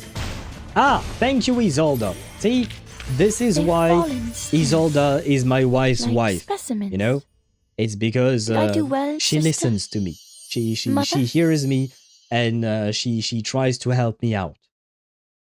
It doesn't help that your frame of reference for higher rank being Forget-Me-Not is offline, and Moth got retired while clanging up in rank. Well, I mean, yeah, those are the only references we have, right? There is Animus that we talked about earlier, but these are the only three that we know of, right? Animus, Forget-Me-Not, and Miss Grace, or Moth, as you called her. And then Arcana, of course. But other than them, I don't think we've seen long-lasting villains, as far as I can remember. Yet? Why did you say yet, Chip, with the lurk emote? Are you going to lurk? I'm confused. I'm satisfied by the Arcana showing up again in Main's bulletin. Oh, did she? I saw that there was a new fight. I didn't actually pay attention to what boss it was because I wasn't going to do the fight today. Right. Aisha, daily, exclamation mark daily and exclamation mark check-in do the exact same thing. They add 1 to the counter. And you can only do that once per stream. Otherwise, the bot will detect if you try to do it twice, and the message will be slightly different. Gunsmoke filters the light as dawn breaks. At every 5 bursts, the maximum relay distance for cavalry field radios, the steppe is torn by gunfire and the cries of men and horses. So a verst is the maximum relay distance for cavalry field radios? I have to admit, I've never heard that word before. To be fair... Thought you'd outflank me from the left bank and cut off my supply line? Ivan Ivanovich, I almost thought better of you. To be fair to myself, I don't usually talk about the relay distance of cavalry field radios. That's not usually the conversation I have. Every 1 kilometer. Okay, thank you. See, that's way more helpful than what they said. Wait, but it was... 5 versts. So 5 versts is 1 kilometer, so that would... Oh no, 5 versts is 5 kilometers. Okay, so 1 verst is 1 kilometer. Why didn't they just use 1 kilometer, right? The metric system. We need the metrics. I mean, I don't know if where versts stand in. I would assume maybe they can be part of the metric system as well or not. I have no idea. Distortion of faith equals lingering low shell. I saw the boss, I saw it rapidly, and my first thought was, okay, I'm using Beryl on this fight. Oops, thank you, I realized my mistake. Why did the bot bait me into doing it twice? Hey, why are you blaming the poor bot? You know, he tries his best. But it's okay, you can, technically speaking, you can type that as many times as you want. The bot will keep replying to you, you've already checked in today, etc. It's okay. It's an archaic measurement in the Russian military. Ah. Yeah, but this was... Okay, if it were a character speaking, why not? But this is not a character speaking, this is just narration, right? So, please narrator, I don't know who you are, but help me out here. I know you, Bluepoch, you wanted... You wanted to use 5 football fields long. Nah, Bluepoch is not an American company, come on. Bluepoch is a Chinese company. I don't know what Chinese people would use. Like, what would be the stereotype that we would say that they would use? To be fair, I don't even know, like, how many... Like, yeah, the only stereotype I know is the Americans using football fields to measure distance. But other than that, are there other countries that do that? Nah, they'll use hot dog by bald eagles, or McDonald's by M4s. That would be a very weird measurement system. And Aisha, you wrote Hogog. I have no idea what that means. Is that a word, or did you just want to write hot dog? I'm not sure. But wait, football... no, American... football field length. I want to know. The entire field is a rectangle of 360 feet, 110 meters long by 160 feet, 49 meters wide. Okay, so 110 meters long. Just for future references when we talk about football field length. So, 110.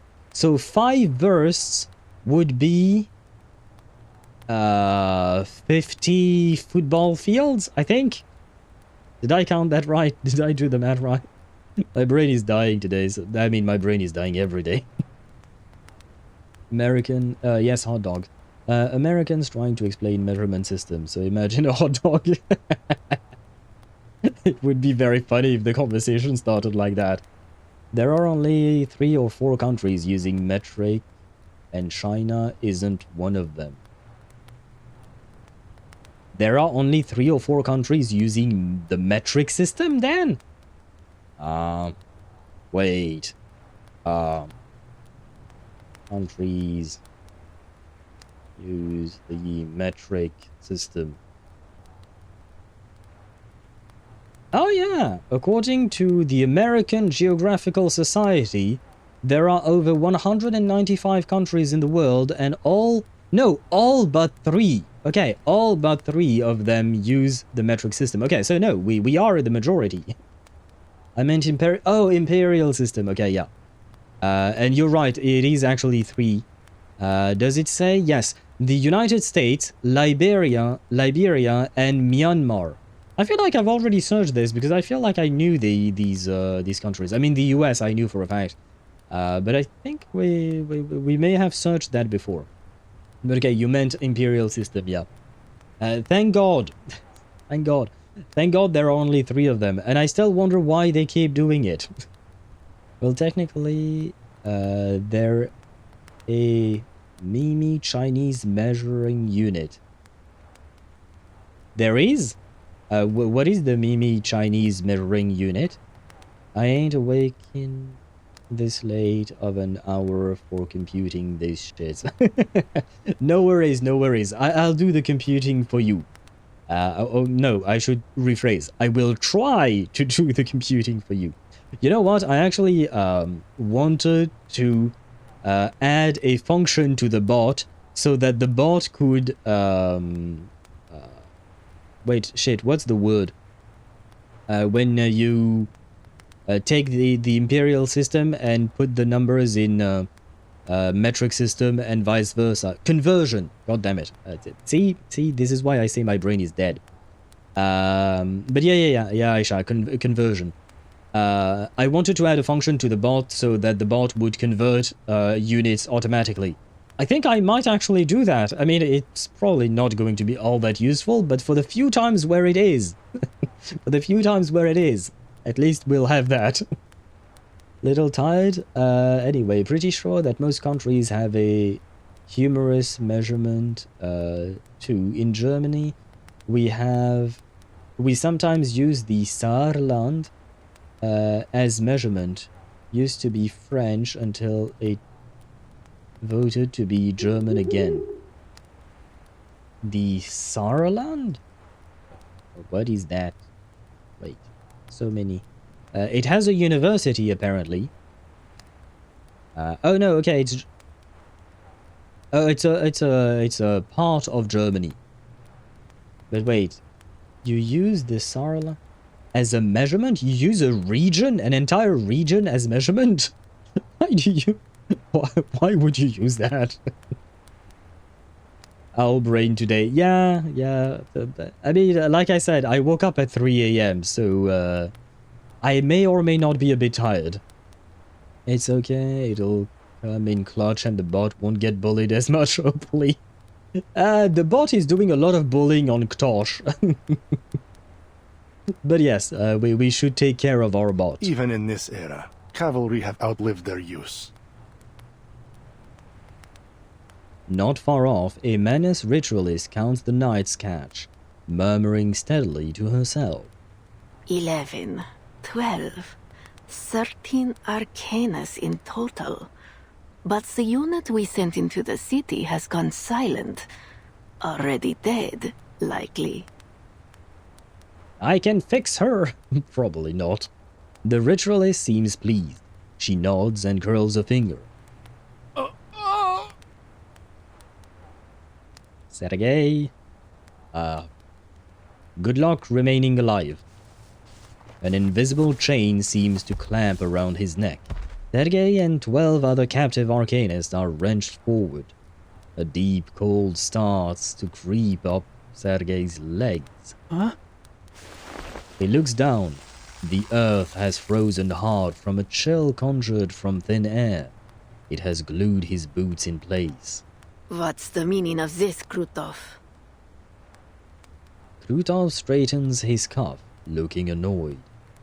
You sent Manus soldiers into Belgrade without my consent. This is far from the cooperation I was expecting. To be absolutely clear, General, Manus Vindicte's soldiers are not under your command. You insisted on diverting your main force to attack Igor, seriously disrupting our efforts in the region. Do you call that cooperation? Yes. Thank God. Maybe Manus and Krutov will break up. I don't know how to phrase it otherwise. But maybe they'll break up. And then Manus Vindicte will leave. And then we only have Krutov to fight, which will give us a way better chance of actually, winning. At least they stopped with hands and feet. Can you imagine if people started measuring with, like, I don't know, calves? It would be funny, at the very least. It would be very funny if that were the case. This is the type of smoke I want. What type of smoke? The smoke that she uses with her spells? You are excused. Thank you. Yes, this is Battlefield This battlefield is one Italy boot long. It's not just any boot, it's the Italy boot specifically. And come on, boys, we gotta save our boy. Hopefully, I mean, at the very least, he managed to warn them, which is really a good thing, you know. Those atrocious flying witches are flitting around, destroying our rights as we speak.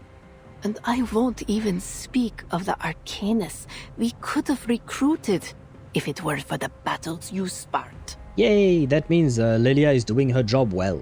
Nice.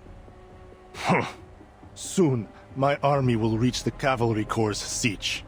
Igor will be forced out of his hole, his pathetic life will end, and his so-called legion will crumble. As for the rest of them, they're beneath concern. The Dawn will soon be under my control. After that, you can do whatever you want here. Of course, our victory could be brought about even sooner with that gateway. Just open it and teleport my men directly into this siege. I was wondering about that. I was thinking that, you know, when Meryl spotted the Manus Vindicte soldiers, she didn't really know where they came from, and it didn't seem like the fortification had been breached. They used teleportation. Well, that's kind of cheating. It cannot be done until you pass the mask trial and earn the right to enter it. I wonder what is the real reason. I'm guessing that maybe the mask has something to do with being able to teleport, maybe? Ah, these masks. A convenient excuse to undermine me. If you refuse to scratch my back, don't expect me to scratch yours. My army will achieve victory. With or without your cheap tricks.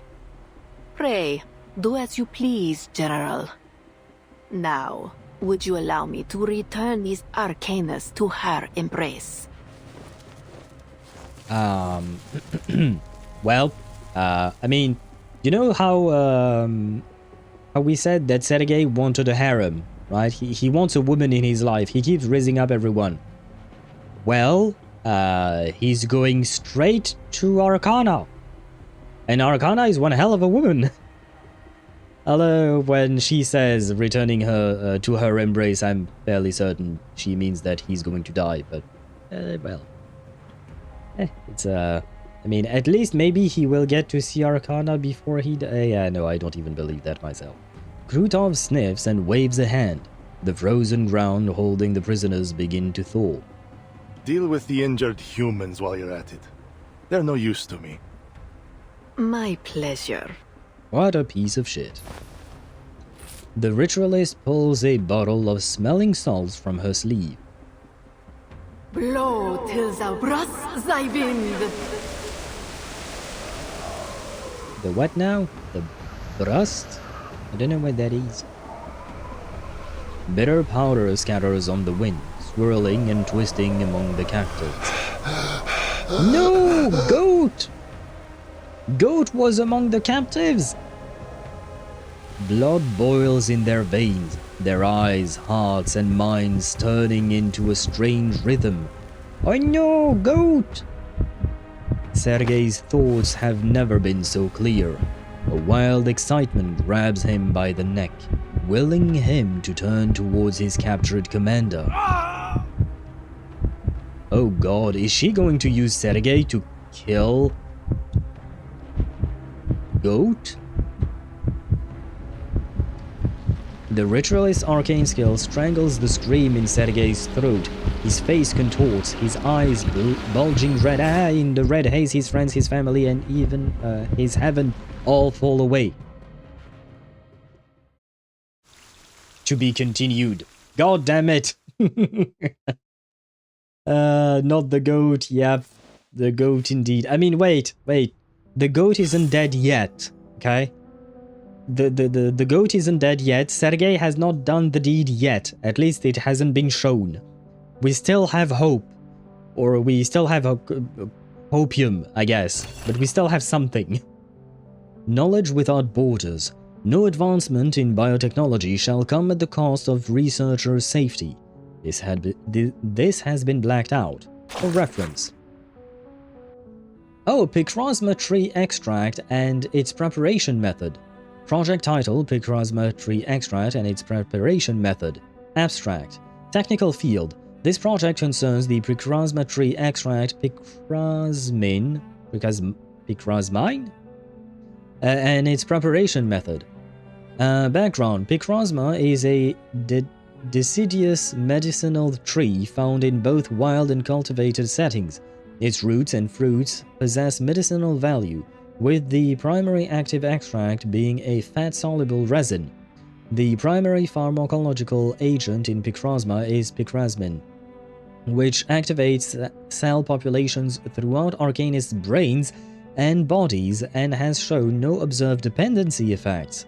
The Laplace Scientific Computing Center Medical Technology Division has included it in the pharmacopoeia. Experimental findings indicate that standardized Picrosma extract, picrasmin, exhibits toxicity to tissue cells in both the brain and body of individuals with less than 1/4 arcane lineage. This toxic response may correlate with specific metabolic dysfunctions in such populations. Single high-dose administration or prolonged intake of picrasmin carries a significant risk of severe cardiac failure. Consequently, this project's findings must not be applied to general potion development and are strictly prohibited for use in pharmaceuticals intended for humans and mixed blood humans. Technical content. To achieve the project's technical objectives, primary extraction procedures are outlined below. The process flow diagram is attached. 1. Material sorting, 2. Washing, 3. Drying, 4. Grinding, 5. Primary purification, 6. Filtration, 7. Concentration, 8. Drying and grinding, 9. Secondary purification, 10. Concentration and pulverization of secondary extract. Diagram description. The attached diagram illustrates the process flow for this project. Diagram. Implementation. Case examples is something. Notice. The preparation method and procedures outlined in this project must strictly comply with regulations issued by the Pax Security Council and must not be applied to pharmaceutical development for humans or mixed blood humans. You said that already. It was right there.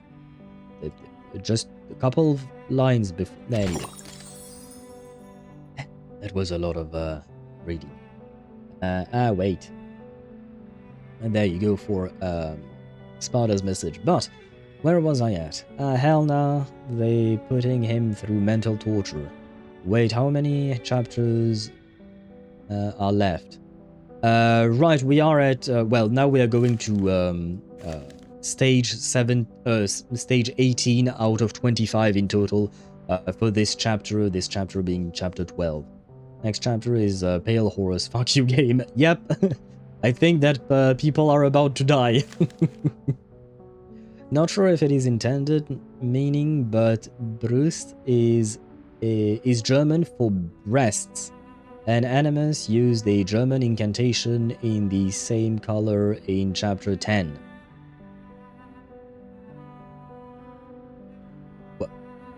Why was the ritualist talking about breasts in the wind? I mean, as a straight man, I am a fan of breasts, indeed. But what's the connection with her incantation? I'm guessing they were not just talking about boobs. I'm guessing it was something else. But like, I'm confused now. You know what the pale horse is, right? Yeah, the horse that death is supposed to ride upon when the apocalypse arrives. Both women's breast and chicken breasts. Yeah, I do like both. I mean, there is one I cook and then eat. The other one I don't cook and eat, because that would probably be very painful. I mean, I suppose technically speaking for the chicken, well, it was dead when we carved up its breast, I suppose. But yeah, we don't exactly do the same things. Although I suppose technically speaking both are for eating, because like technically speaking you use women's breasts to feed children. So I suppose they are both related to food consumption. Chicken breast on a woman's breast. Not a bad image. I'd rather not have the chicken breast on there. If it's raw, yeah, I'm not putting my mouth anywhere near that woman's breast. Because, you know, I don't want to get sick. And if it's cooked, yeah, nah, not my thing either. I mean, I do like chicken breast to eat, but like on a plate is good. On a plate is nice. Food and these types of activities, not my kink, I will say. I will happily admit to it, not my kink at all. The Pale Horse, Stage 18. The war horse is bridled, waiting for the coming tempest. Okay, let's hope that our boy Sergei and our other boy, our man, should I say, the goat, survive. Oh, the flight unit makes a slow descent as they circle above the planes. Oh, so we're back with Lilia. Ah, so the game refuses to tell us of Sergei's fate. Great, that's great game. Thank you for that, and fuck you as well. Their temporary captain remains lost in silent thought. There was nothing at the coordinates Igor sent us. Do you think he lied to us, Lieutenant? Ah. Oh, bless you. Those in the air sense the changes in weather before the creatures of the earth do. A sharp wind sends a shiver through their ranks. The weather's gotten colder every time we destroy the ride. I don't see why he'd only trick us with the last sight. Okay, so there were several of them, and they destroyed all of the ones that they've uncovered. Then what's going on? You can't move rights around, can you? Beats me. How's everyone holding up? If it's too cold, we can fly low until we get on some extra layers. They'd been waiting for those words. The white-clad witches immediately lower their altitude.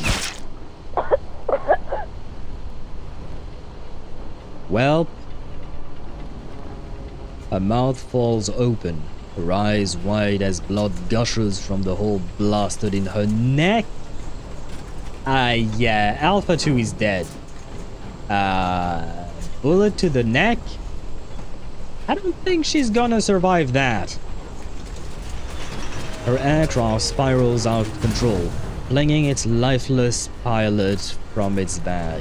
Yeah, fine. And the worst part is when she said, when she sneezed, I found her voice really cute, and I was like, oh, she's cute, and bullet to the neck, boom. Okay. Well, this is a strong start to this stage, man. We already have one dead. Lilia plunges into a near vertical dive, catching the falling witch before she hits the ground. Alpha 1 and 3, break formation and stay low. Flush out the shooter. Get a grip, the rest of you. Alpha 4, 5, and 6, pull up and stay out of range of those rats on the ground. Lieutenant! Alpha 4 circles low, igniting the dry riverside reeds and revealing the black-clad forces hidden among them. The menace are gaining on us. Lilia crouches and gently closes her wingmate's eyes. Well, rip Alpha 2. We haven't known you for long, but oh, you seem nice, I suppose. Lilia, she might save him? Well, I think we just learned that she has bigger issues at the moment. Bullet to the neck at altitude. Yeah, goodbye.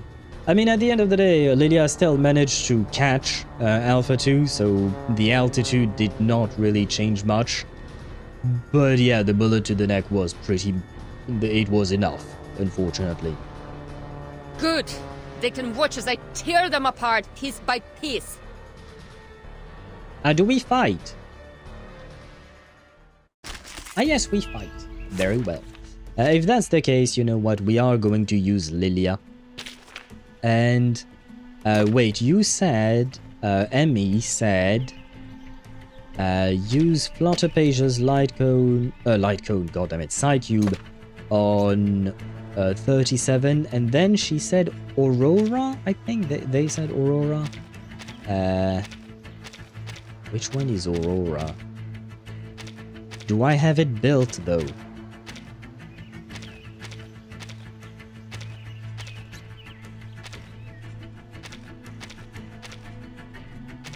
Ah, Aurora, this one. When the carrier casts a buff, incantation gains 0. Oh, if the carrier is the star affiliates, for every 1 Eureka consumed by allies, grants 0.4 crit damage. And I suppose why not? Oh, but yeah, she does consume Eureka, I suppose. Though that would be in longer fights usually, right? Still, we will use this. I suppose technically speaking, Marsha is not in this fight, so we will remove her. Who should we grab? I mean, I still need a sustain in here. I guess we can go with Tooth Fairy, why not? Where is Tooth Fairy? Do I have portraits on my Tooth Fairy? Oh yeah, I do have one. Okay.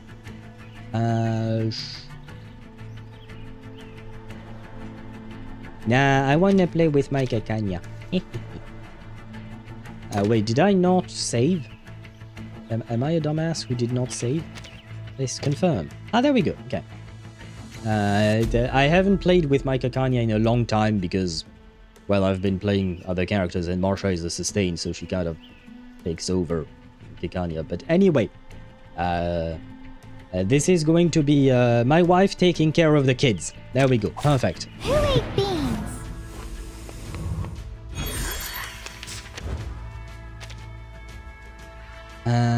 What do we do? What do we do?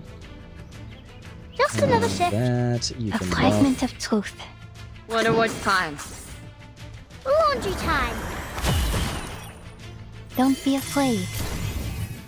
Right wind. A little trick.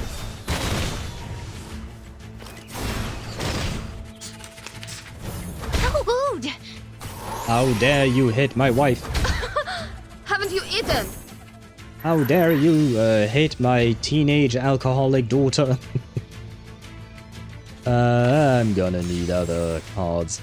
What is this thing? Oh right, this is specific to this campaign. Yeah, sure, let's use it. Wonder what the time? It could be found. Yeah, we'll use one of those. I should have used 2 of Vertinage's cards to get her ultimate up. Rational. Right wind. She. A little trick. Even if she didn't catch her, she was long dead. Is thin. Well, yeah, again, the oxygen, like whether it was the altitude or the oxygen, I don't think it mattered all that much. The bullet is more than enough to kill you. Well, I suppose this is the end, so we'll finish things off with Don't worry, it's been proven with a Lilia. fragment of truth. Oh. There you go. That weren't even as Lilia tough as has waking up an avenged old Alpha factory 2. man.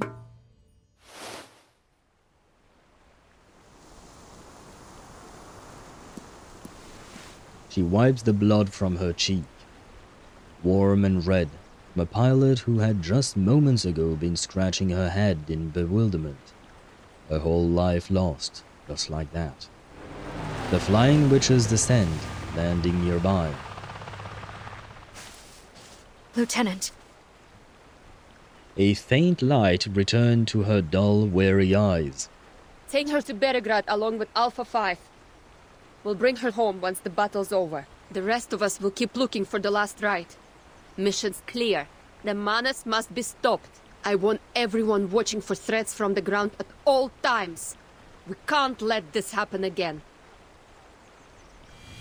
She watches as the team forms up and rises again. Сука, ебать!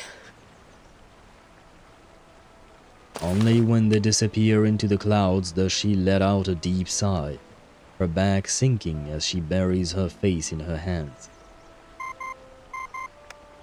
The Foundation? Hey, Capitan. Oh, she's reporting maybe. Are you alright, Lilia? Sonetta and I have been trying to contact you for the past hour. Sorry.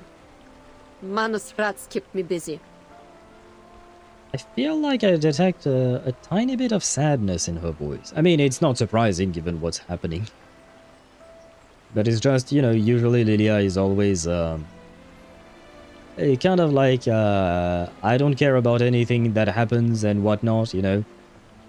She seems very distant from everything, but, you know, losing a teammate is something I don't think we've seen happen to Lilia recently. I mean, like, you can last a couple of seconds longer with a gushing artery at normal altitude. Yeah, but let's be honest, a couple of seconds is not going to help you in this specific situation. Not sure if it's just my macabre mind, but there is something iconic about Flutterpage saying laundry time while a fallen comrade hangs in Lilia's arms like Lord Friend. God damn it, Dan.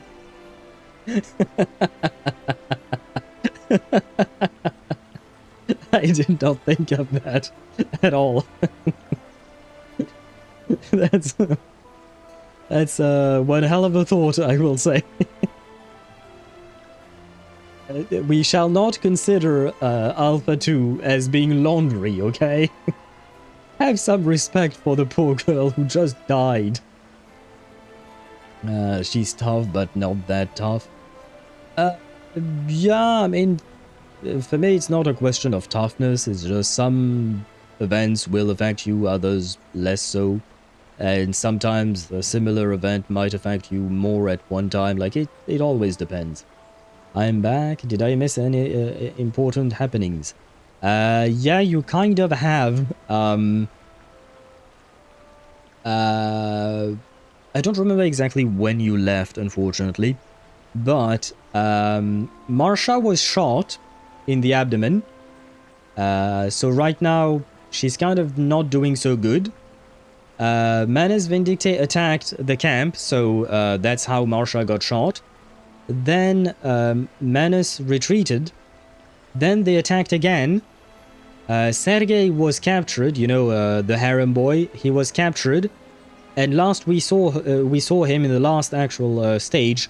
A ritual was performed on him so that I believe that he will be made to kill a goat. So yeah, that's going rather swimmingly as well, right? And we just got back to Lilia and her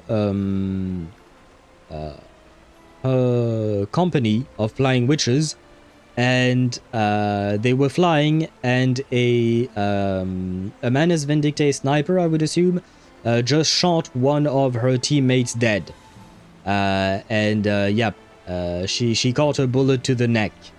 So that's not the kind of thing you get back up from. So yeah, everyone's dying. Everything is going well, as you can see. Yes, indeed. Everything is great, just peachy. Yeah, you have arrived at the right time. It's I feel like there is, I mean, the worst part is, just like Sparta mentioned, this stage is called the Pale Horse. So I think we can expect more than one death in this stage. I'm guessing that Goat is probably going to die by the hand of Sergei, which would be very sad. I'm guessing that Sergei is going to die himself. Marsha, I think she's probably going to pull through. I think she'll be okay. Mostly because she's a playable character and... well, never mind. Playable characters can die. Well... I'm hoping she'll be okay. Did I miss anyone? I don't think I've missed anyone. In other news, my anniversary is going well. Check general to know your anniversary? Anniversary for what?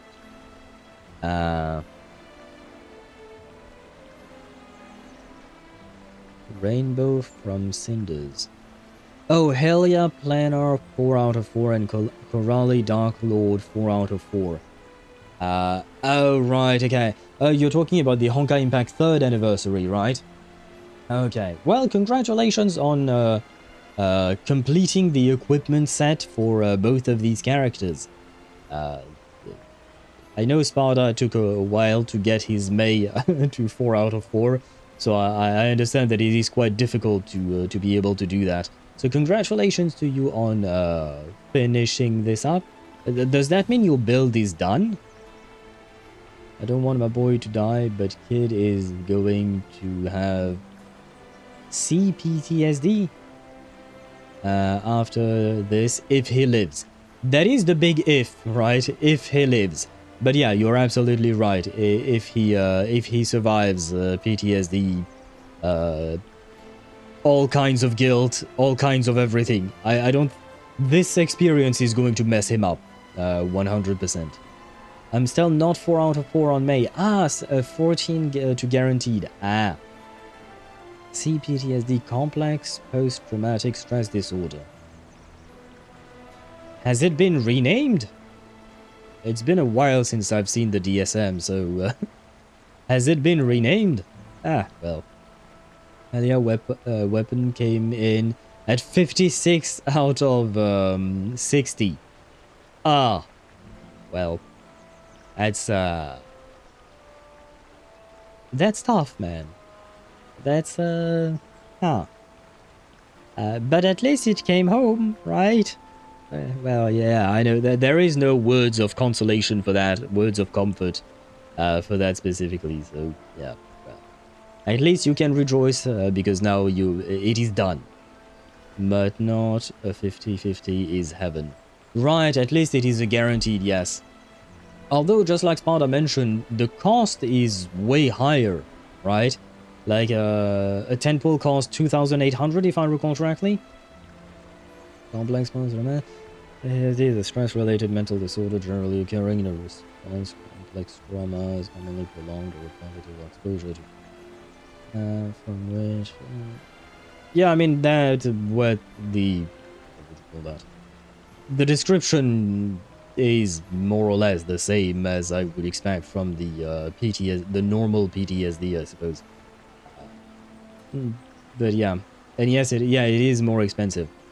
Do you guys think it is easier to complete a character in Honkai Impact 3rd or in other Hoyo games? About 42 miles southeast of Belgrade. My squadron was ambushed by the Manus. Alpha 2 didn't make it. No. Lilia! Lilia, how could you do this to me? Why? Why is Lilia using miles? Lilia is supposed to be Russian as far as I know, right? Does Russia... No, we just learned. There are only 3 different countries in the world not using the Imperial system. Why is Lilia using miles? Oh my god, what is 42 miles in kilometers? 67 kilometers. Fuck, it had to be that number. Well... My condolences. A heavy grief and anxiety hangs between them. The silence only deepened by the moaning wind outside. We've got some bad news of our own. Around midnight, the command post lost contact with the frontline cavalry. We haven't heard anything from Belgrade either. Scouts reported flares upriver. There may yet be survivors. A flight unit's eyes would tell us for certain. Is it me or Igor? Ivan's voice was slightly like the volume was increased on him specifically. I'm on it. What about the city? Igor stands up from the sand table. My soldiers are responsible for the city's defense. I will go there myself to assess the situation. You promised to stay in the Sich, Igor. A promise I intended to keep. But as you can see, we are struggling on multiple fronts. and our enemy remains hidden. We all know this coalition's collapse is imminent. We must act.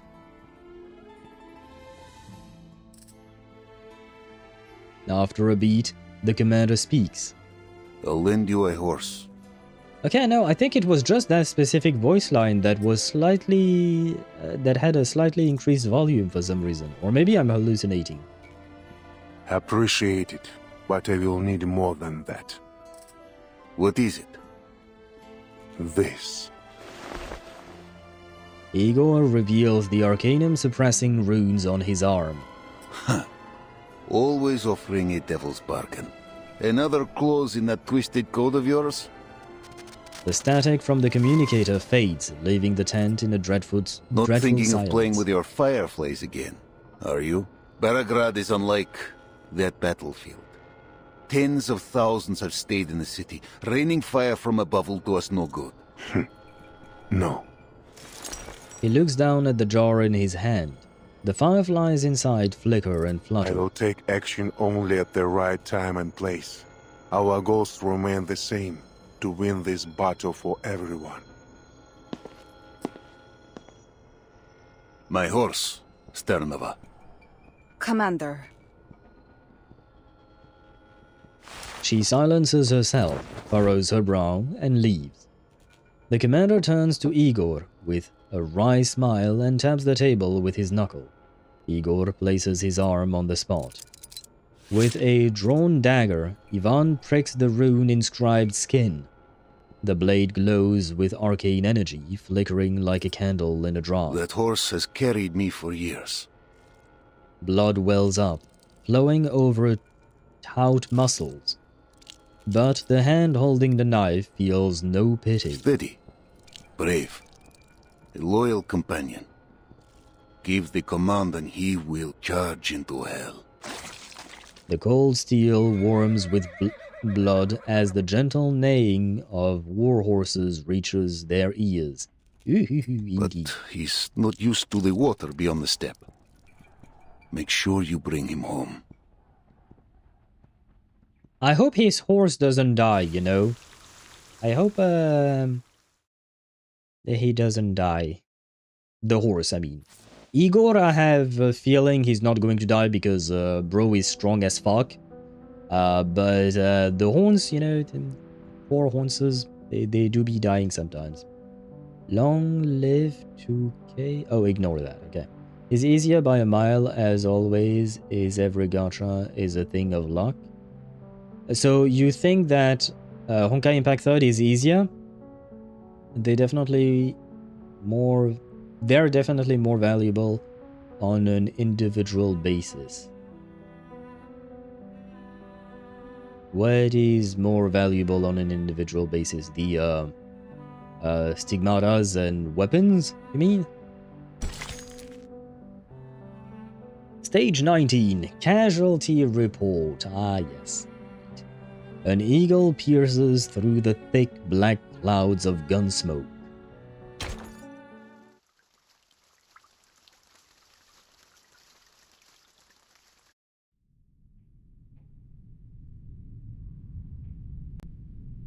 They all know this aged face.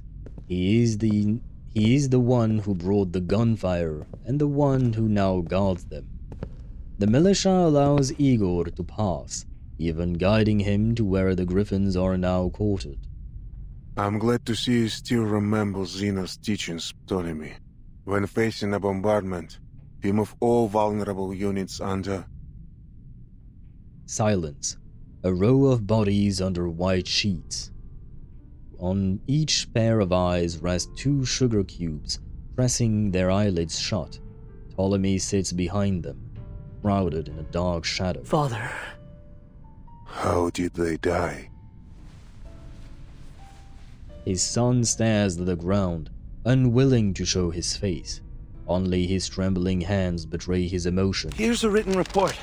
For your review, Admiral. Igor does not take the blotted paper. Sorry, I laugh because I keep trying to vape and the game keeps trying to make me read. I will hear it from him. Raise your hat, Ptolemy. Tell me your course of action as the commander of the city operation.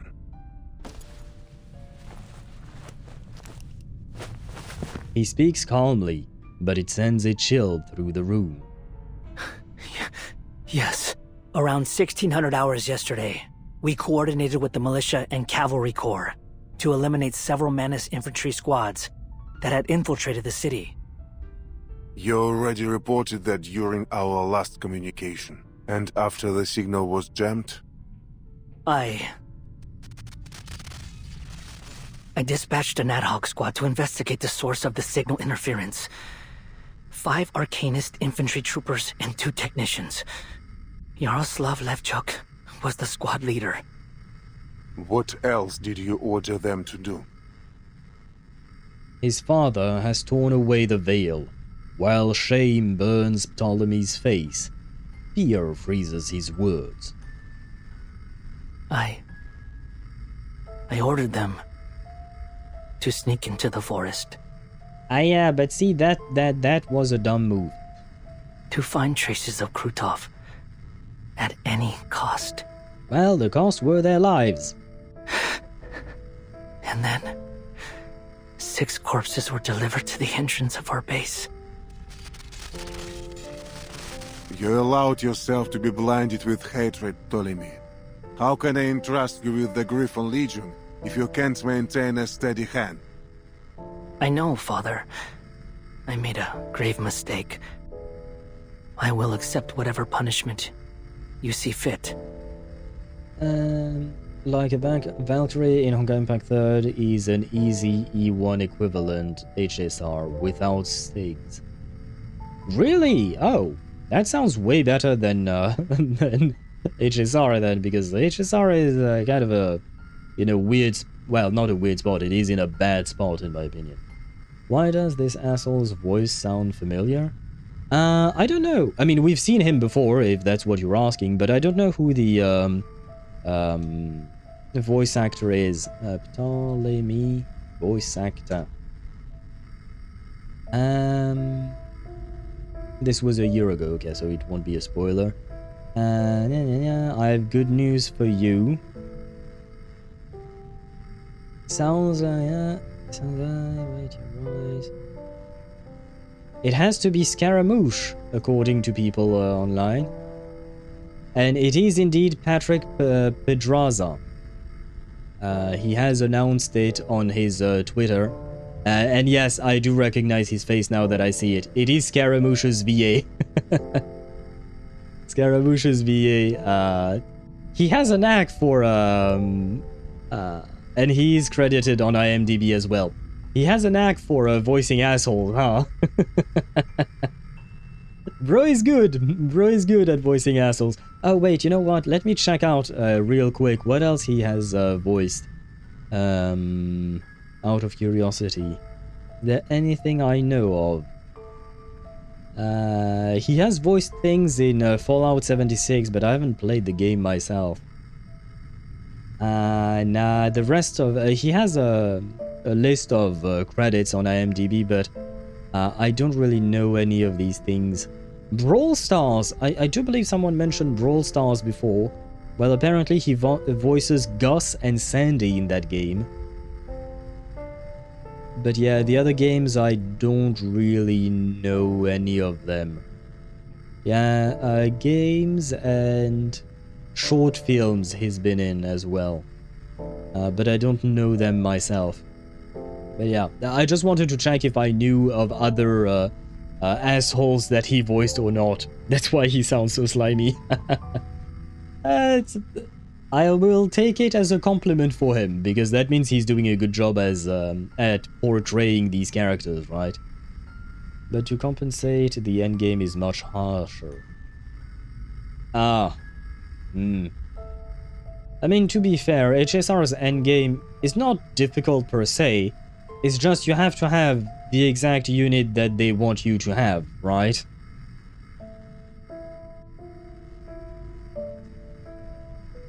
He pauses, the ache in his left eye socket betraying a resentment rarely shown in front of his father. But Krutov... I saw him! He was right there, hiding in the woods. I was so close I could see that arrogant sneer of his.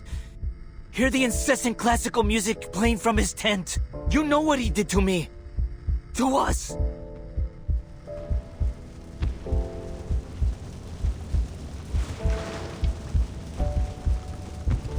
Every time I hear that wretched name, my eye aches with unbearable pain. Oh, did he lose his eye because of Krutov? I don't think we knew of that before.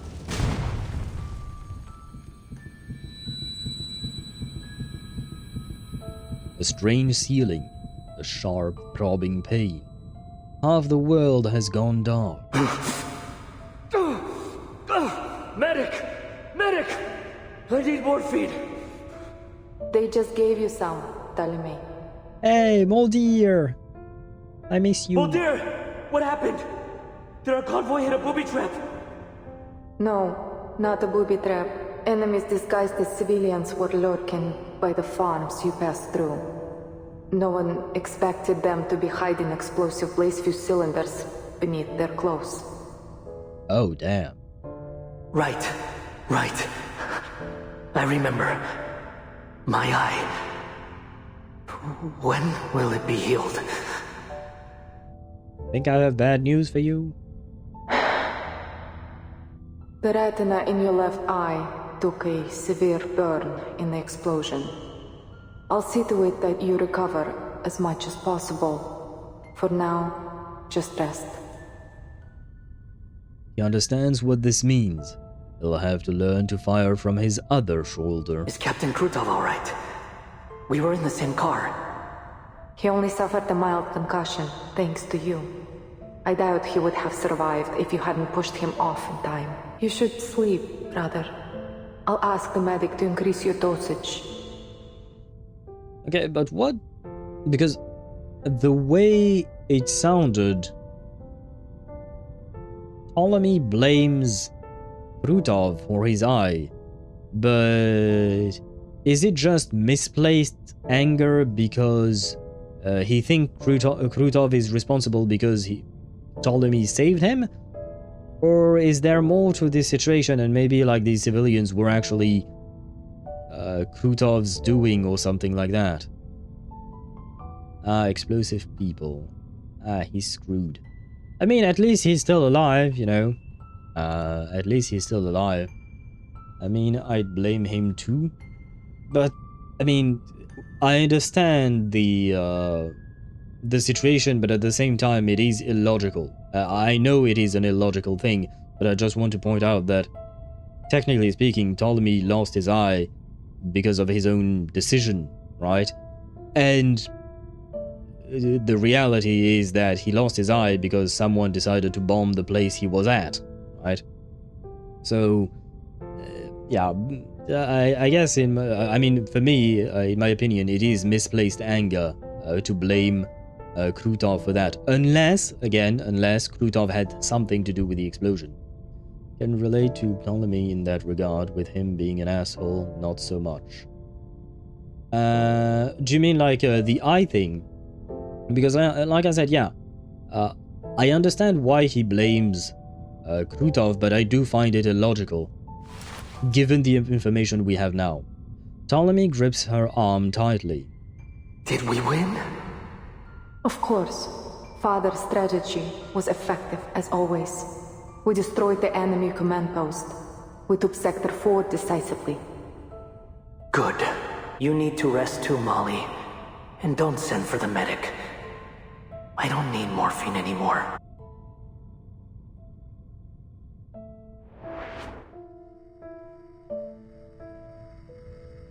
As we left Antarctica, I saw the documents those traitors tried to steal from your bag. I learned what Krutov did. Staging an assassination on himself. Making it look like an enemy ambush.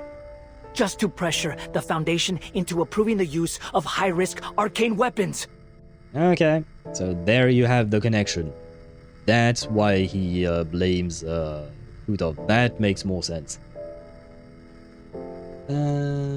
Yeah, the blindness, yeah. The assholeness, less so. Yeah, no, he was a piece of shit before he lost his eye.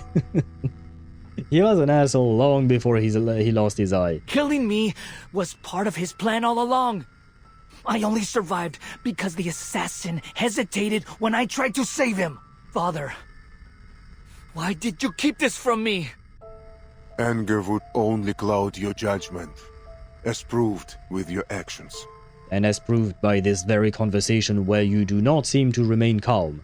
Which I would understand. I mean, it is a big deal, so I understand why he would have such emotions. But at the same time, he's supposed to be a military man. And right now is not the time to get emotional. Especially because getting emotional just got 5 of his men killed. You will have your revenge. An eye for an eye. I promise you. I wonder if this is going to be quite literal. Like, Ptolemy somehow will be able to... to gouge out an eye of Krutov or something like that. But now, you must bear responsibility for your mistakes and honor the sacrifice of your brothers. They gave up past glory, identity, and every proof of their existence for us, entrusting the future into my hands. Do you not remember what I told you after leaving São Paulo? No more meaningless sacrifices. We don't leave anyone behind. You speak with my voice. You should remember this more than anyone. I will, Father. Ptolemy touches the bandage over his burning eye socket and nods, willing himself to remain steady. What's that noise? I thought communications were severed after Krutov's assault. We managed to re-establish a signal. It's been up nearly half an hour, but the only thing it's picked up is some bizarre enemy frequency. The operators think it's some form of interference intended to jam our signals, so they've muted it. You mean... this noise is a signal from Krutov's army? From Manus Vindicta? I think we should study it. Well, in theory, yes. Bring it up and unmute it. Now. Yes, sir. He cuts all the jamming signals at once and turns the volume to its maximum. The enemy radio station crackles to life. Faint gunfire sounds in the background. Falcon 6 calling the nest. Falcon 6 calling the nest. This is the 45th call. Please respond. Huh? What? Is it connected? Command, do you copy? We read you loud and clear. Who are these people? He's still a piece of shit. He is. It would be nice if it was literal. It would be interesting, that's for sure. But I don't know who I want. Igor would probably be the one to kill Krutov, if there is a killing to be done. This is your commander. Report your status.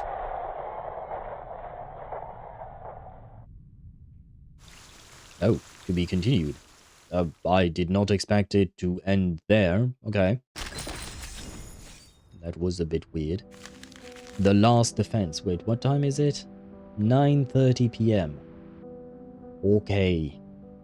I think if we go at a slightly faster rate, we should be able to finish this today. Because I don't want to end stream right now when we have these last 5 stages. Technically, we've done more today than we've done in the past, because I think we started at... Where did we start again? I don't remember. Was it... We did Pale Horse, Cavalry, Mercy. Just between fingers? Yeah, okay, no, we started at stage 15. 1, 2, 3, 4, 5. So I guess no, we've done exactly the same thing as before. So it took us like 4 hours to get through 5 stages. Yeah, we're gonna need to go faster than this, man. if we are to finish this today. I mean, we are going to try, at the very least. We're going to try. Stage 20, the last defense. They take to the saddle because this land raised them.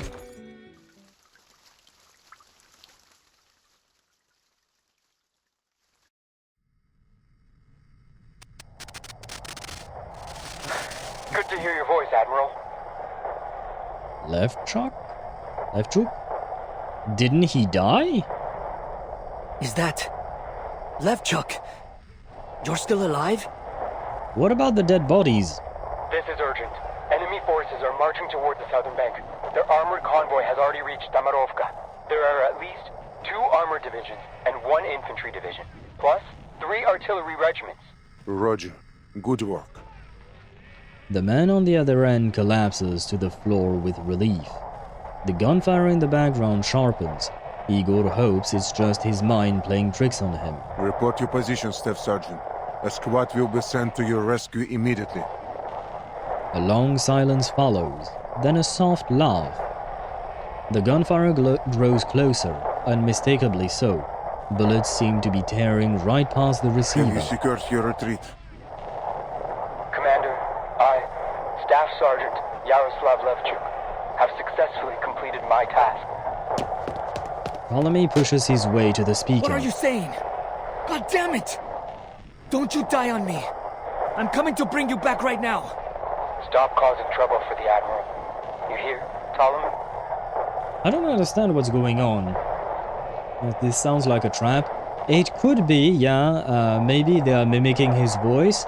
Another theory I had, because this game deals with time travel, maybe there is some time shenanigans going on, and this is a recording. Technically speaking, we're talking to past Levchuk, and technically he's already dead. For us, he's already dead, but this version of him from the past is not. Because I thought that Ptolemy received the bodies, you know?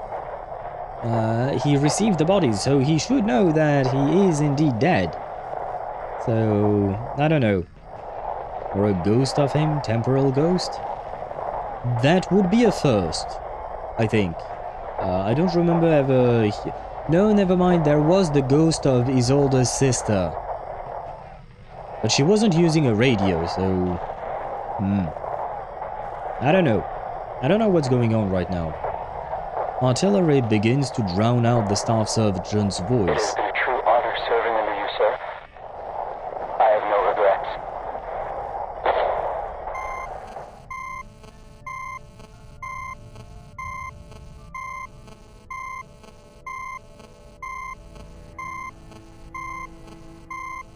I'm gonna put an end to that beeping.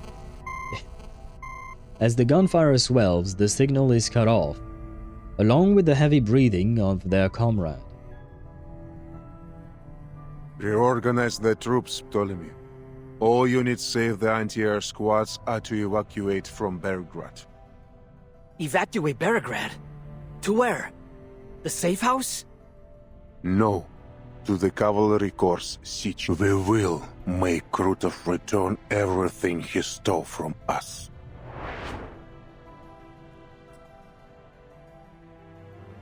The Griffins bring the worst news.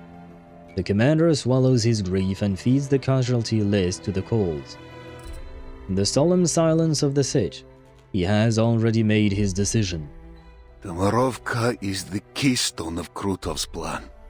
If it falls, Belgrade will face a formidable arcanist force with armored vehicles. If only we had cut off their supply lines. The Legion can launch a raid from inside Damarovka. They won't see it coming. Even if your griffins could strike the enemy undetected. The chief of staff paces the length of the sand table for the third time. They won't hold long if Krutov keeps getting supplies and reinforcements. We have to cut them off. But how? I saw plenty of soldiers standing out by their horses. Couldn't they... Они же всего лишь дети! Well, yeah. But I think Ptolemy is kind of used to children soldiers, so there is that. Sternova slams her hand on the table, scattering the markers. All the grown men rode out in the first sortie. I'm gonna take a wild guess. He's dead. I think so. I think so. At least now he's gone and that's done. I think. And unlurk. You're one of the rare ones, Dan, using the unlurk command. A lot of people use the lurk one, but most people don't use the unlurk one for some reason. Both, I mean, I made both for them to be used at everyone's leisure. But it is kind of funny that I finally see someone using it, so I'm happy. But welcome back, Dan. I hope your shopping sortie, as they say, has gone well. And bon appetit if you're already eating dinner. Most of them lied about their age. Just trying to get a good meal.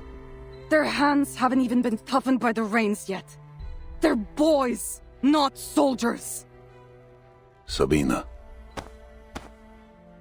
The commander pats her back and ushers her out of the tent.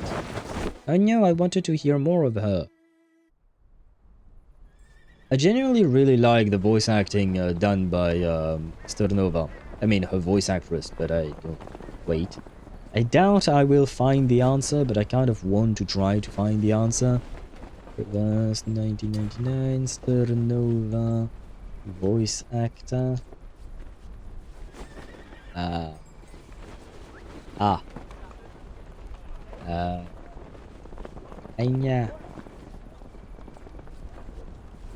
Wait, character TV tropes, what the fuck is that?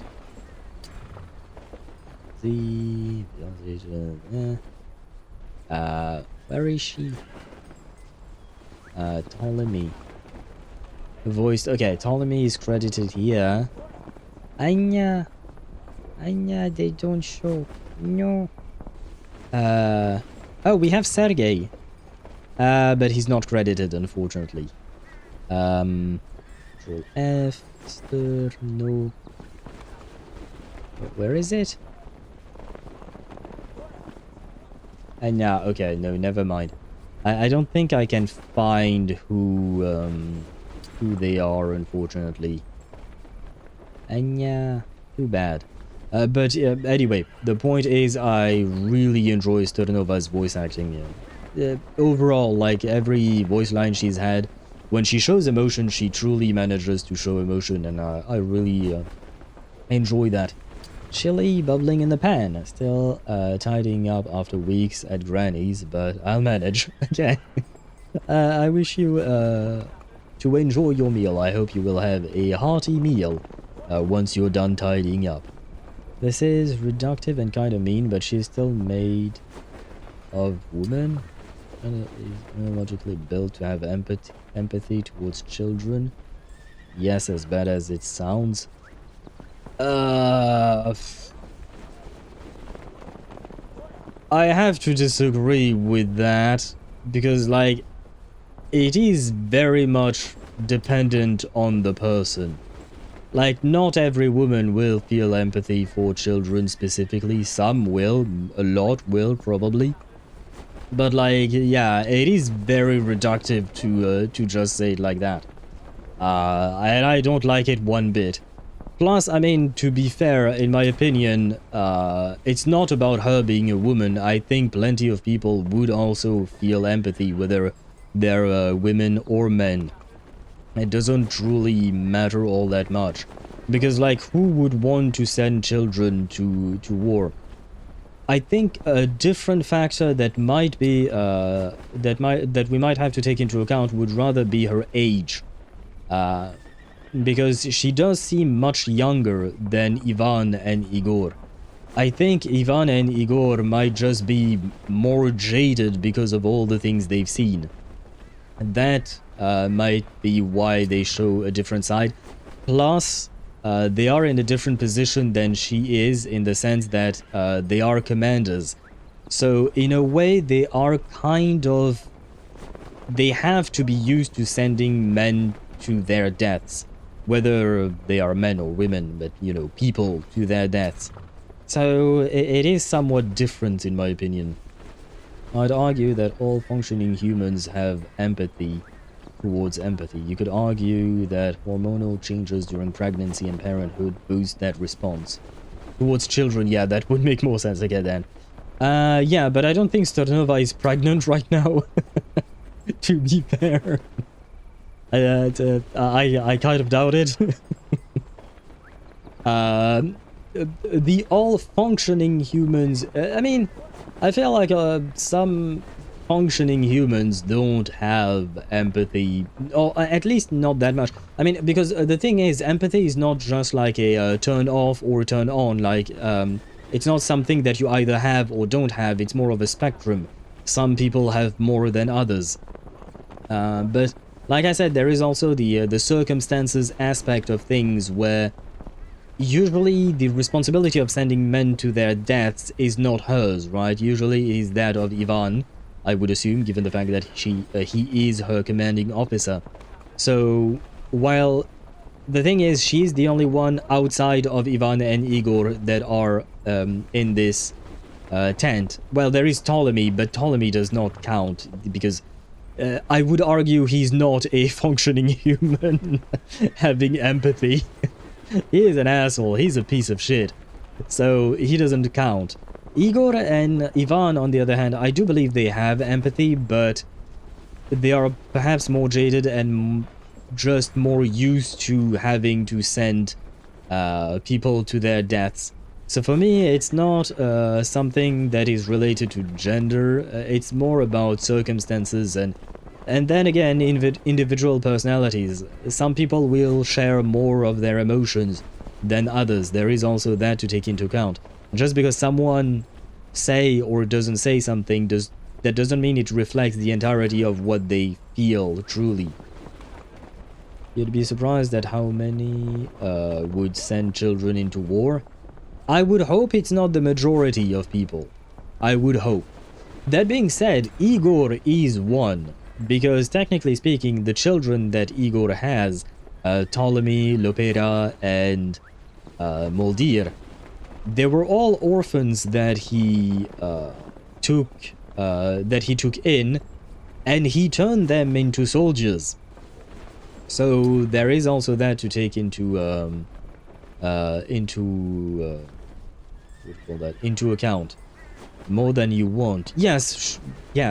I mean, more than I want, but pretty much probably what I would expect. I have a good grasp on how disgustingly cruel some humans can be. And I'm sure there are even things that I can't even imagine, but at this point I feel like nothing really surprises me much.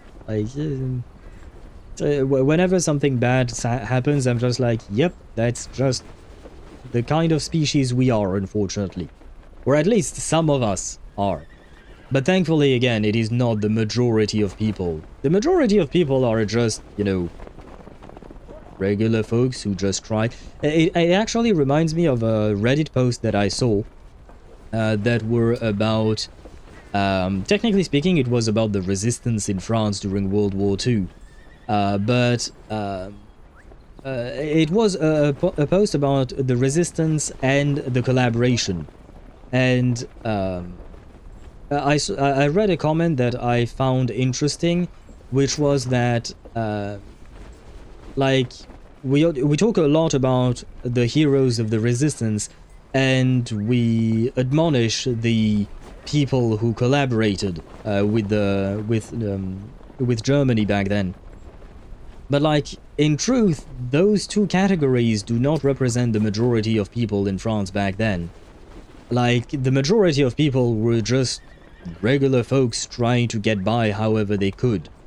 They were not resistance fighters, and they were not collaborating either with Germany, right? So like, yeah, there is an immense majority of people who are just trying to do their best with whatever circumstances are there, and that majority is oftentimes the one that is not actually talked about, because it is less remarkable than going to one side in the resistance or going to the other side in the collaboration part. More people would else, and yeah, no, I got the point. It's a little horrifying. It is, but at the same time, given everything that we see in our world, especially nowadays, you know, because we are more connected than ever through social media and news outlets and whatnot. I mean, it has its bad sides as well, because there is fake news and stuff like that.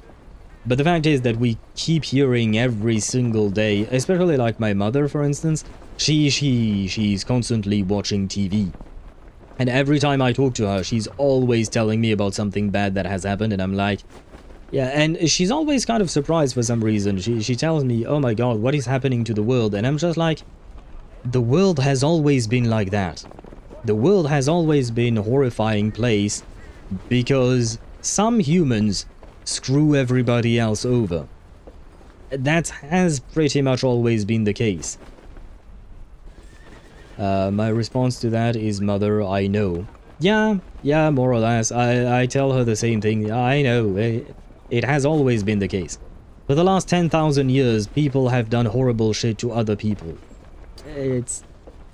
It hasn't changed, and it probably won't.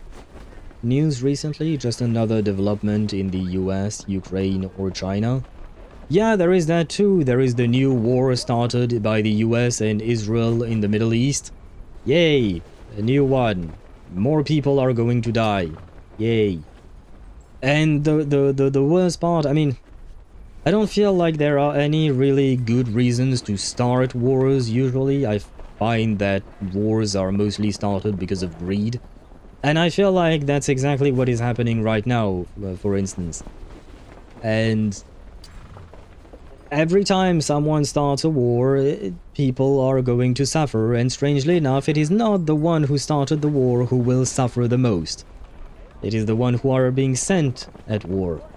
And they fight a war that, in my opinion, is senseless. But it is what it is. It is the world we live in. I've come to accept it, unfortunately. And see, General, yeah, you mentioned earlier that you were still 14 away, right? But like yesterday or the day before, I don't remember. No, it was maybe Thursday. No, yesterday you were at 22, and before that you were at like 45, yeah. It was on the 12th. Yeah, so you've progressed quite a lot in the last couple of days to try and get May's weapon, Sparta. Did I read this thing? No, I don't think I did. The boys stand in their oversized uniforms, rifle straps digging into their thin shoulders, shashka scabbards dragging against their soft legs. They stand quietly, their throats working under tight collars. I mean, to get back to the sending children to wars, honestly, I would argue that Sergei might be a child as well. Like, he is in his late teen. I highly doubt he is beyond his early 20s, honestly. The silence suppresses her anger. Their silence. Do you understand what you're facing? In all likelihood, you'll die in the battlefield. You'll never see home again. Don't take me for a kid, ma'am. I'm a Cossack, like my brother, sister, and my parents before me. Ura! The blood of the Cossacks, of heroes, runs through me! And that reminds me of Lilia, not the character, but who she was inspired from. We talked about it last time, the fact that she had died at the age of 19. We are sending children to die. Just trying again, because it didn't get past YouTube censors for some reason. Did I miss? Yeah, no, I will once again mention that YouTube, if it censors something, it does it on its own, and I don't even see the message. So thank you for trying again. With Marsha's training, I wonder who would win in arm wrestling. Marsha the medic or Marcus the bookcase unit?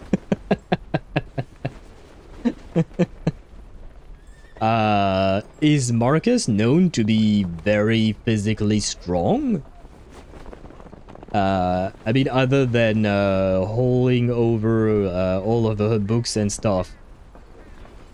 Because I don't quite remember that.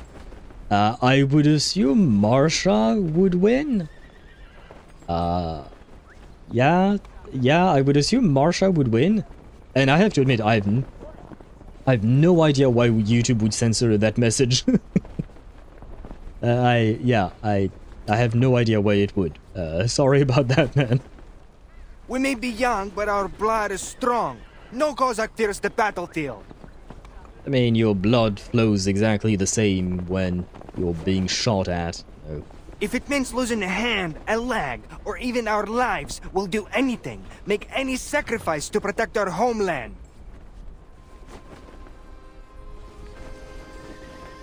Noble sentiment, I suppose. Those familiar words strike her deep.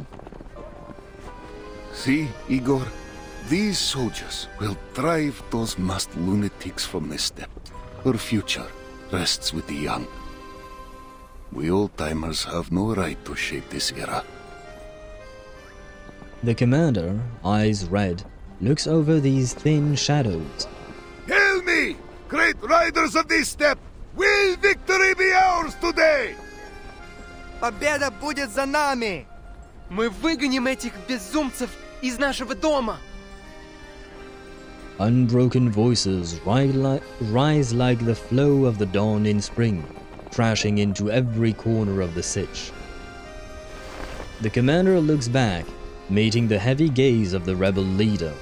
Igor, this is our last chance. His hands are noticeably quivering, but no one blames him for it.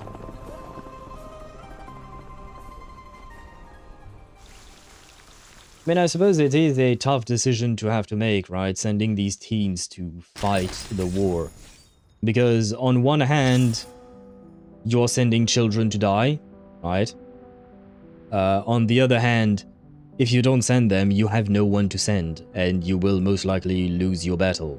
And thus, everyone you're protecting are going to die, right? So, it is... well... It is a shitty decision to make. Running gag on Reddit. There is a comic of Marcus lifting Kakanya with one arm. Really? I don't think I remember that one. But I see. I mean... my bets would still be on Marsha. Because she's trained as a soldier, as a knight... She's also used to carrying heavy-ass armor. I would assume that her armor is indeed heavy. And, I don't know, she's older, which also does somewhat matter. So, my bet is still on Marsha, but I would be interested in seeing it. And heavy asses. What do you mean heavy asses? We've never seen Marsha's ass. We don't see asses in this game, but maybe she does have a heavy ass. I mean, at the end of the day, especially as a soldier, she probably walks a lot. So walking definitely builds muscles, whether it is your thighs or your ass. So probably. After the shots, the chief of staff has never looked this troubled. She even forgot to remove her spurs when she entered the room. Salute. She's used to carrying people, hence heavy asses. Ah, that's why you said plural. I was wondering what you were talking about. I thought you were talking about her ass specifically. But I guess we both have a point. Have our fallen soldiers been given proper burials? Yes. Each company held funerals with family farewells and rifle salutes, as you instructed. Nothing grand, but they can rest in peace now. And those little... how the fuck am I supposed to read that? How the fuck am I supposed to read that, man? And those little something following the veterans around for bread. How did you handle them? Were they all sent away? I need to report a more difficult matter, Commander. During our screening, we found out that if we gathered all the child soldiers, they could form 3 cavalry companies. Our old soldiers protected them well, Emery died taking bullets for the kids in his squad. A heroic death. I knew Emery. He was the quartermaster in Murray's company, wasn't he? I pinned medal on him 3 times. Captain Murray also fell in the last battle. Commander, should we discharge all the underage soldiers? If we send them home, they might live longer. For them, and for all the Emerys in our army, that might be the best choice. But with the Golden Famine here, does anyone have a home to return to? You're right. Many folks along the Dawn have already. Where are the children Emery protected? I'd like to speak with them. They're rallying other new recruits who petition to stay. They say they want to stay in the cavalry, to avenge the veterans. Very well. Let them stay. All these little something. If they want to help the cavalry, transfer them to logistics. They can care for the war horses. Thank you, Commander. I mean, understood. I'll ensure a strict supervision. As for revenge, as long as these old horses are still around, the fools can stay out of it. Even Ivan wants to try and protect them. Well, he wanted. I would assume this was a past conversation before the stage we were at. But yeah, most people don't want to send young children to their deaths. Ah, wait. They have a tank? Ah, yeah, never mind. We lost. I didn't know they had tanks. What is this all about? Ah, well, fuck. Patoshki. Okay, thank you, Dan. Ah, and Sparta says Rososhko, I think. With one exception, Russians pronounce long O's like O, but short O's like A. So, oh, and it would have been Pastoshki? Or... Rastoshki, yes. Ah, mistook the Cyrillic R for P. It means sprouts. That would make sense, given the, what do you call that? Given the context that he would call them little sprouts, it would make sense. But then I have to wonder, what is Rososhko that you've mentioned, Sparta? It seems like a different word, or is it the same thing but written different? I'm confused. Growing ones, if you take it kind of literal. Oh, that's the meaning of the word you wrote? Or is... Because you guys wrote 2 different words, Rososhko and Rastoshki. So my non-Russian speaking brain is confused. Same thing, he mistook P for R. So we're thinking of the same thing. Ah, okay. Okay, I think I understood. You're thinking of the same thing, but the way you guys wrote it was different. I think I got the gist of it. But okay, growing ones or little sprouts, but it makes sense, yeah. Stage 21. The Admiral and his men. They once traveled down the same road. Hopefully they can get back. My Cyrillic is rusty. Still better than mine. My Cyrillic is non-existent. So I thank you both, Dan and Sparta, for helping me out and trying to understand these words. Heavy armor rolls into Tamarovka through the river shallows. Threads grind the village stone road to dust. The heat from the machine scorches the old willows by the bridge, the following rush of wind peeling the ash from them. Sergei and the other captives, arcanists, and the other captive arcanists are being marched to the village by the Manus ritualist. Okay, Sergei is not dead anymore. Well, we thought he was dead, but he's not dead yet. Not dead yet. What about Goat? Where is Goat? Those who fought now feed the frozen earth, silence, and obedience reign. Where is Goat? Hey, what are you looking around for?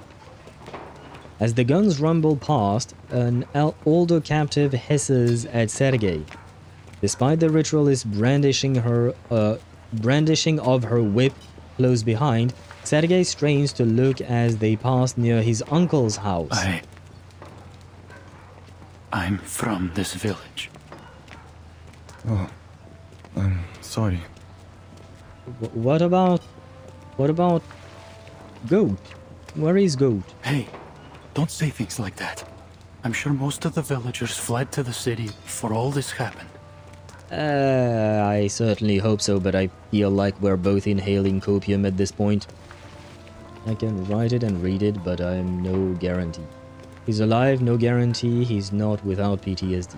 PTSD is a given, I think, for everyone right now. But, yeah, oh, right, you said he's alive. You were talking about Sergei. Yeah, he's probably, got PTSD. But I'm mostly concerned about Goat now, because we have proof that Sergei is alive indeed. But what about Goat? What about the Hornses? What about the Hornses? We should not forget about our friends the Horns.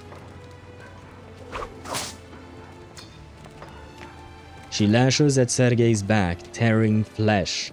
Blood runs down the grooves of the whip, coating the inscriptions in a shimmering scarlet glaze. Keep quiet. The pain renders him silent. The blood-stained runes sever his link to Numa, sending his arcane mind crashing to the ground and intensifying the pain. The older arcanist supports him. They bend low together, another silent pocket in the procession. Krutov steps out from an armored car, a heavy frown on his face. I need hands to clear this sludge from the riverbank, or it'll slow our advance.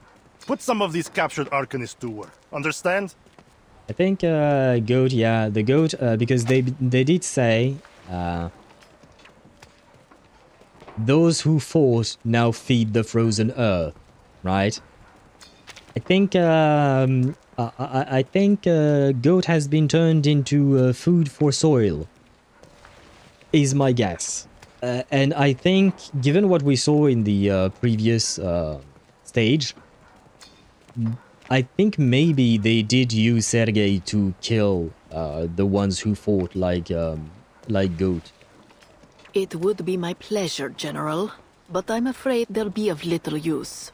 Per your previous command, I have yet to put them through her benevolence's trial. She glides her thumb over the whip's ridges, the coagulating blood smearing over the grain. She touches the inscription slowly, reverently, as if to confirm the channeling of some sacred affliction.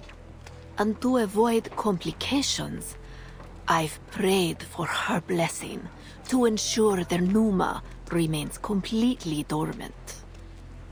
Then where on earth are you taking them? Oh, just a small trip to the wilderness to harvest some hawthorn twigs, red carnations, holly leaves, and, if possible, a few devil's finger mushrooms. I don't want to help her, but I know where to find red carnations. Ivan's mother used to plant them in another timeline. Don't know if that's helpful. I don't particularly want to be helpful, but I thought of Ivan's mother because of that. If you need to hasten the march, I could provide you a shortcut by freezing part of the river. You know such a skill? It's no great feat, really, but it comes at a small price. The soil we stand on will be utterly infertile for 3 years. Yeah, I don't think he gives a shit. So, do you wish to drain the life from this place? As if I give a damn about some pitiful village. There you go. Yeah, well. I hope he gets buried. Krutov lifts his chin to signal the ritualist to act. We've already eliminated most of the Xeno cavalry, but their remnants will likely attempt to regroup and make another attack. We must take the battle to them before they get the chance.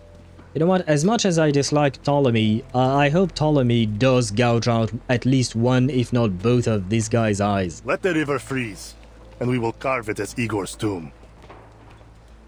She smiles a yes.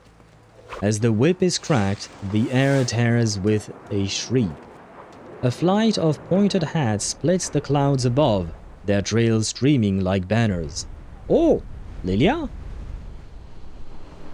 Lilia is back? It's Krutov! I spotted the bastard! Ah, please put him in the ground. Lilia dips her broomstick and the formation tightens into a sharp arrow behind her. To me, Alpha Team! Target confirmed at 3 o'clock from the dead tree at the bridge. Weapons hot! The thing is, we're only at stage 20, so I have a feeling we're not going to kill him that easily.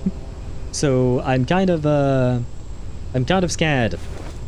The flying witches lower their goggles and dive like white shooting stars over the battlefield. Let's blow them to hell!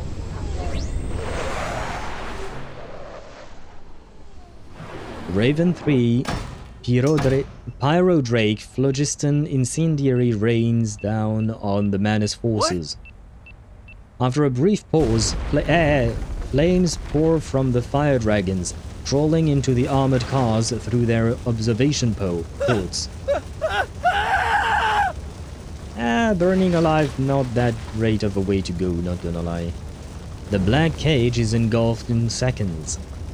The glow illuminates the bloodied faces of the captives. After a stunned moment, they break for the open land like wolves fleeing of a burning forest. She is saving the country boy, the courting boy, you said. I thought you said country boy, but no, it is courting. Yeah, he is courting in multiple courts, that's for sure. The captives are getting away. An officer fires at their backs, the whip gashes illuminated by the flames as they make their desperate bid for freedom. Some fall, while others stumble on the outskirts of the village. Don't waste your bullets. Krutov raises a hand, stopping the masked officers. He looks up at the white specks fading into the clouds. There are only a few of these flying pests. Call the air units to take them down. Don't you dare call Lilia a pest. Where's the rest of your army? Krutov points towards the hazy outline of the city in the distance. They're marching on Beregrad as we speak. If you want to capture Tamarovka, why not concentrate your forces? Over half the Xeno cavalrymen are gone. When my men storm the city, they will crumble at my feet, and Igor will be mine. Bro really is obsessed with Igor, god damn. Like, it's kind of insane how obsessed he is with him. I mean, I get they have a past and, Krutov kind of blames Igor for his decisions and whatnot. Which, I mean, to be fair, Igor is responsible for his own decisions, so there is that. But still, it's his obsession is concerning. He feels even worse than Vivian being obsessed with Wise and Bell in ZZZ. Let's hope everything goes as smoothly as you say. I'll be taking my leave now. The officer turns, his foot sinking into soft false. This? A Baba Yaga ritual. Step away from it. Wait, John Wick? What is John Wick doing here? You. It's been a long time, Krutov. Charging headfirst, alone, into the wolf's den. Your tactical brilliance continues to astound. You haven't changed a bit, my friend. Arrogant and ignorant in equal measure. Alone? I'm afraid not. Meet my new allies. Do I have time to grab a screen? He and Commander Ivan share a firm nod. No! I wanted to grab a screenshot. The boys rear their horses, their shashkas and voices raised high to the sky. The cavalry splits, charging down the clear paths leading out of the village. Their guns, blades and hooves shatter the menaced forces. They're heading to... As a former member of the Sentinel unit, it takes him only a moment to grasp Igor's tactic. They're going to cut us off! Third Company, stop those riders at once! Griffins, pin down the menace infantry! Oh, Lieutenant Ptolemy. Krutov smiles a cruel smile, as if mocking a cub that has overestimated its strength. I hope you're not suffering too much from the pain where your eye should be. Fuck, traitor! You know what? He kind of I'm happy that he got to use the F word in here.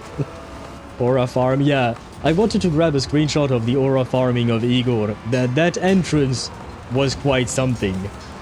And no, not that Baba Yaga. Yeah, I kind of doubt that John Wick would show up in Reverse 1999. It would be funny though, I will say that. It would be fair funny. Ura indeed. And hopefully we can win this, right? Despite the fact that they had a tank. I saw the tank in the map. A bloody shashka cuts through the air. Hold back, Ptolemy. It's not time yet. Yes, Father. Ptolemy's surrender widens Krutov's grin. He treads on the pride of his former squad mate with almost gleeful mockery. Oh, what a pitiful boy. Can't even hold his gun steady without Daddy's help. Another blade stops just 3 inches from Krutov's chest. I know you've been dying to kill me, Krutov. Now's your chance.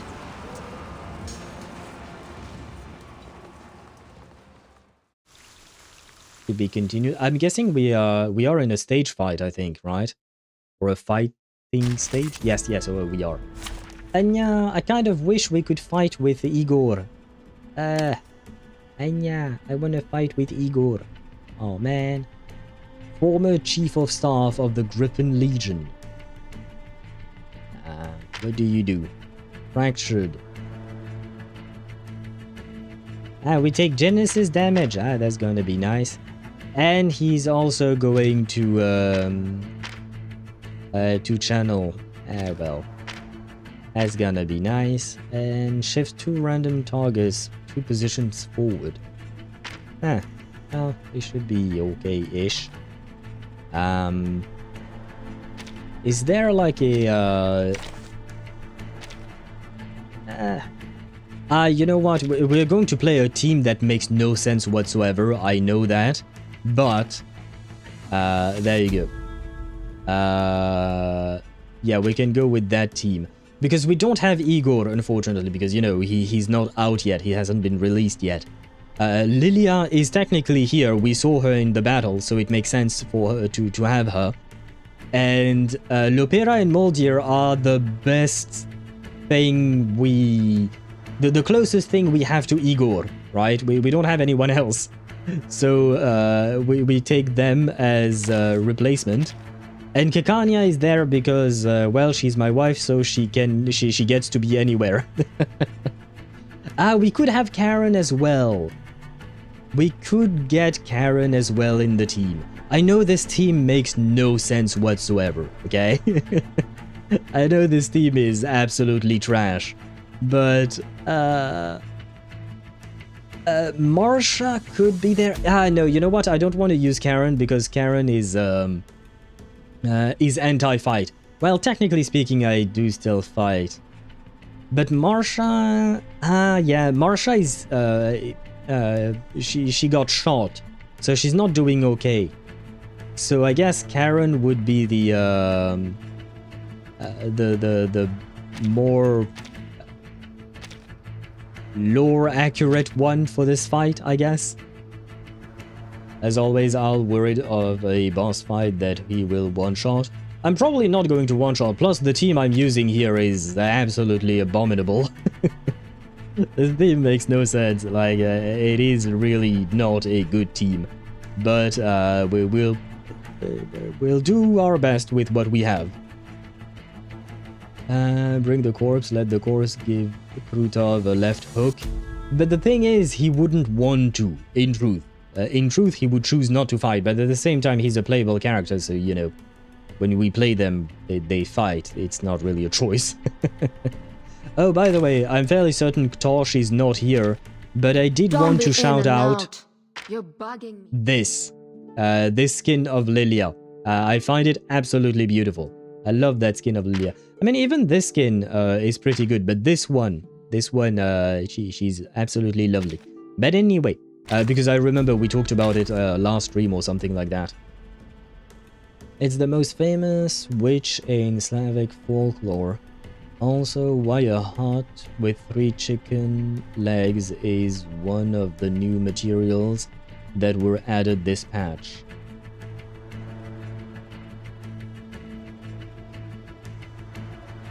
Wait, what?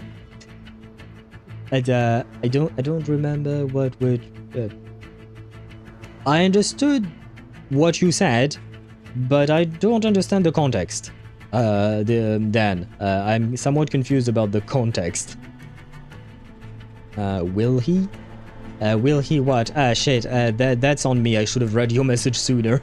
Because I'm assuming you're replying to something specific I said, and I don't know what I said. In my head, he's punching Krutov?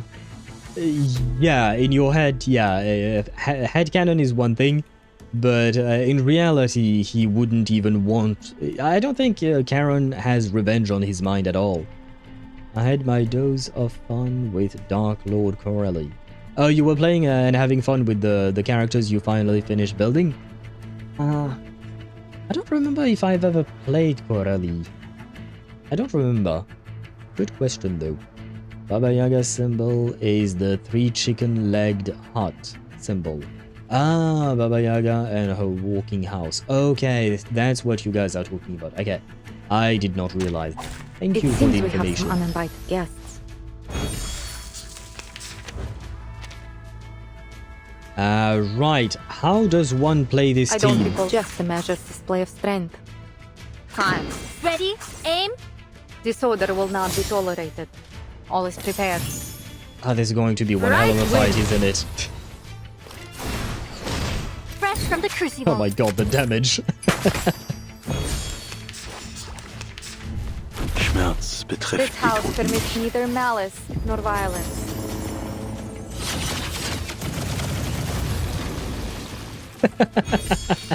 That damage, man. That's one hell of a damage, pussy. Okay. Okay. You can use Get ready. this. This is going to be a crowd pleaser. I don't recall inviting any of you. Wait, what does this do? Sure, we can use that. The dead. Wanna watch the aerial stunts?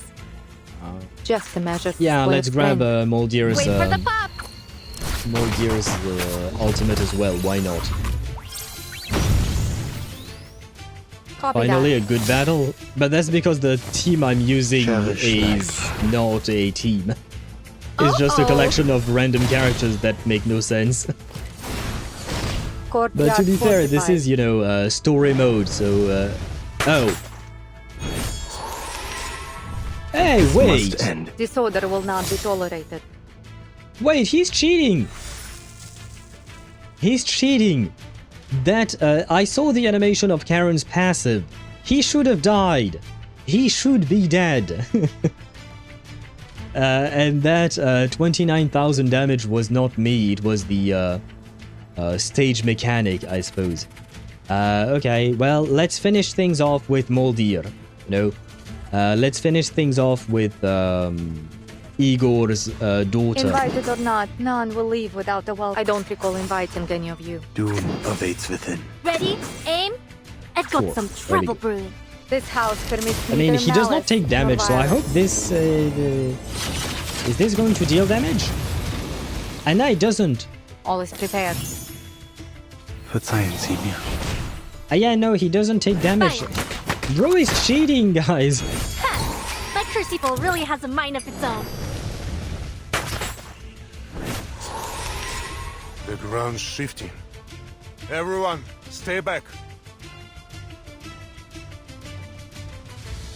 I don't like cheaters. You've grown weak, Igor. You don't deserve the reverence you once held. Bro, look at your health bar before speaking. Look, even the land itself turns on you. Never compromise.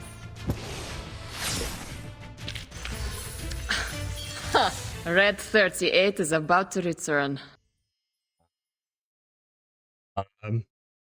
All of my characters died. Yeah, story moment. Yeah, it was all scripted. But yeah, let me guess. He got an arcane buff. I don't know. Maybe the ritualist is helping him throughout this fight or something like that. But like in terms of gameplay, it was just completely scripted.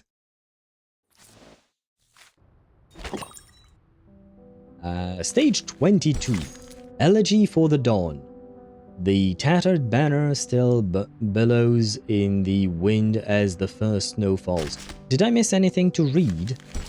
No, okay, good. But, sorry, for a second there I was worried I missed something to read. The boss mechanic was that he cannot be defeated before round 3. Ah, okay. So it was actual cheating, as I said. The red willow that has watched over the Cossacks for over a century lies fractured.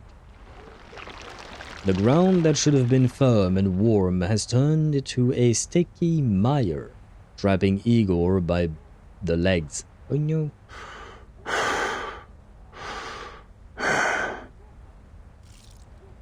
Blood courses through his already throbbing veins as the power borrowed from Baba Yaga puts an almost unbearable burden on his mixed blood arcanist body. Oh, Igor is mixed blood? Oh, I didn't know that. You've grown stronger. Pinned like a hunted beast, he can only watch as the enemy commander approaches. Admiral Igor. Krutov stops a few paces away. Still catching your breath from the teleport ritual? Igor only glares, his chest heaving. Krutov knows this proud old lion will not bleed, not even in his last moments. Don't worry, I'll soon put you out of your misery. But first, answer me one question.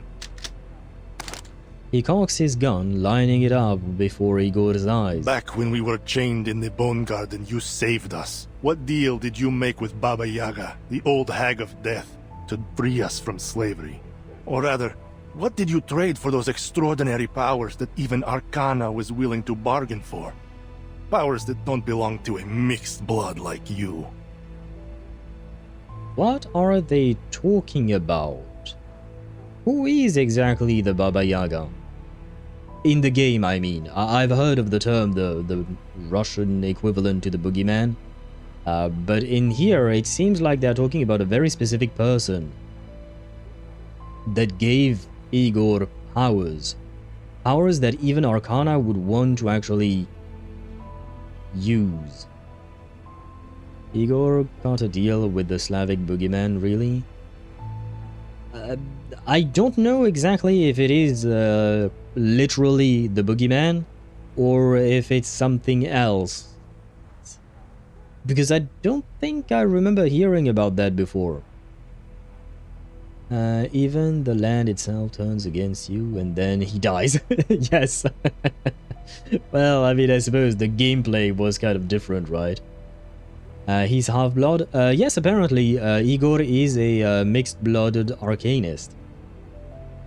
Krutov looks a bit pale. I think he always looked pale, didn't he? Deal with the devil type situation? Maybe? I mean, yes, it does seem like there was a price to pay for Igor's deal, but I am curious about this whole Baba Yaga person entity. I kind of want to learn more. Is it kind of like a form of deity, kind of like a Charon? Well, not a a Charon, or even the thing that Kiperina saw in space, or is it just another arcanist? Like, I have questions about this Baba Yaga. Just shoot already. Still clinging to your secrets? Seems you too have lost yourself to the witchcraft of death, my old comrade. Scorn and arrogance shadow every inch of Krutov's face. Fine. Then take your secrets to the grave. Farewell. A flash of sunlight glints in his eyes. That's not sunlight. What? That's Lilia! Probably. He instinctively looks up toward the light. A blissful cylinder is hurtling through the air, its active solution burning like something. A one-eyed sniper fires, shattering it. And there you have it. Ptolemy got his revenge. Scalding alchemical fluid splashes over half of Krutov's face, shrieks of pain mingling with the smell of cooking flesh. Oh, that hurts. He deserves it, but that still hurts. Any morphine to ease the pain, Captain? Freed from Krutov's incantation, the ground begins to harden again. Ptolemy lowers his gun and pulls his father up before his legs are sealed for good. They stand side by side. Thank you, Father. More than pale is like yellowish. I think he has egg fever. What is egg fever, Deidre? Lilia the goat. I don't know if it was actually Lilia sending that, or if it was Ptolemy who did that. Because I don't know if Ptolemy has that type of ammo. Well, not ammo, but like kind of like a... I don't know if you can call that a grenade or explosive or blaze fuse cylinder. We know that Lilia and her squad had these things, but I don't know if Ptolemy had one as well, so maybe either... what do you call that? Either it could have been, you know, Lilia tossing the grenade and Ptolemy seeing that and shooting it, or it could have been all Ptolemy himself. I'm not entirely sure. Seems like a grenade caused cylinder. Yeah, something along those lines, I would assume. Do you mean jaundice? I had that as a newborn. Ah, that's what you were talking about, Deidra, maybe. Ah, that... I didn't know you call that egg fever, I have to admit. I don't actually know if he has jaundice or not. No, because you would see it in his eyes. Let me see his eye. Well, I don't know if we can see his eyes now that he's half burned. But you would see in his eyes, the white part of his eyes should be yellow as well if he has jaundice. I mean, depending on how advanced it is, I suppose. Just as you predicted. In his anger, he dropped his guard. But I still think I should have aimed for his heart instead. An eye for an eye. That was my promise. He glances past Ptolemy's shoulder at the man he once fought beside. Krutov kneels, his burned face buried in his hand, the charred skin sticking to his cold leather gloves. Ah, yeah, if you have burnt skin that is currently burning, do not touch it. And more importantly, do not touch it with any kind of clothing, leather or otherwise. That's really something you don't want to do. God, yeah. I mean, I understand the, you know, the reason why he's doing that, but that is a terrible idea. And it was quite literal. It was indeed. An eye for an eye. Bro kept his word and gave that to his son. No mortal can transcend eternity, Krutov. I already told you this. The power Manus Vindicta offers is nothing but a poison chalice. Drinking it down will only lead to your doom. No! Yes. I'm no weakling like you, Igor. I won't flinch from the pursuit of strength. Says the man who's currently half burnt. His whole body is quivering. I won't make the same mistake you did. Wait, what's he holding? Ah. Between his hands and ruined flesh, a familiar dark mask appears. Forgive my earlier ignorance, Your Holiness. From this moment on, I will eternally praise your name. Ah, so, to convert you to Arcana's cult, all you have to do is get half of your face burnt. Ah, ain't that great. God damn it! Ptolemy fires at Krutov, but the bullet hits a wall of ice before it reaches him.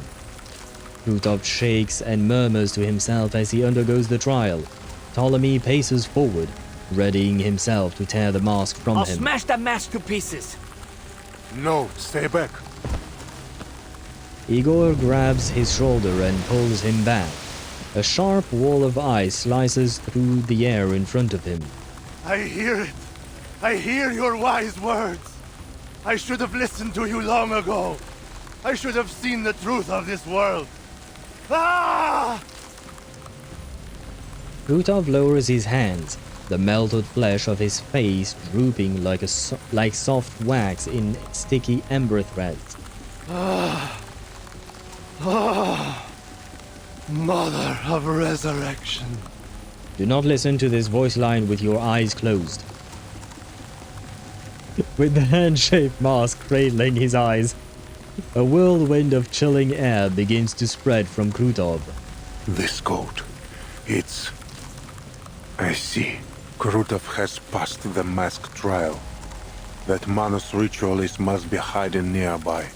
She's given him the power to contain the entire stolen winter on his own. I mean, he was lucky to pass the trial, because most people die during the trial. What? So that's why the Flying Witches couldn't fully stop the ritual. Who would have thought Krutov was? Igor draws his shashka. It trembles in the sudden cold, frost forming in diamonds along its blade. Inform Lieutenant Lilia at once. We found the final rite. Well, I think our course is clear. We need to kill him. Burnt, blown off, your face has been fucked up in some sense. Yes it has. Come on, Owl, he's seeing Arcana. He's understandable, he is enjoying his time. Fair enough, Daedra, fair enough. It makes sense. I didn't think of it like that. I remember telling you about Powerwolf's song, Resurrection by... I see. I think I know what word you're using there. Same band that sings Bête de Gévaudan in both English and French.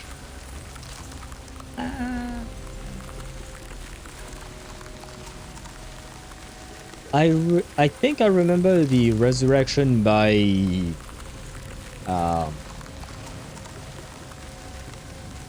a specific body part standing up. Oh, and Sparta, you know Powerwolf. Have you listened to those songs, to their songs? Because I don't think I've ever had listened to those. Well, no, I'm fairly certain I have never. Mad Lads? Ah. I mean, by the name of the song, it is something, alright. Oh, do we fight? I think we fight. Yes, we fight. Okay. Oh, Stolen Winter. Establish a battlefront. Krutov's army increases battlefront progress. When the progress bar is full, the battle ends in defeat. Okay, how am I supposed to...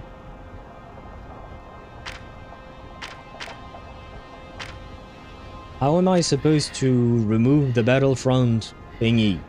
Especially with this team. Look at my back. Ah.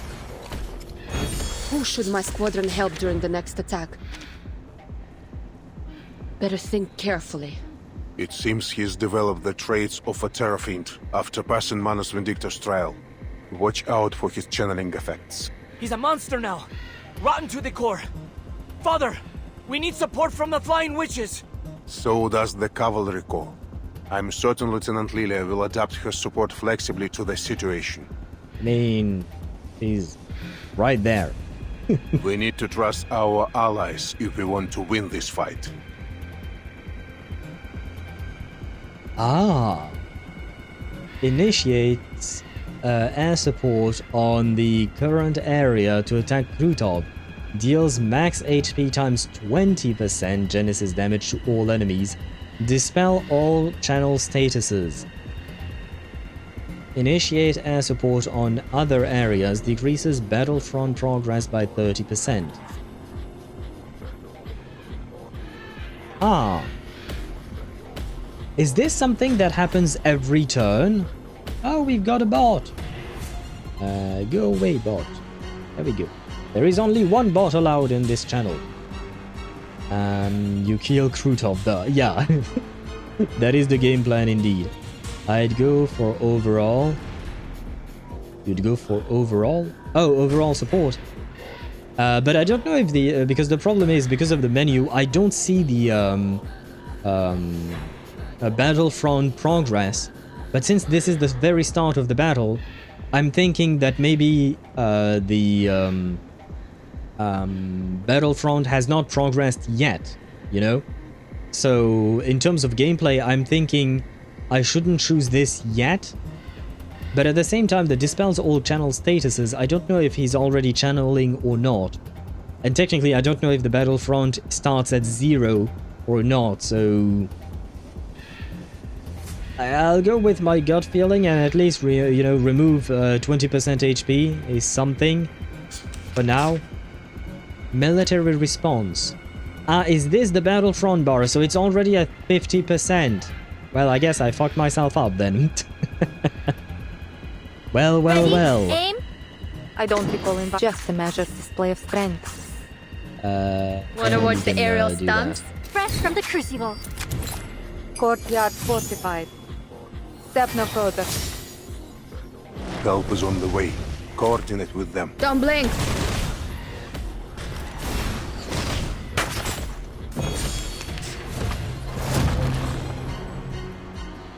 Okay. Let's remove 30% this time. Okay, and it's going to do it after... okay, when I use this, I would assume. Oh.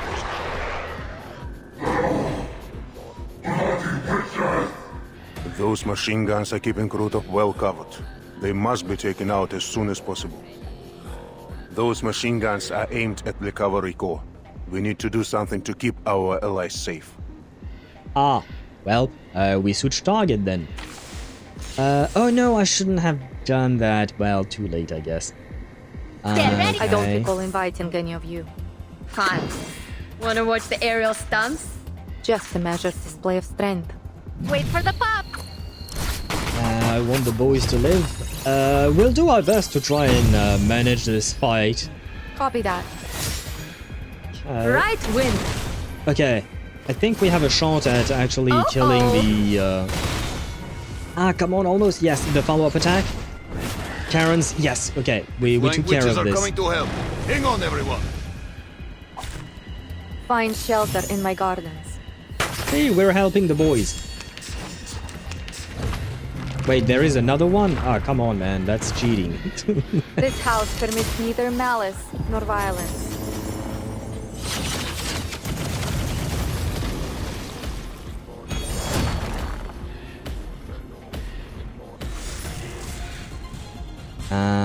What to do. All troops, break formation. Air support has arrived. I think we're doing pretty okay, not gonna lie. Wait, why do... I didn't get Moldier's, Moldier's burst for some reason, or ultimate. What is this? 20 stacks of... The dead embrace you. Let's use Lilia's ultimate on the boss. And then we can focus on the other one. And hopefully maybe kill it. In memory of the dead. Swallow my exhaust. Because her ultimate is kind of like a nuke. Yep, there you go. Don't blink. Oh, did we not kill it? Oh, fucking Right hell. win. But at least we killed the horse and... My crucible Okay, really wait, has she a mind of shoots? its own. I know he's not dead. He's cheating with the second phase, of course. Very well. We can use this one for now, because we are at 20% here, so we'll be fine. That's a lot of Moldiers cards. Round 2, yep. But I mean, phase 1 went pretty okay, I will say. Both options have their merits. I think you just have to alternate between the two, right, in order to manage the fight properly. Let's go with Invited or Moldier. not, none will leave without a welcome. More Just a measured Moldier. display of strength. Fine. That, and I don't that. recall inviting any of you. This house permits neither malice nor violence.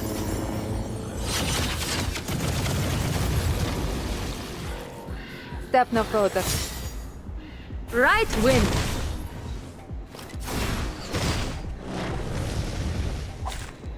All is prepared.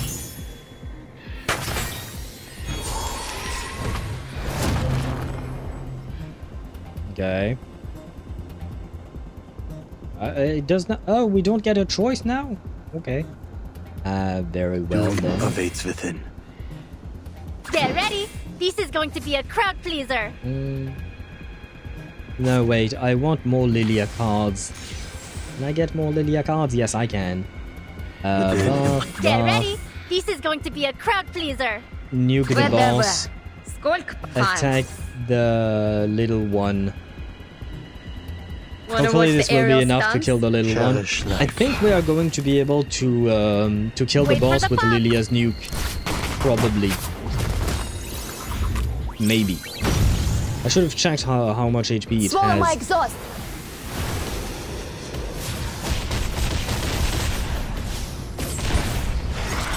Right Yes, we win. killed it. Okay, good. Can we kill the cavalry as well? Oh! Yes! And then Charon's passive, and we win. That's Ta-da! what it's all about! Life or death battle, and victory! Yes, well, victory. Victory indeed, despite the nonsensical nature of this team. I didn't take any chances, so I only used the airstrike twice before ending the fight. Thank you for showing me the dialogue I missed. You're welcome. I didn't do anything specific, I just tried my best to survive. Because honestly, I mean, the nice thing with using a team that doesn't make sense is that I'm actually worried, you know? Especially with Lopera being the sole sustain in the team, I was actually genuinely worried. Because usually when I have Lopera as the sole sustain, it doesn't go well for me. And yeah, usually I'm used to having my P5 Kakania in my team, so I usually don't have to worry all that much. So yeah, for once I actually did try my best, and look at this damage from Lilia. The Lilia has, I mean, yeah, she's mostly useful for single target, which is more or less what we had. Moldier is better in AoE content, right? And Charon, I guess he was there. He was there for moral support, mostly. I mean, no, never mind. His passive was relatively useful, you know? Blowing Lilia a kiss. I don't know if she will blow you one back. I will say that. Good fight. The boss still didn't last much, but better than one shot. To be fair, what you call this is story mode. Story mode is always very easy. The higher difficulty, well, it depends on what team you're using, but it would be a slightly bit harder. So Lilia is Hunt. You could say that kind of, yeah. She's mostly a single target unit. One of her incantations is single target, the other one is multi-target, but the follow-up that goes with it is single target, and her ultimate is full single target nuke, basically. So she's mostly single target. Most of her damage comes from her nuke in her ultimate, and it is something that you can get relatively often when you play her. I don't need her to blow me one back. I mean, it would have been nice, though.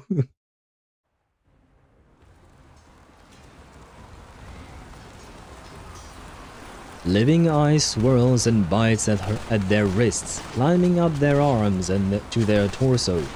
Only their red-hot gun barrels are able to fight it off. Damn it! This bastard won't hold back the winter any longer! Keep shooting! Mana soldiers, one after another, throw themselves into the gunfire before they reach the collapsed Krutov.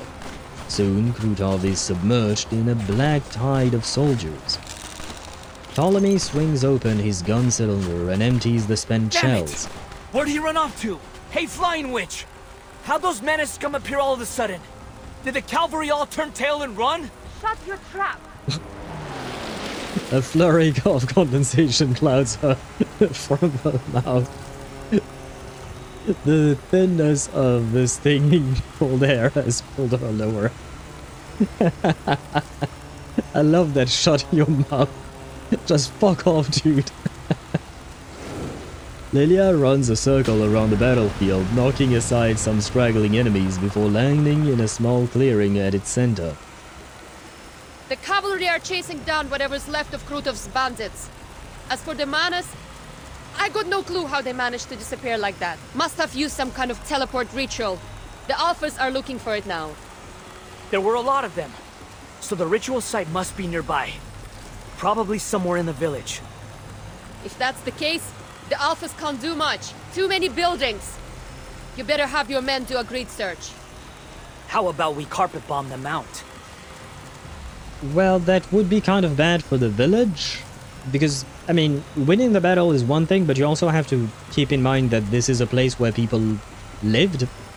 And they probably want to come back living here at some point. So I'm just saying you should keep it in mind. I'm not saying that his solution is bad per se. But if there are other solutions to explore, it would be nice to think of them. Are people coming back here even after all of this? Yeah, probably. People always find a way, and people are really attached to their homes. What about the villagers, huh? What about your own men? У тебя что, мозг отмёрз? Ah, wait, so it wasn't just about the village buildings, it was about burning down everything. Yeah, no, that is a bad plan. A unit will be dispatched to perform a ground search, but they won't be as fast as you, Lieutenant. She has no words. After a moment, she clicks her tongue and climbs onto her broom, I think.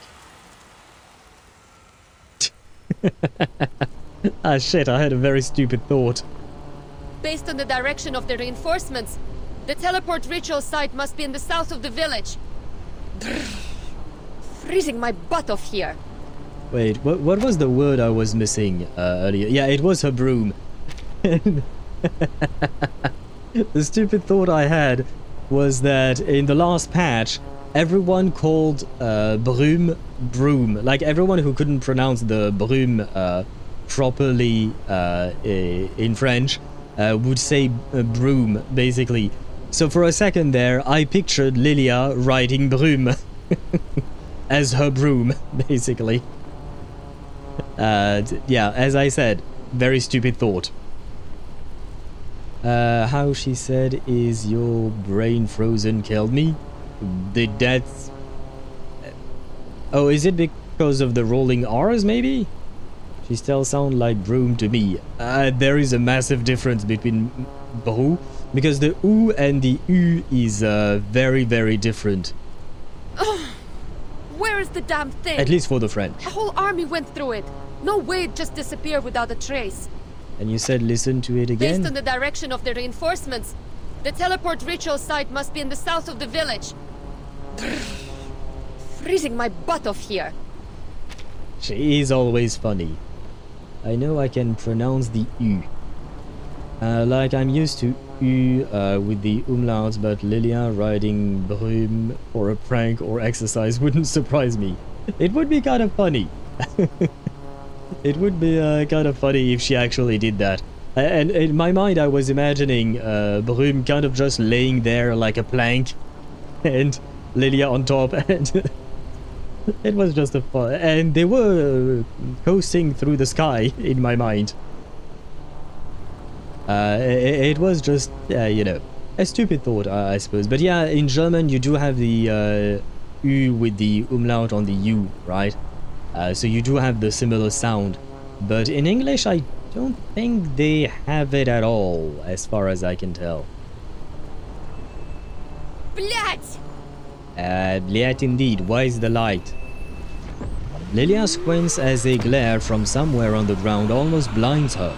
She bangs hard. She barely dodges, I guess, maybe? She tries to hide in the clouds, but the glare follows her every turn. What did she say? She just barely avoiding a roof. Okay. I swear, if I catch the ground duster who dares dazzle me right now, I'll give him a missile to the face. Missile to the face. And Sergei, if you shine the light of that telescope into my eyes one more time, the last thing you'll see is a missile to the face. Understood? Oh shit, I completely forgot about that. Understood, Lieutenant.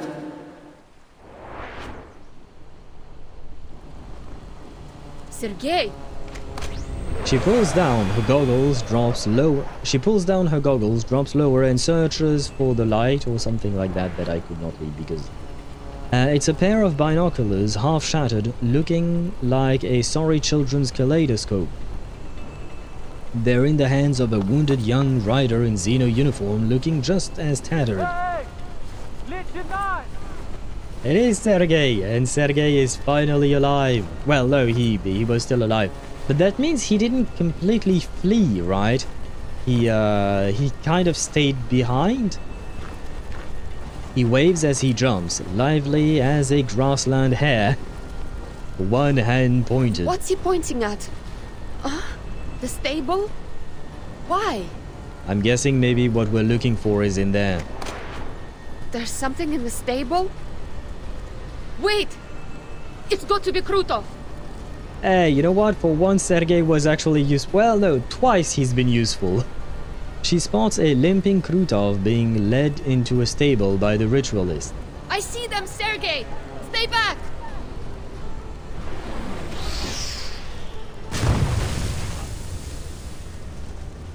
Ice and dust scatter in the explosion.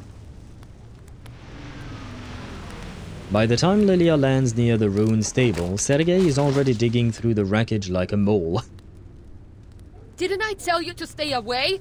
Krutov and that ritualist could still be alive down there. No, it can't be. How? Because they're strong as fuck.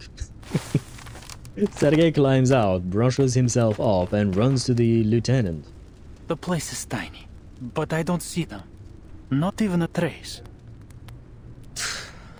They got away again. Lilia kicks a small mushroom at her feet in frustration. Probably used multiple short-range teleport rituals. Blech! Hopefully the Alphas find something elsewhere. So, how did you end up here? We can save that for later, Lieutenant. All that matters now is that I'm alive. Yes. All that matters now is that he's alive and he is next to a pretty girl. For a moment, I honestly thought that this would be it for me. He almost stumbles over his words to get his next question out. How are things in the city? What's happened to Commander Ivan and the rest of the Corps? It looks like the bandits and the menace are gone. What's going on? Come on, tell me! Did we win? Is this a version of Are You Winning, Son? Plus Lilia unintentionally riding Felicienne indirectly would be so funny. Holy shit, I didn't even consider that. Oh god, I want to hear Felicienne complaining about that. I want to hear her. You and I, we both know she would complain like hell. But it would be so funny indeed. He's next to his lieutenant? Technically speaking, no. Because they are not part of the same company, so she's not technically his lieutenant. I know what you're saying, but on a technicality, she is actually not. Lilia crosses her arms, not knowing where to begin. Well, it's not just the same company, they are not even part of the same army, per se, because Lilia is still part of the Foundation, whereas the boy is part of Xeno. For this operation, he's under her command for the moment. For this very specific moment, sure, she outranks him. Why not? She takes a long drink from a flask she hasn't opened in a long time. Yes! It's been a while since we have seen her being an alcoholic. Winter returns, and with it, the eerie silence of snow.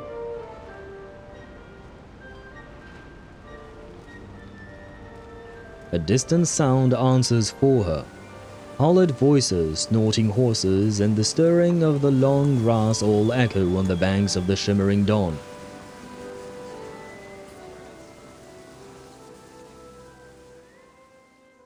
To be They continued? did what they Oh, no. could. Some sins can never be redeemed. Yet, it is not too late to keep them from spreading, from taking root again.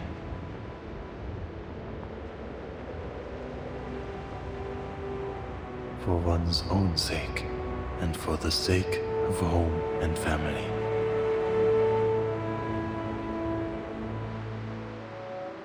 Bare fists struck steel behemoths. Soft flesh warded off fell sorcery. Hey, Charon's okay. Their brittle lives were laid down so that others might be spared. Did the haunts die? Did Ivan's haunts die? No, I said I didn't want it to die. And the living lift their eyes as the first snow falls. Okay, Marsha is okay as well. But the haunts, man. The haunts. Time finds its rightful course once more. Rip Winter haunts. has come. Haunts looks intact. Haunts looks like it was laying on the ground. I'm not sure it... I mean, intact, yes. Luckily, we won. For this round, at least. But a dead body can be intact as well. Depending on how it died exactly. It can sit too. It can, but I'm not sure because Ivan did not look so happy. No. I do know that haunters can sit. But yeah, I don't think Ivan was all too happy. Wait, we have 1, 2, 3. We have 3 stages left. Okay, we can do this, guys. We can do this today. Maybe we can even finish before midnight, hopefully. The long road ahead. Stage 23. The hammer of history strikes the anvil, yet the marks it makes will soon be smoothed away. Okay, Andres is okay. He's next to Charon. We are happy. Meryl is with Marsha. Is this Ptolemy? I'm guessing with the eye patch, maybe? Not sure. I think it is. Vine might just be too tired. Could be. Could be. I hope the haunts is not dead. But I'm afraid of me just being in a... My mission on the Eastern Front is over. But the battle that took place here has left an indelible impression on me. It still strikes me like lightning. In the city of Belgrade, civilians, barely knowing how to handle a gun, gave their all to defend their homes from bandits and manus vindictae. Their unyielding defense of the city streets brought crucial tactical space for the Xeno Cavalry Corps and their allies on the field, allowing them to strike the enemy's main force without restraint. Some lost their lives, but many more will live because of their sacrifice.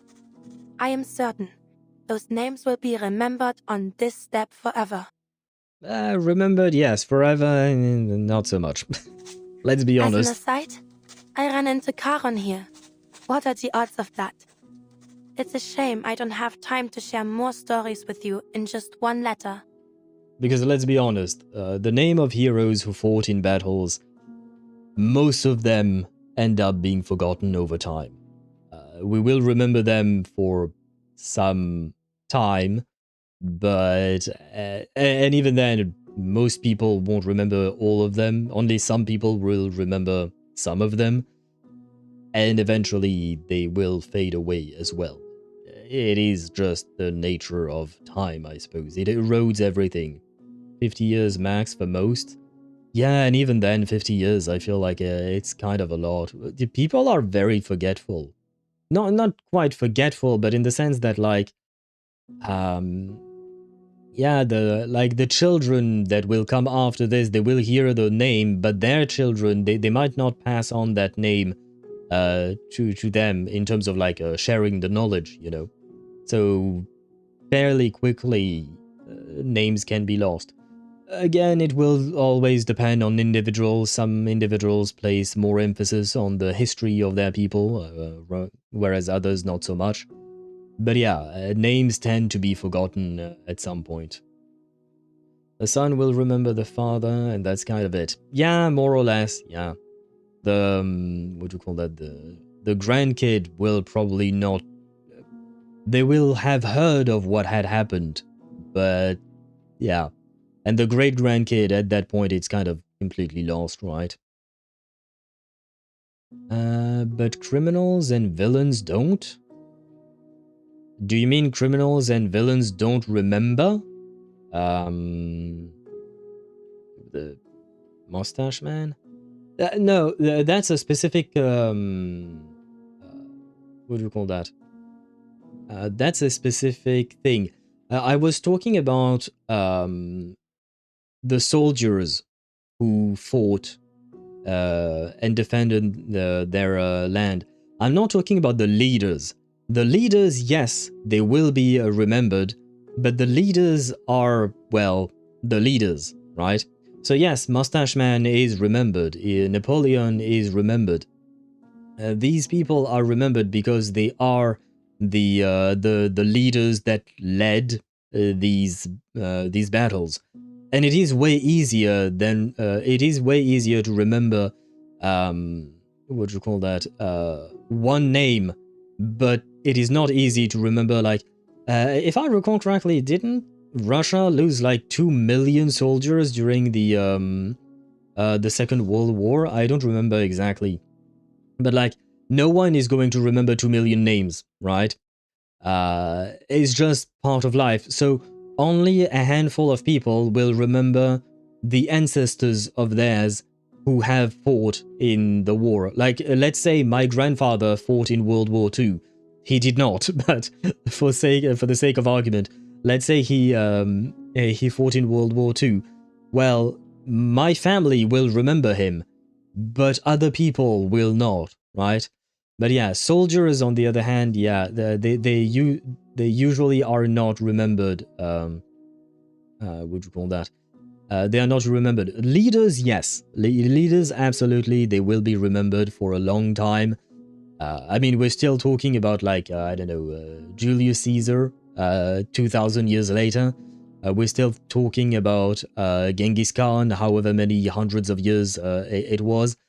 But the individual soldiers that were, what do you call that? That were fighting for their lives and for their country and for their home, and in a way also, I suppose, for their ideals, depending on what type of war we were talking about here.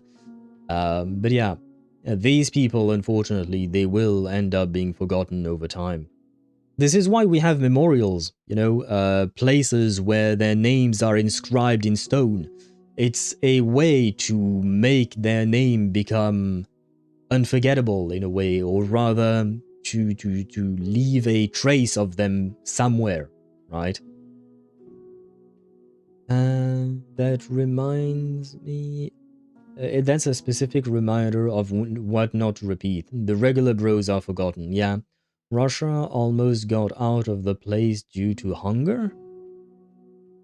I am not sure what you're referring to specifically there. 2 million something soldiers lost by the USSR. It was 2.1 or 2.2 million. Yeah. If I recall correctly, Russia is the one who lost the most amount of soldiers during the war. But overall, you know, the war took millions of lives, the Second World War. And most of their names, if not all, almost all of their names have been forgotten. When we talk about World War II, sorry, we think Mustache Man, of course. We think Charles de Gaulle. We think Churchill. We think shit, I forgot who the American president was. But you know, we think of specific key people, but we don't think about all of these lives. These lives become just a number. The 2.2 million from the USSR, they just become a number. We don't really think of their names anymore. Nobody remembers a Sergei if he had died. Yeah, I mean, I suppose his uncle would have remembered him, but eventually his uncle would have died, and then Sergei's name would have faded into inexistence, I suppose. To be fair, USSR did throw a fuckload of bodies at the German. Yeah, I know, yeah.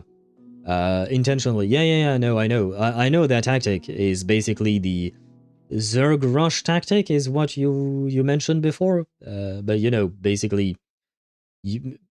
throwing bodies at the meat grinder in order to overwhelm the enemy, and it doesn't really matter the cost of doing that. Which is a sad tactic, unfortunately. But I suppose in some cases it does work after all. I mean, bodies are good at catching bullets, I suppose. I do not condone it. Yeah, no, like, the tactic is valid in the sense that it can work, but yeah, it is morally very wrong, in my opinion. True, when I travel through Germany, I still find memorials of German soldiers regardless of who won those wars. Yeah, because, I mean, we can be mad at the Germany of back then, but the soldiers themselves, I mean, I'm sure there were a lot of evil ones that wanted to do evil things to Jewish people and, well, honestly, all kinds of people. We mostly talk about the Jewish people being targeted, but in all honesty, back then Germany was targeting a lot of people. But the point is, a lot of people who were working for as soldiers in Germany, they were also people. You know what I mean? They were just people as well. And whether they were on the wrong side of history or the right side of history, I suppose, technically speaking, the wrong and right sides of history are dictated by the winners, right? Had Nazi Germany won, what do you call that? General de Gaulle would not have been lauded for his actions during the war and leading the resistance and leading his men away and then coming back and all of that, right? He would have been seen as some kind of bad guy, right? I'm just taking de Gaulle's example because I've studied it, but overall, you know, things would have been very different had Germany won. But again, at the end of the day, soldiers are also people. I mean, bodies are good. Oh, I read that. Oh, you write something about Marsha? Wait, I should be able to find it, maybe. Maybe. Maybe not. Oh, I wonder if there is a scar on Marsha now. Well, you won't be able to see it under her clothes, but she does have scar already on her hands. We saw that in the, not the last patch, but the patch before that. She had, during a battle, we saw actually what happened to her. She grabbed a knife with her hands, and we actually saw her hands being drawn on screen, and she had scars on them. So technically speaking, she should have scars, but I'm assuming that because she was shot in the abdomen, she wears clothing. Unless she somehow gets a swimsuit skin, which technically could happen. We do have a swimsuit skin for Vila, after all. Unless she gets that, you're never going to see the scar. Missed the second one? Wait, there was another?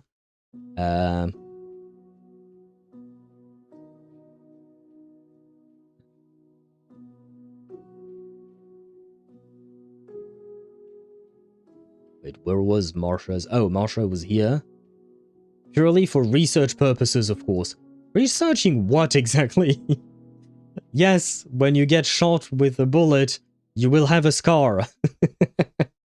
What research are you looking for here?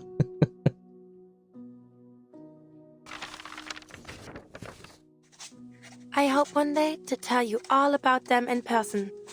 And don't worry about me, my dear Marianne. I'll soon return to the Foundation headquarters. I look forward to hearing from you. Oh, she's writing to her girlfriend. How adorable.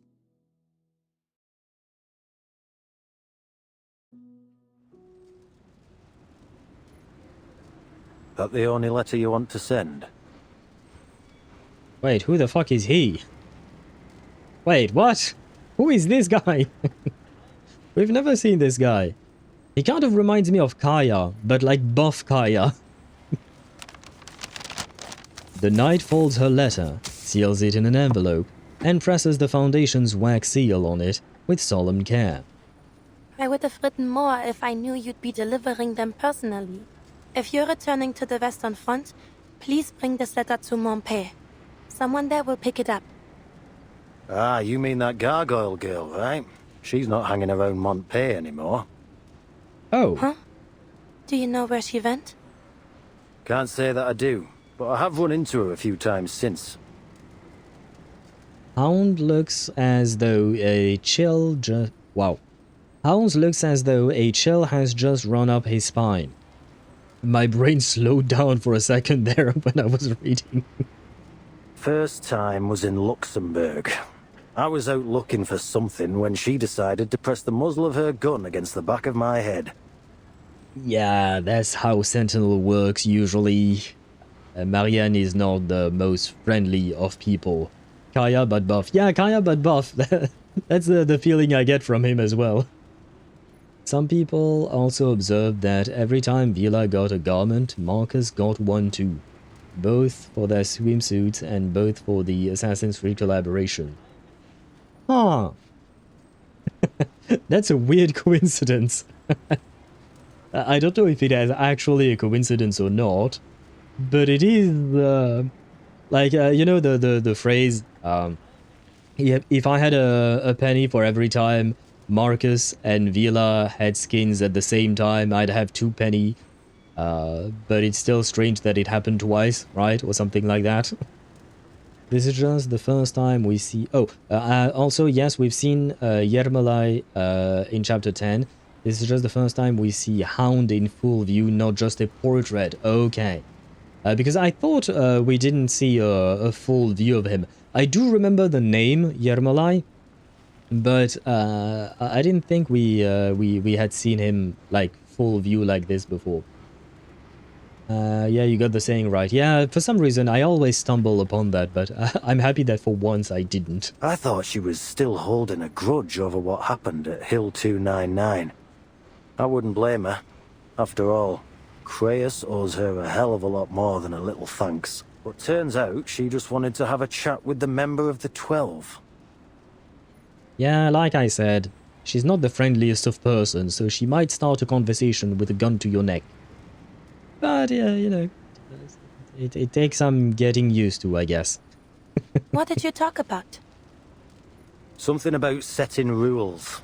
Said she doesn't mind helping out when her objectives overlap with ours, on the condition that we share with her each and every piece of information we have. Must have been serious, right? Doesn't seem like the kind of person who appreciates a joke. Yeah, I don't think Sentinel has a sense of humor. Maybe just your jokes. Oh, never mind. Never mind. Maybe under the cover of intimacy with her girlfriend, maybe then Sentinel can listen to jokes and crack jokes herself. Could be. Anyway, I don't know her exact whereabouts, but finding her again shouldn't be too hard. I'm sure she wouldn't want to miss your letter.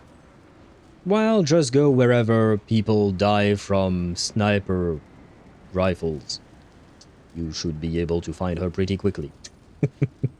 Well, I mean, I'm assuming she's not the only sniper on the Western Front, to be fair, but still. She knows how to make herself known. If you're not dead, you're already on her good side. Yep, that's what I get from Sentinel. Pretty much, yes. Pretty much. I mean, technically speaking, she doesn't always kill the people on her bad side, it kind of depends. But more or less, you got the gist of it. Thanks. So, why were you sent here? Chris wanted me to do some mopping up. Lucky me, always stuck with the chores. Watching to see if the Xenocore here show any unusual political tendencies after the battle. Making sure they've cut contact with Igor. Oh, and Blackbird. He pulls a document from his coat and hands it to Marsha. After a pause, she carefully opens it. Meryl, head to the Don River region immediately. Cover your tracks and investigate the Golden Famine there. Reyes, November 10th? Ah, so she received an order to do exactly, kind of, well, no, it wasn't kind of what she did. Is Kreist trying to cover for her? I wonder why he would do that. That was before Meryl's desertion. Then, she didn't run away after all? Huh. My thinking is that he's trying to cover for her. Nah, the date's fake. Okay, Chris yeah. wrote up this secret order right in front of me after your report. The seal on the signature hadn't even dried when I set out. Yeah, okay, there you go. He's covering for her. A little paperwork filed after the fact. Could be harmless. I see. Are you sure you should have told me this? Yermalai's face darkens unexpectedly. We're on the same team.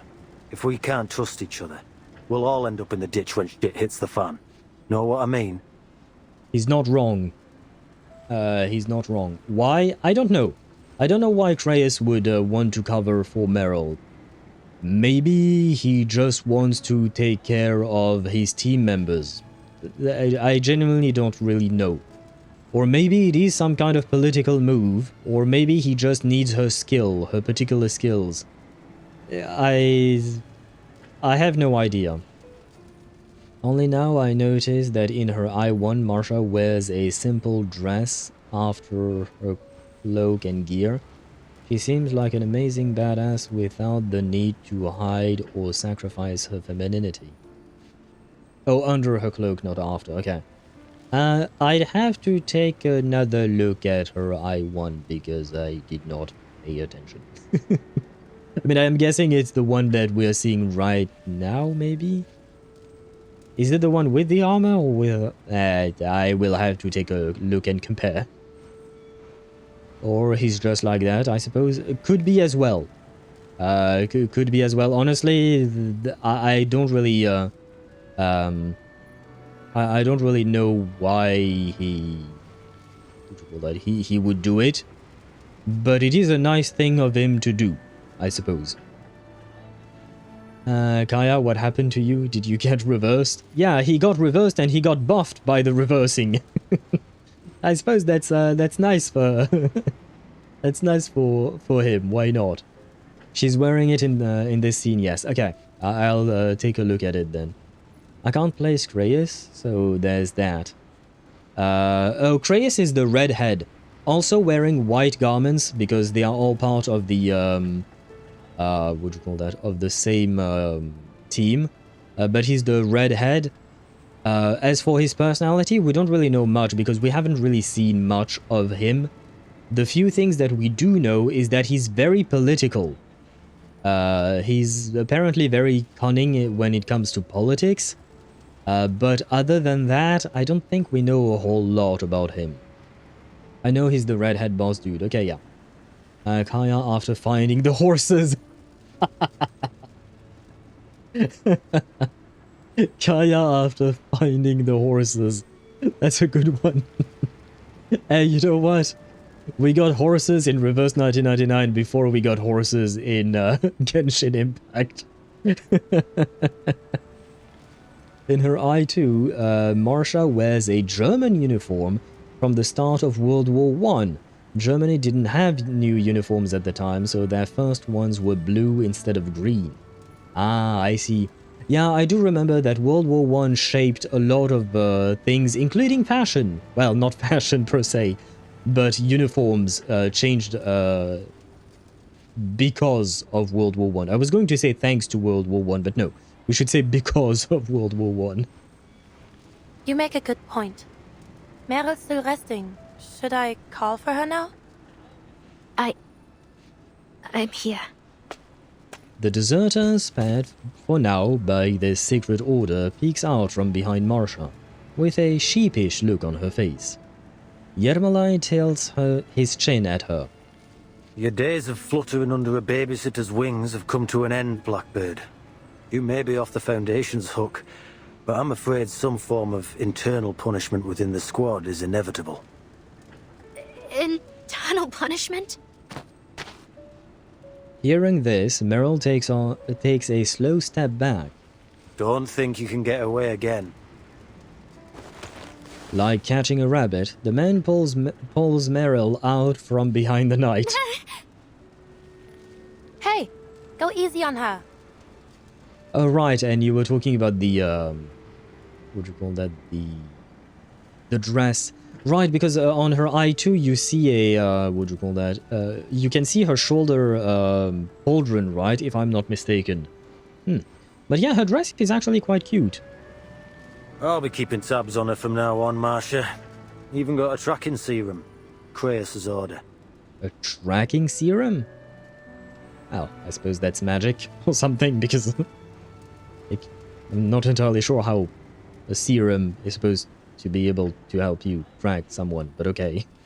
Tracking serum? Ah, okay, I'm not the only one. Goof juice, invented by some eggheads. Still in development, actually. Our little runaway will make the perfect lab rat. I won't run again. Trust me, I swear. Keep that voice down. You trying to tell the entire world you're a deserter? Or you looking for a taste of Dumbitter portion? No. She bites her lip. Marsha gives her a light pat on the shoulder. Relax. I'll be traveling back with you. Hey, to you as well, Andreas. Hmm? The black warhorse trots over from down the street, his old friend beside him. Ah, Charon! It is good that you've returned to your friends, Meryl. May your journey ahead be a safe one. And thank you, Marsha. Tending to this broken body must have taken a great toll on you. I am sorry for any pain it caused. Yay, you know, yay. Charon is okay. He's a good guy, but to what ends, you know? Were you still talking about Reyes there, Sparta? Because if so, I don't know yet if we can qualify him as being a good guy. Like, what he did for Meryl here is a nice touch, you know? It is nice indeed. The rest of what he's done so far in terms of story is more or less neutral. I mean, he seems to be helping Vertin, but like you said, to what end exactly? Because he's the one who told Vertin to come here. And so it is thanks to him that Vertin got to see her mother. I don't think Reyes knew exactly what would happen, but he's still the one who gave her the intel to come here, so he is helpful at the very least. Yermalai is holding her like a sack of potatoes. Yes. I mean, he doesn't have to. I think Meryl has found she has a newfound resolve. Meryl... Meryl become playable? You have to ask Bluepoch for that. Charon, can you wear a clean bedsheet? It is true that he should probably change at some point. He do be covered, but at the same time, I mean, he's always covered in dirt because he's always, you know, burying people, right? So maybe he feels like, and to be fair, for humans it is important to take care of our hygiene because otherwise it can lead to infections, diseases, and such and things like that. He's a corpse, so he doesn't really need to take care of his hygiene. It would be better for us humans that he did, because otherwise he would stink. But for himself, I don't think it actually matters, actually, like, in truth. He's always dirty and bloody, he's a corpse, yeah. So for him, there is no real need to change or get claimed. Please, don't think of it that way, Charon. I can handle my arcane skills. I'm just relieved that you're back on your feet. Gotta say, I was surprised to hear you'd made it out this way, Gravedigger. Paravian told me it was you who covered Meryl's tracks. Wait, leave Charon out of this. I forced him to help me. Ah, yes, because you're so very intimidating. What's got you so worked up? All you did was follow Krasus' orders and cover your tracks, right? Yeah. No, wait. Did I? She's certainly not the brightest part. Yeah, she's not the brightest tool in the shed, or something like that. Yeah, you did. And keep that in mind if anyone asks. Oh, okay. Charon, struggling to follow the conversation among the 12 squad, gives up trying. Life must flee death. It is our most basic instinct. Death is impartial, unstoppable. No creature should be punished for running from its shadow. Bro listened to the conversation and he was like, nope, that's not for me. I refuse to try and understand. He's a lovable corpse, but still a corpse. Yep, still a corpse indeed. He's not the sharpest spoon in the drawer. Is that actually a saying? Because, like, spoons are not supposed to be sharp. Trust me, the first I will do if I meet him is give him a clean bedsheet. I'm sure he would still accept it. I think he would not actively seek out to clean himself and change bedsheets, as you call them. But if you gift it to him, I think he would still accept it. Probably. Yes, it's a version. But it's a version that doesn't make sense. I mean, to be fair, a bright tool in the shed does not make sense either. So I'm not sure if that one works either. But I mean, there are plenty of... you know what? It reminds me of the expression, the phrase, I have more than one arrow to my bow, one string to my... Wait, which one is it? Yeah, no, it is one arrow to my bow, right? In English, I think. I have more than one arrow to my... Does the English phrase exist? Because in French we do have something similar, which is j'ai plus d'une corde à mon arc. And that, the translation would be, I have more than one cord or rope on my bow. Which... You don't really need multiple ropes or tethers. I don't know what they're called, the little string on a bow, but yeah, you don't really need multiple strings on a bow. That doesn't really help. So the French version does not make sense, and the meaning of it just means that you have more planned out. Like when someone thinks you're kind of done and you have lost, you can say I have more than one string to my bow, meaning that you have something else planned. You have something like that. But yeah, that expression never made sense to me. Like saying multiple arrows to my bow, why not? Because you can fire multiple arrows at once or in very short succession. But the strings, they don't really matter. The more traditional one would be not the sharpest tool in the shed. Okay, that one would make a bit more sense, I will say. That one would make a bit more sense. What will happen to Meryl? I think she will, for now, she will just go back to working with the 12th, basically. In Spanish it is, I have more ace under my sleeve. Okay, yeah, that one also exists in English, I think, right? But it does make sense. Although that implies that you're cheating, which I feel like is not a good thing. The string ones make sense. I can explain it later. String? Because I've never seen a string with multiple... I've never seen a bow with multiple strings on it. Like... Because I don't think it would add any form of power to the bow. There were bowstring cutter arrows. But that's why the phrase exists. Ah, so there were bows with multiple strings then? To just in case one of them were cut? Because honestly, I have never seen one before.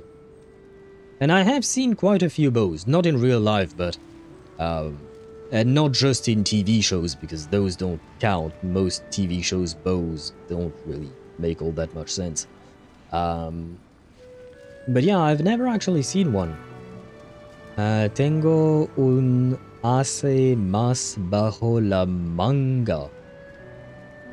I would assume la manga is the sleeve, right? Tengo is I have, un ace would be un... would you... Wait. Would you pronounce it as ace, as the English word?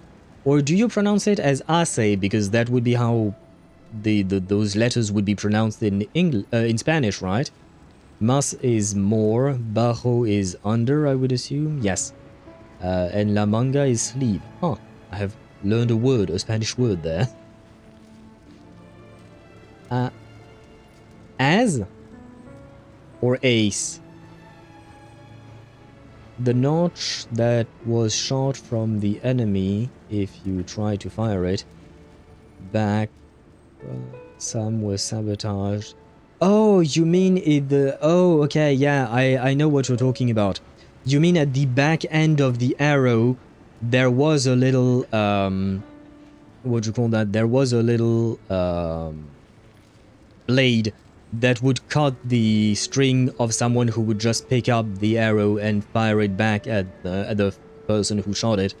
But the person who shot it, they had an actual notch on the string to keep hold of the arrow that they were firing without risking their own string. I know what you were talking about. I saw that indeed. But that still doesn't mean that there were multiple strings on a bow. I mean, I guess it would kind of make sense to maybe do that, but like I said, I'm genuinely surprised that I've never seen one in historical depictions or whatnot. Are more used to they don't have all cups in the cupboard. I don't know if I've heard that one before. The first one, so ace?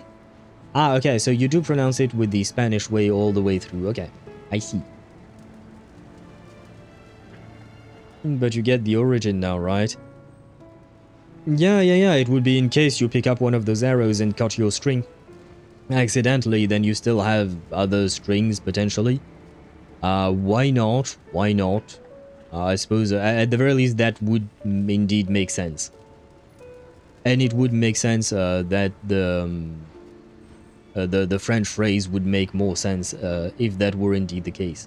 But yeah, like I said, very much surprised not to have seen a bow like that before. Sure. Don't worry. I'll make sure our friend here stays safe and sound. A small hope in this grey world. Now, there's more work to be done. I mean, to be fair, as long as humanity exists, Charon is going to have work. Like, as long as we don't find some kind of way to become immortal, there will always be people to bury. You're leaving again, Charon? Why don't you join us at the...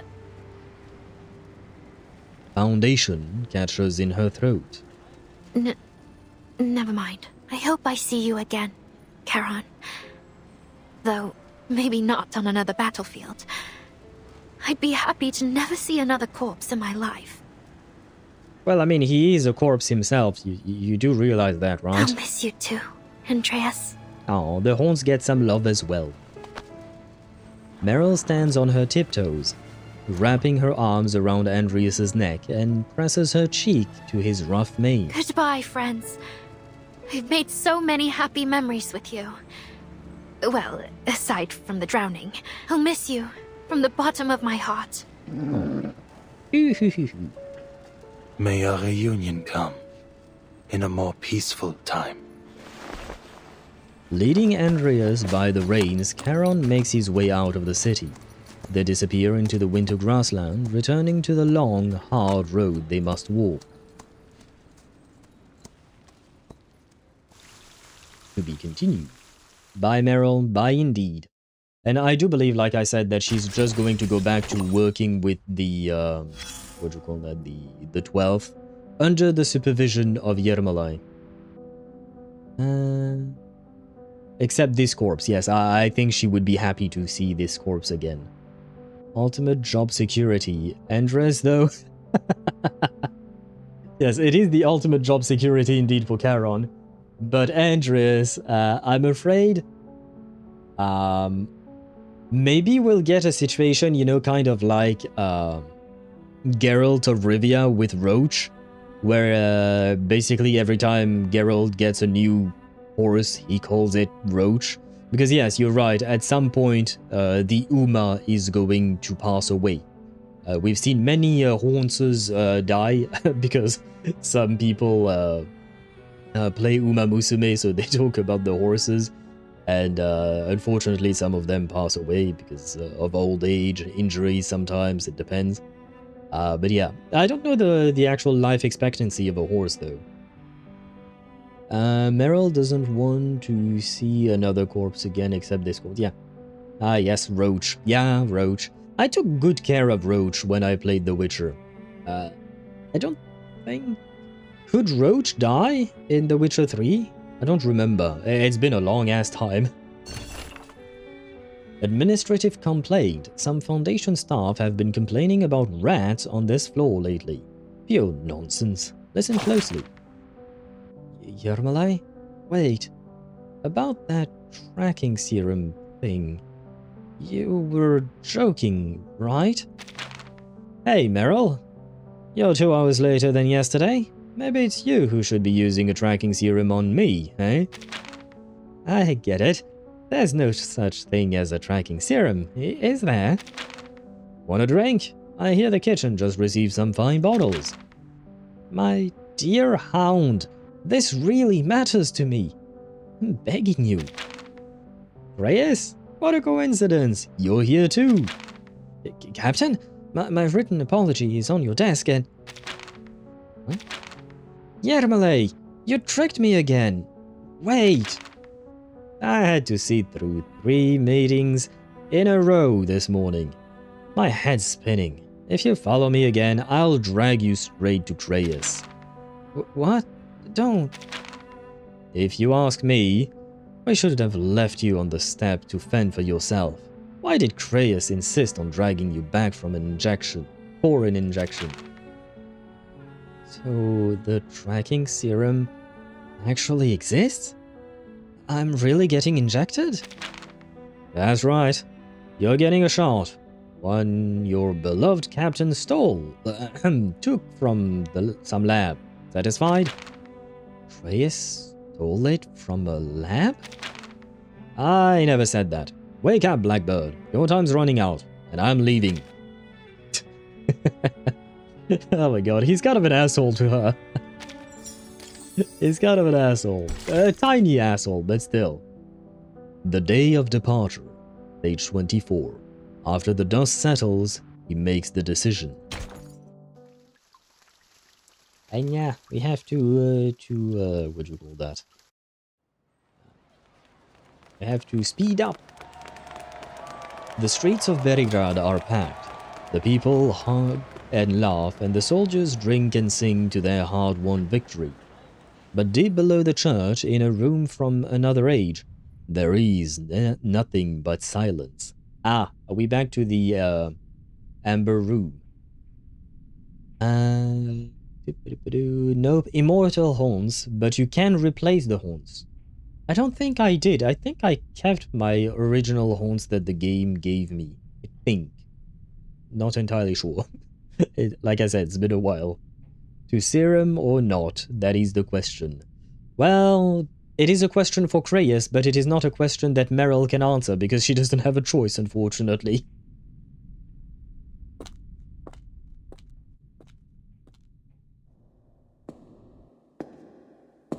Oh, we're back. The white marble chair is smooth and cold. The touch of a fingertip sends a distant call across time and space. Is it really you? Mom? Ah! She sits, and a pain prickles through her skin, a pain that is not her own.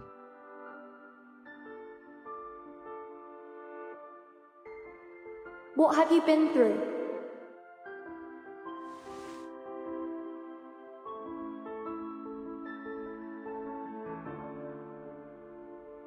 Oh no, not that image. No. See, this was the scene I was talking about. About 37. Shh.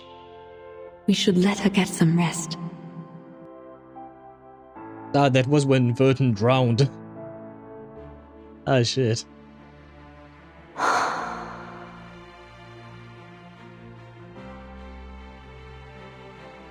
Vertin. Yes, mother? Who are you?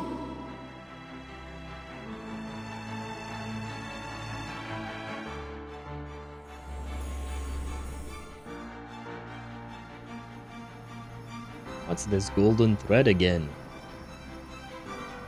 We saw that before.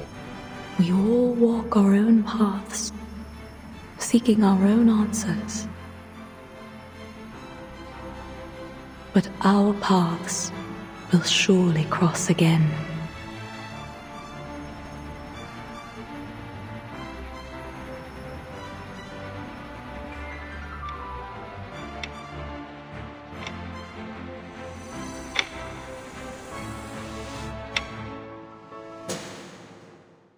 The OST was beautiful, by the way. Timekeeper. Is that Igor? She gets to her feet, tearing from those memories and thrusting her back into the real world. The footsteps that follow carry a note of caution. This room had always been locked to me, but now it is blindingly white. Mr. Igor. I wouldn't sit in that chair, not unless you know it to be necessary. Herb sat here. I wanted to try it myself. Find anything useful? Some documents on the experiment. The person who told me about this room might be interested. But if you mean to ask about Erd specifically, I haven't learned anything more than I did on my first visit. You were there. What do you know about the experiments in this room? What did they want from her? Her usual reasoned words come quickly, driven by her hunger for answers. What did you do to her? Speaking of hunger, I'm hungry. I'm so hungry, but well, wait. Well, almost there. The things that Pax House did to Earth. I'm sure you've pieced it together somehow. After the second storm, the Foundation led an effort to build an emergency response system. But after Manus Vindicta reared their head, and in the wake of the vanishing of 2 eras, we realized no system could stop the storm. We needed Earth. And you tracked her down, only to find she'd become someone else. An investigative journalist, a humanitarian doctor, anything but the identity you were hoping for. You tried every method to force that version of her, a blind woman you had no need of, into becoming Erd again, the one from 1999. We, or the Pax House, believed that, no matter the nature of the storm, whether Manus Vindicta forged new psyches from the realm of souls, or twisted the entire material world to warp memories on a universal scale, the key to every question about the storm was tied up in Earth, the original Earth. The Loop Laboratory and the vessel ensoulment experiments conducted here were dedicated to finding that key. Was that your goal? To find her and end all this? The old Admiral closes his eyes, either to recall or avoid. Igor, do you also want to return to the era before the storm? No reply comes. Igor moves to a corner as if searching for something. Just as I suspected, they didn't have time to evacuate with these materials. From a pile of discs, he lifts a white book as thick as a dictionary. Take it.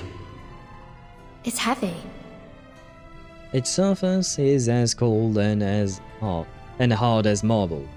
The weight of 43 souls combined. Huh? The souls of those whose identities were displaced after the storm. I abducted them from all around the world, a way to regain my footing among the ranks.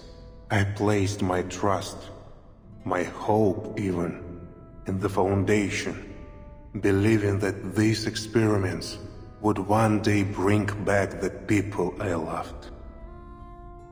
Do you think he kidnapped Schneider as well?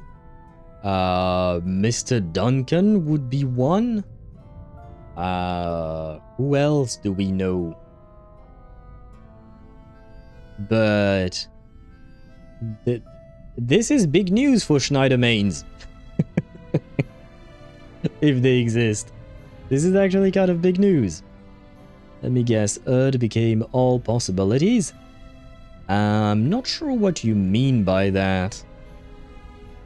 So, where are we placing Igor? Morally grey, chaotic, neutral? Yeah.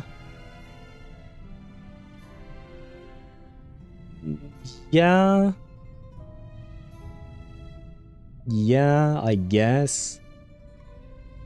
I wouldn't say he's chaotic.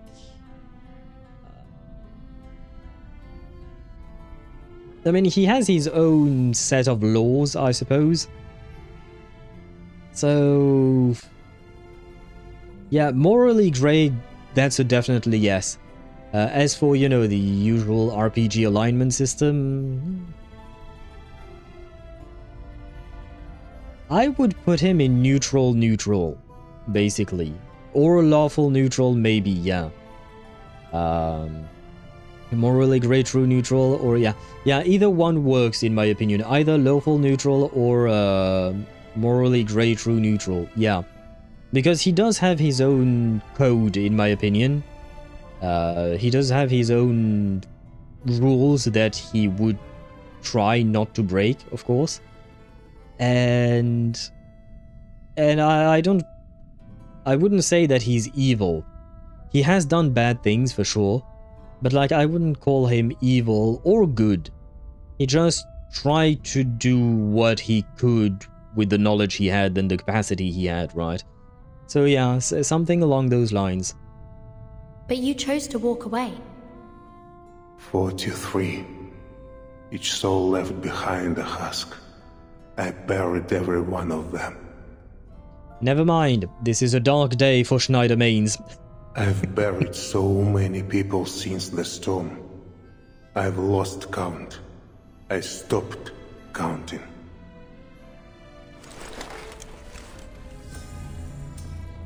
He takes the black cube from his coat and murmurs an incantation. It floats above his palm.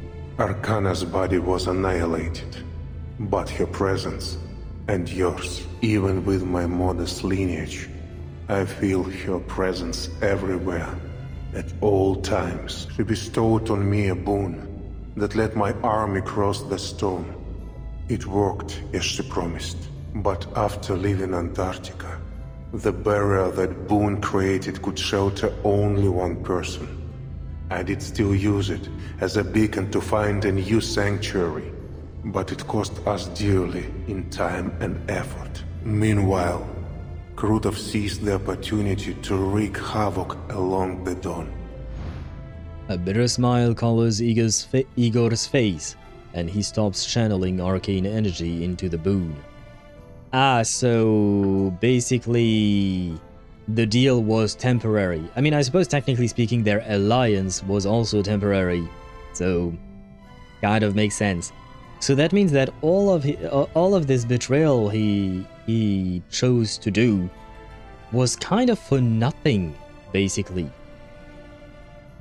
Considering the competition, I'd consider R99's willingness to make morally questionable characters playable a big selling point. I agree, and I enjoy morally grey characters as well. One such example for me in Genshin Impact, for instance, would be Arlecchino. She is 100% grey. There is no black, there is no white, it's all grey with her, and I love her as a character. She's very interesting. But yeah, there are a lot of morally grey characters in reverse, because one thing that feels nice with morally grey character is that they are more, they feel more human. You know what I mean? They feel more human, because most humans tend to be grey. They don't tend to be all black or all white. No one is all good or all evil. Well, I guess there are some, but the majority of people, like I said before, they just try to get by, you know?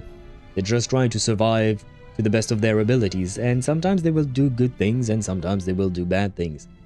I suppose it's just part of human life, and that's why these morally grey characters are compelling to watch, is because they, especially the rest of the writing, not just the character themselves, but the situations they are placed in. You know, you have to wonder, what would you do if you were in a position like Igor? What would you do if you were in a position like Krutov even? Krutov is more like evil, but still, you know, you can ask yourself these kinds of questions. What would you do? And would you be able to do something that would be considered morally better than what Igor has done, for instance? That's, I suppose, up for debate, right? Track theory of mine, if Igor stole the teleport skill, maybe he was born with a different arcane skill altogether. Maybe he told Ptolemy to spare Krutov so Igor could track him with the potion.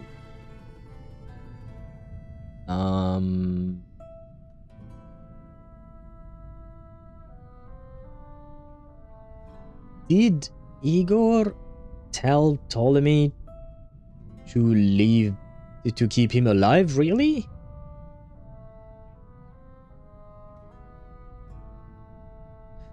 Because for me, he told Ptolemy to have his revenge, an eye for an eye, and then he just told him to back away because Krutov was becoming too dangerous or something like that. That's how I understood it. I didn't really think of it as him allowing Krutov to remain alive. For me, it was more like Igor himself failed to kill him after the whole burning face part. Give us Rurir at least for a story boss fight. Yeah, it would have been nice to get Rurir as a story boss fight, but I don't know why they didn't. I don't know. So we gotta seal the evil bitch. No, that wasn't a typo. I think yes, for now sealing her seems to be the only way, because capturing her is probably not going to do much. And I don't even know that we can kill her. I don't think that is even... I don't know if that's even a possibility. I try to do good despite how much of a bitter bastard I am. Yeah, most people do try to do good, but oftentimes they will fail. And it's just part of life. It is difficult to do good. It is way easier to do evil. Let's be honest. It is way easier to do evil. But in my opinion, the very fact that you're trying is already a good step. Because there are some, hopefully few, but there are some who aren't even trying. It happened pretty quickly. Ptolemy had an opportunity to shoot Krutov on the battlefield, but Igor held him back. Huh. I don't think I quite remember that specific instance, unfortunately. But it is a good question.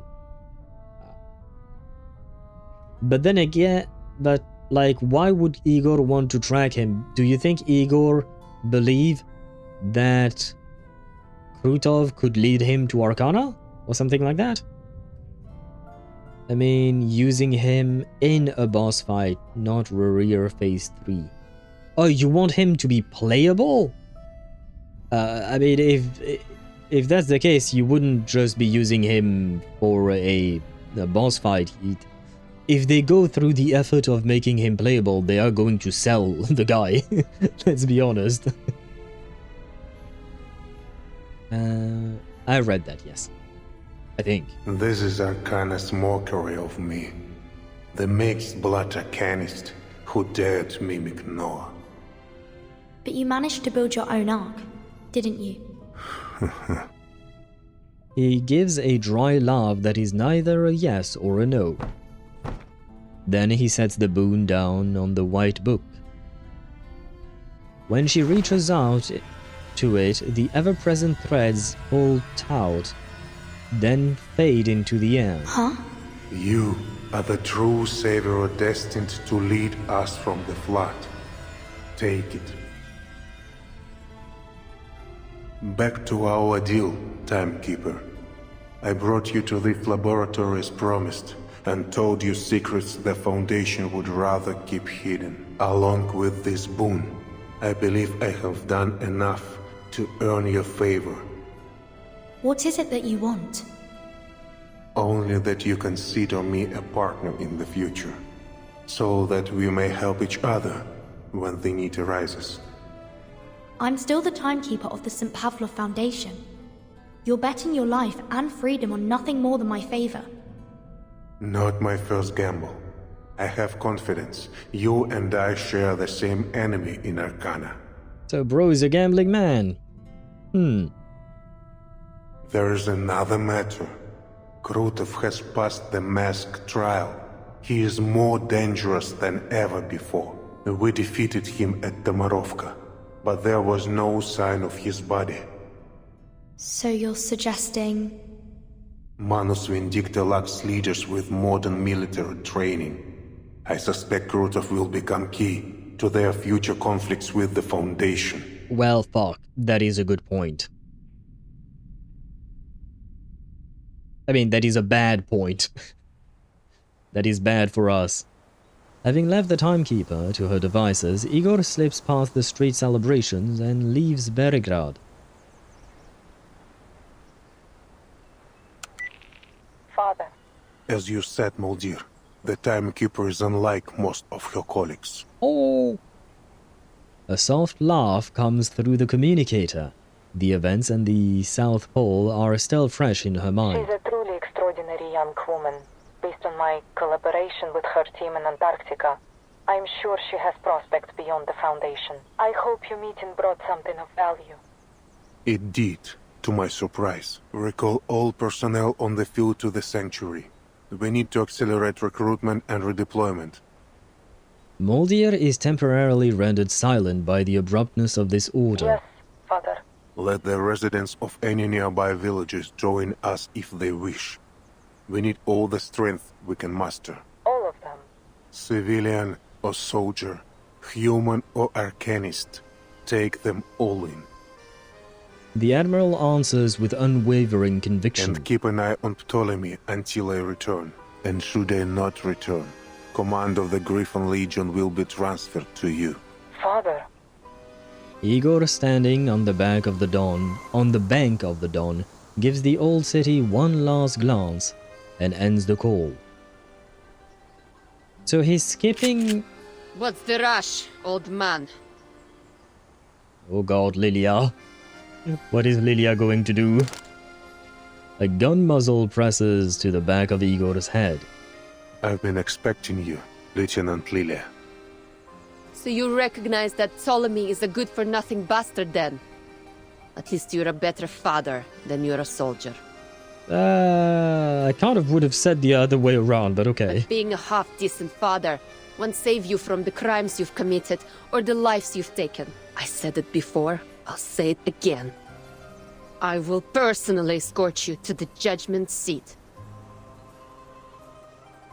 Okay, for a second there I thought she was going to kill him. Oh, okay. Okay, good. Good that she didn't. If not pullable. Oyo has done that before, gave us a character that wasn't pullable, but we could use them in a specific story. Who are you talking about in there? She still might, but I don't think she would. Because Give me a minute, I'll go deal with the intruder. Oh, I thought I was going to read, so I didn't think she would actually speak. Because she would still try to follow Foundation regulations. I don't think she wants to throw her life away by murdering someone. Walking into my home with blood-soaked boots. Such insolence. Does he think sending people to die makes him special? He'll pay for this in blood. Please calm yourself. I am calm. I was expecting He brought that. the blood here, so he'll pay by cleaning up every drop.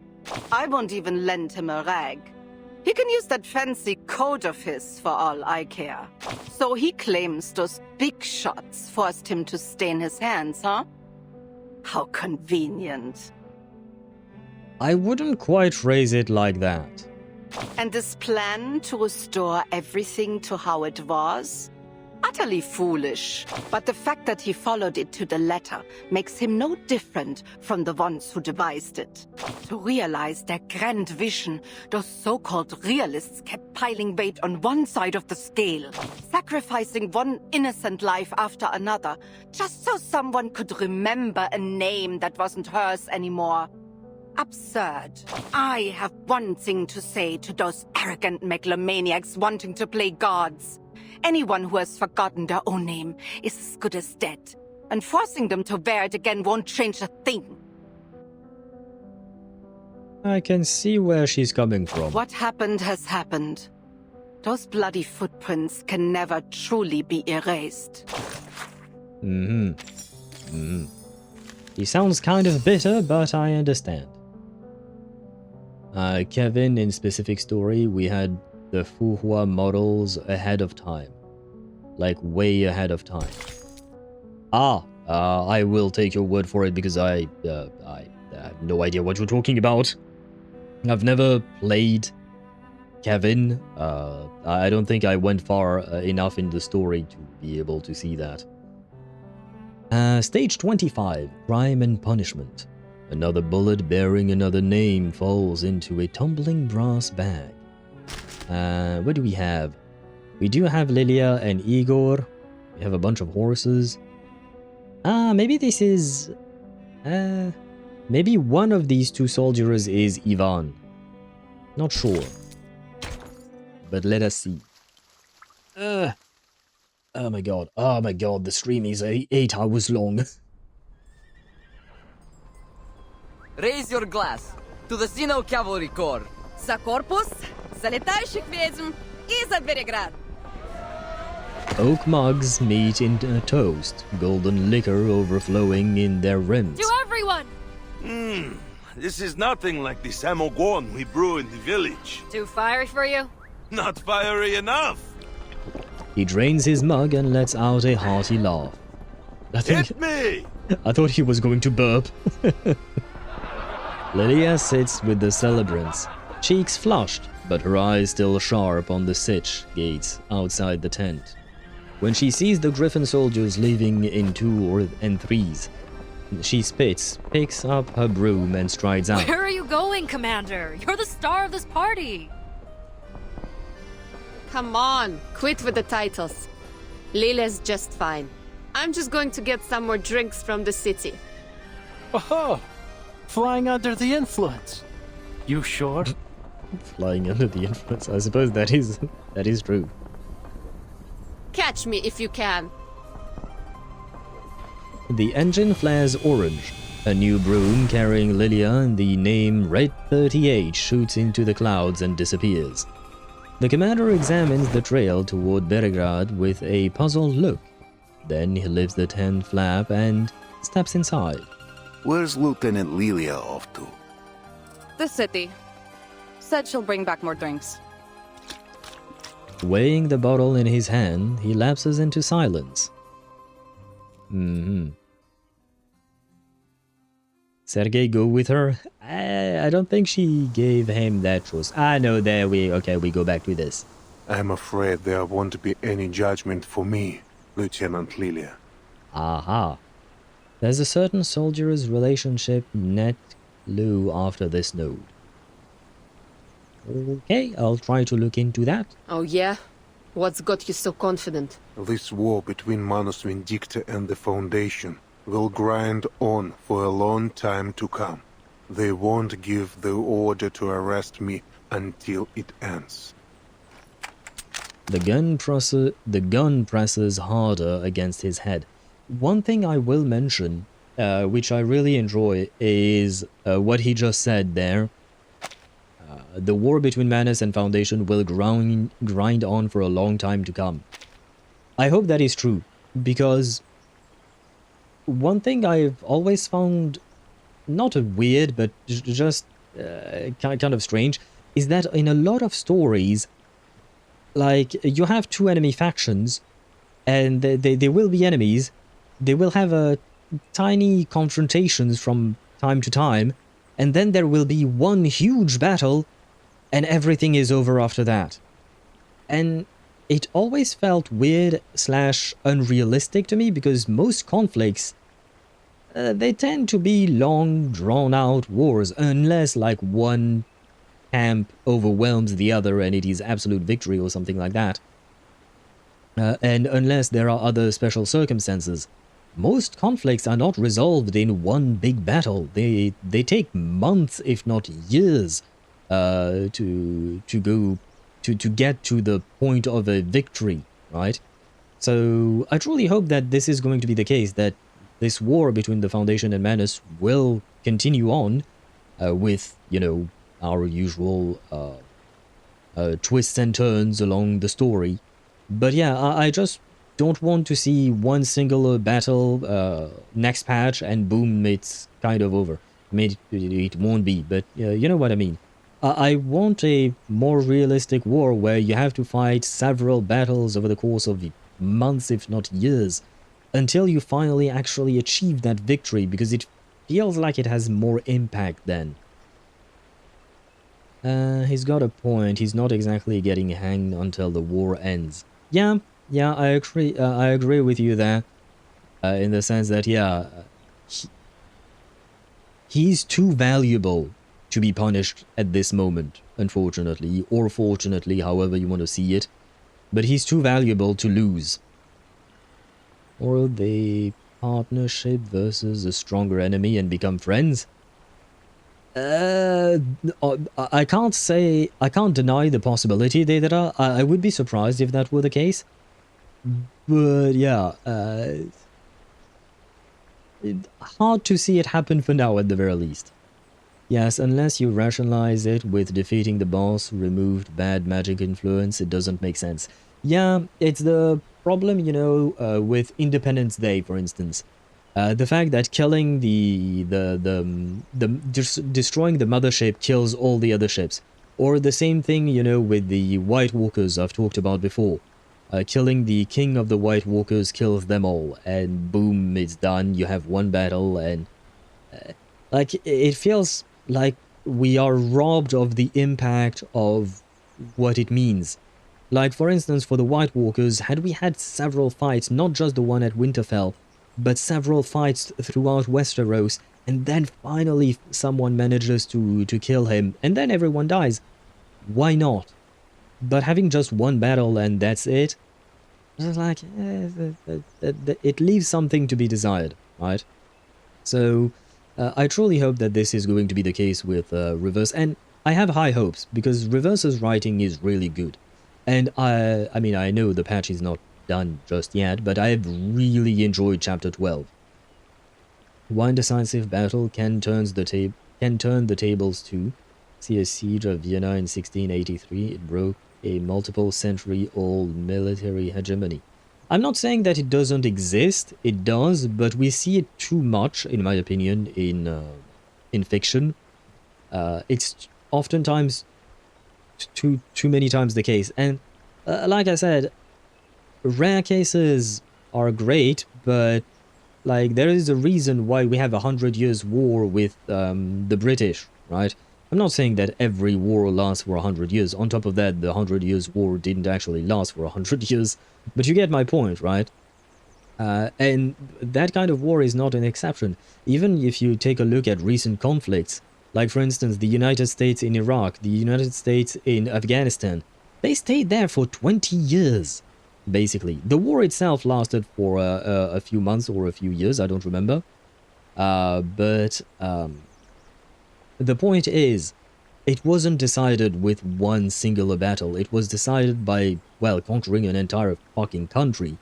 And you can't do that with one battle most of the time. That's a you and the Brits problem? Well, it's not me specifically, it was the French back then. I personally have no problem with the Brits. I don't really give a shit. You could never get along, I never understood that.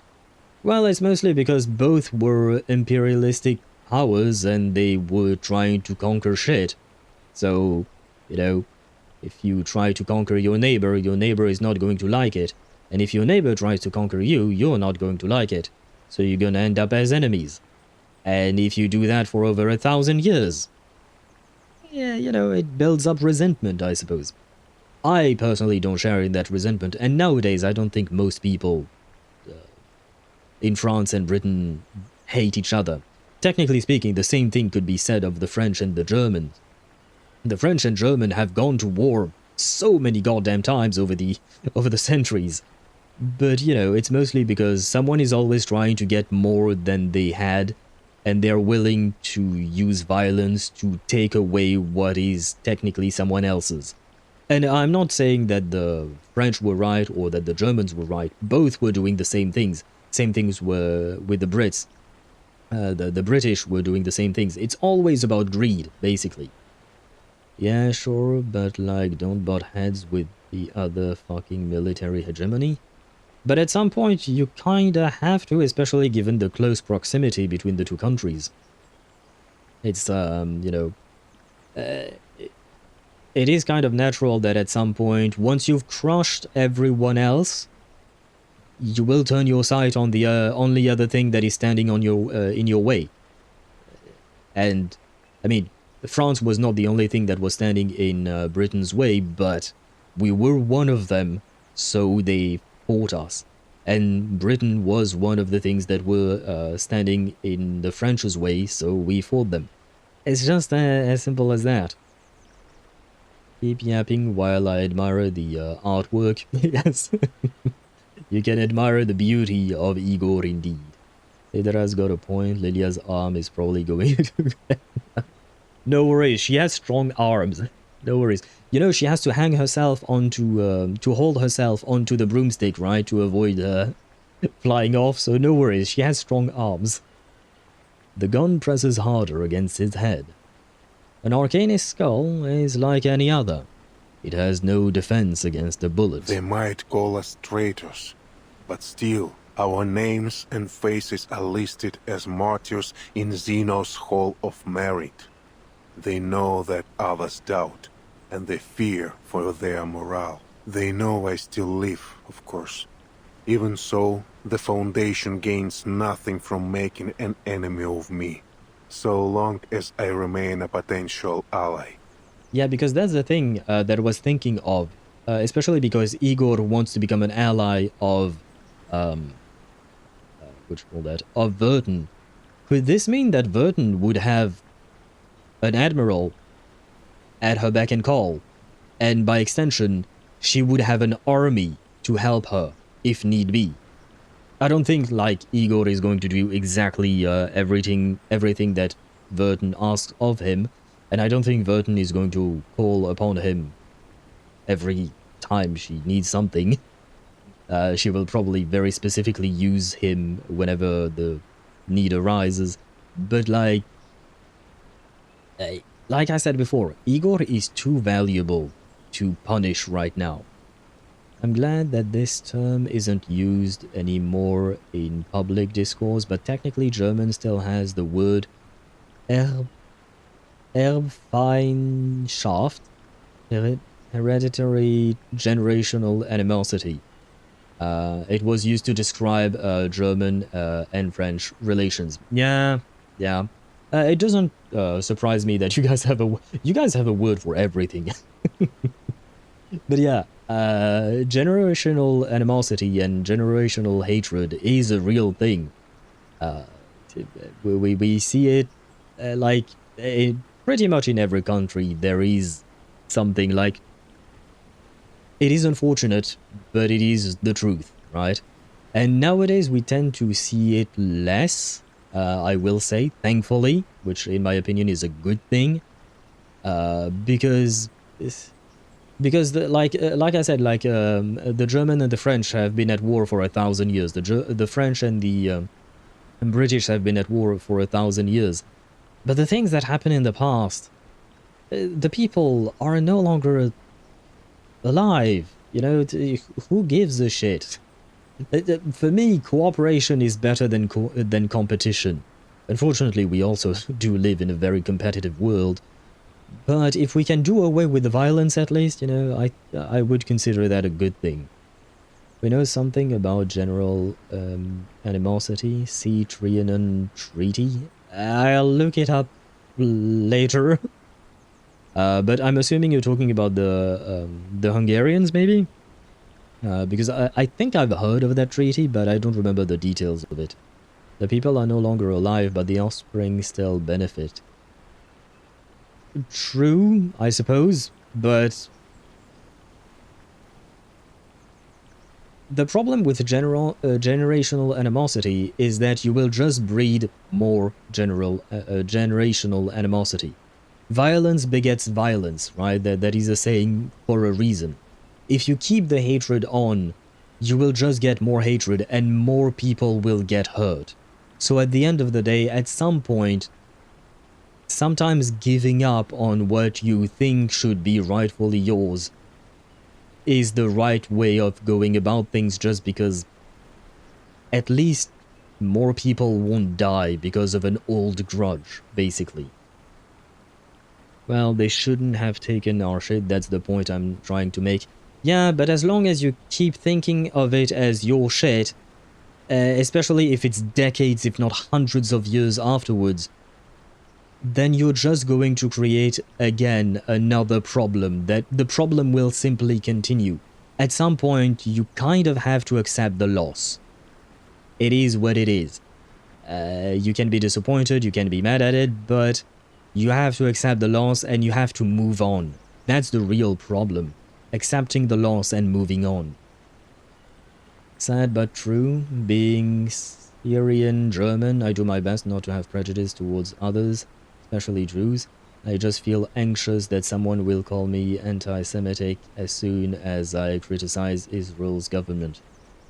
To be fair, the whole Israel government thing is very complicated, because I do agree with you. As soon as you say something bad about it, people are going to jump the gun and call you names. I personally, I mean, I suppose there is a distinction to be made, in my opinion, between what the government of a country does and what the people are like. Like, for instance, in the Western nations, it is quite well accepted that we have a bad opinion of Russia as a country, right?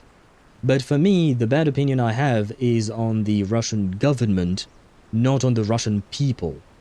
And that to me makes sense, because most of the Russian people, they probably don't really care about wars and stuff. They just want to go on dates, buy their groceries, live their lives, you know? And that's just one example. I'm assuming a lot of people in Israel feel the same. They just want to live their lives. They don't really care about the geopolitical tensions surrounding their country, right? But yeah, the discourse can be very stunted quickly, because unfortunately people have a tendency to jump the gun and misconstrue what you want to say in order to paint it as some kind of extreme view. Because nowadays we live in a world of extremes. People only talk in extremes, and I very much dislike it, because there is a lot of nuance to be pointed out, a lot of nuance that is relevant to these situations. These situations are not all black or all white. As with anything in life, it is very grey, it is murky, it is ugly, and it's just easier to see it in an extreme, because you don't have to think about, but the truth is that this happened and then this led to this and then this led to this. No, instead you just say, oh no, these guys are the bad guys. Point. No need to think more about that. Which is bad, in my opinion. Just calling it like that is bad indeed. But yeah, we live in a world that is weird, is all I'll say.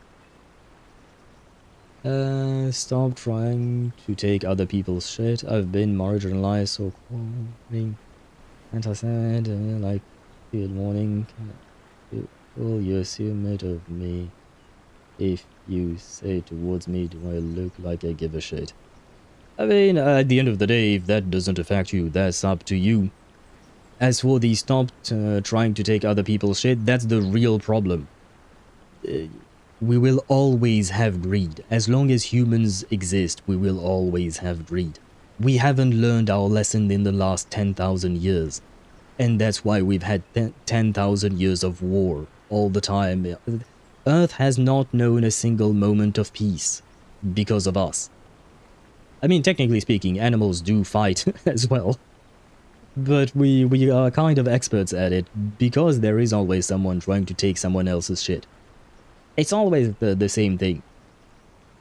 Agreed, in general, I enjoyed the 3 years I had been living in St. Petersburg, though I'm relieved to have moved back to Germany before the Ukraine conflict escalated.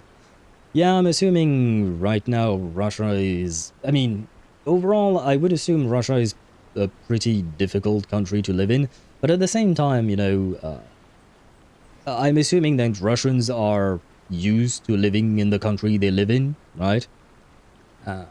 And worst case scenario, they find ways to do what they want, even if the government doesn't really want them to do it.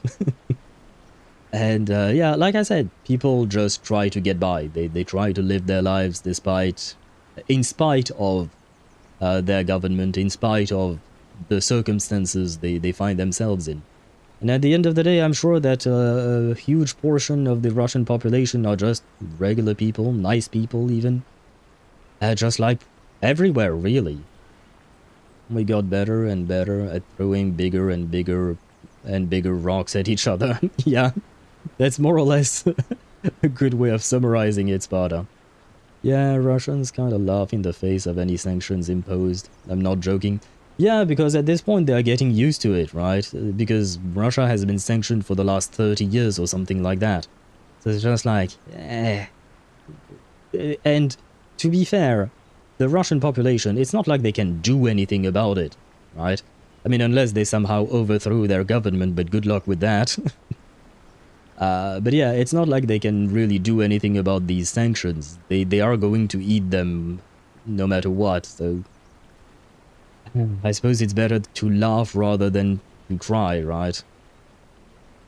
Only the capital suffers from European sanctions. They can do something about it. Well, other than mounting a revolution, I don't see what they can do. And like I said, good luck with that. The threat brings him no fear. He only answers her anger with measured calm. They just won't bear the body cost of doing something about it. Well, yeah, and on top of that, even if they did lead a revolution, it's not a guarantee that whoever comes to power next is going to be better. Do keep that in mind. Like I've mentioned before, the French Revolution, you know, we talk about it a lot because it's a good thing, in a way. But the truth is that the first few years after the revolution was called the Reign of Terror, and it was absolutely horrifying. So, the revolution was indeed a good thing, but it didn't lead to good things straight away.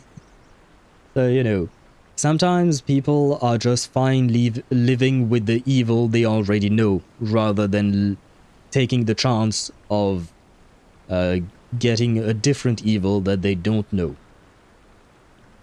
The threat of... did I read this? The threat brings him no fear. He only answers her anger with measured calm. And as a result of my actions in São Paulo, the rift between the Foundation and the various factions of Zeno has been laid bare.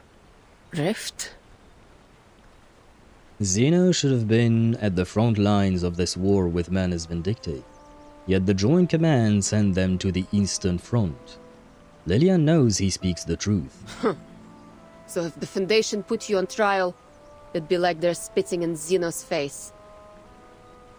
She looks up at the sky despite herself. The flying witches she put on patrol pass overhead. Their grey and white Foundation uniforms make them look like fluttering doves. But the Buck's house will intervene. Even if their direct intervention would sever all trust between the Foundation and Zeno. Sever all trust? How? The last thing Zeno wants is to relieve the shame of São Paulo. Likewise, the Foundation has no desire to reveal how deep their network goes. If the Pax House intervenes, that delicate balance will crumble. Wait, network? Do you mean the soldiers you dealt with in Sao Paulo? 10 humans and 4 arcanists refused to join our rebellion. 3 were spies we had long sniffed out. As for the rest... Igor closes his eyes. He won't defend himself any further. Bullshit! They were all our comrades! Every one of them! I shall grab a screenshot of that. There we go.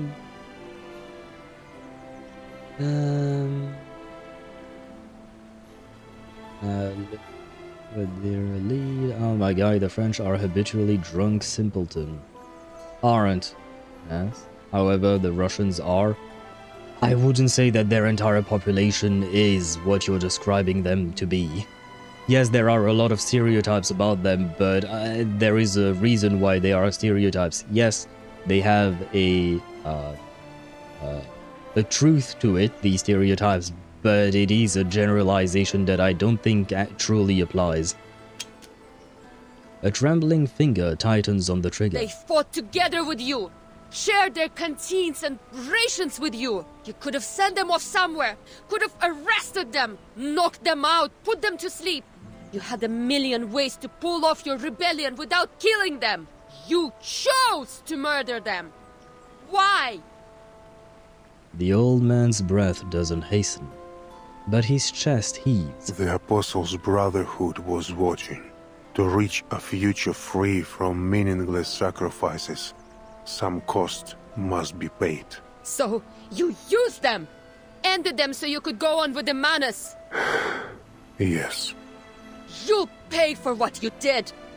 I like the fact that he is unapologetic about it. You know, he's just saying yes, he's not trying to defend himself, he's not trying to justify it, really. I mean, he's explaining his position, of course, but, you know, the way he's going about things... I mean, he's still done something really terrible, don't get me wrong on that.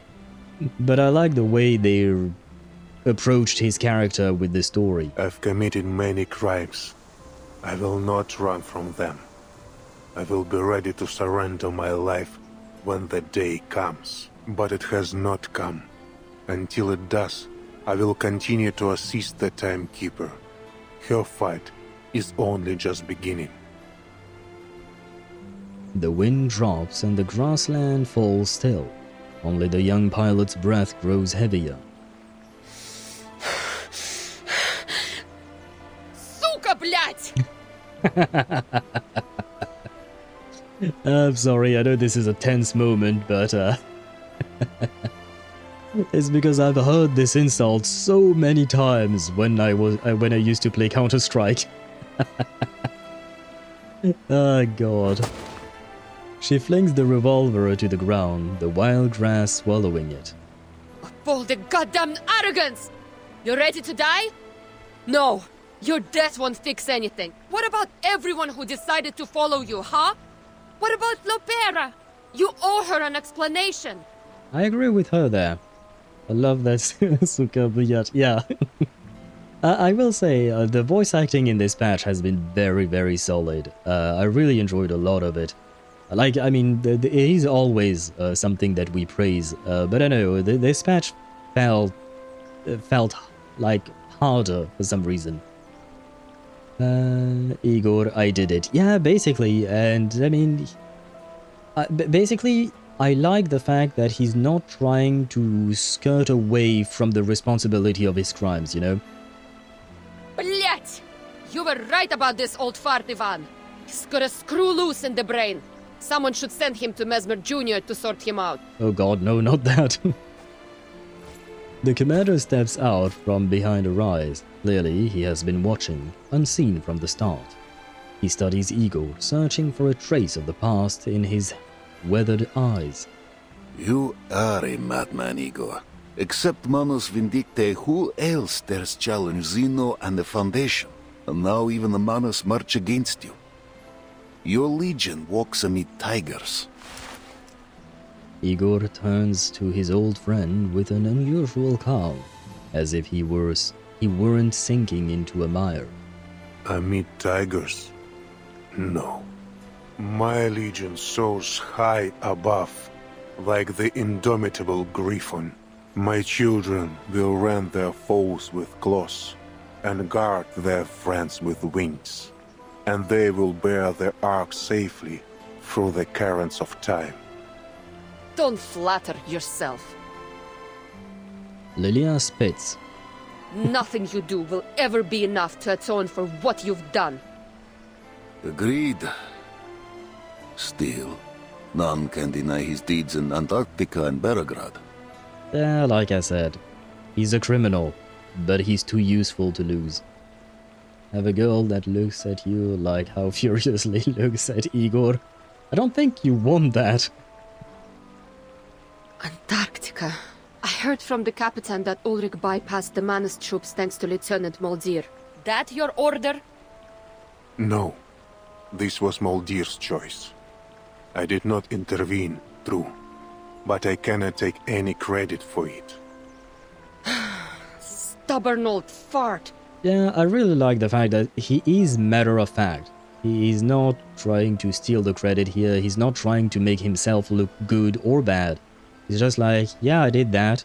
I also did that. I didn't do that, but I did that. If you step even one toe out of line, you're dead. She mounts her broom. Before starting the engine, she looks back at Igor. She points out at the flying witches in the clouds. We'll be watching you. I will be watching you. Igor responds with a slow nod. A shapeless anger sits in Lilia's chest. She snorts and tears into the sky. We were just like her once. Young, unable to ignore anything we saw as unjust. Compelled to personally right every wrong. But we never put our lives on the line like her, did we?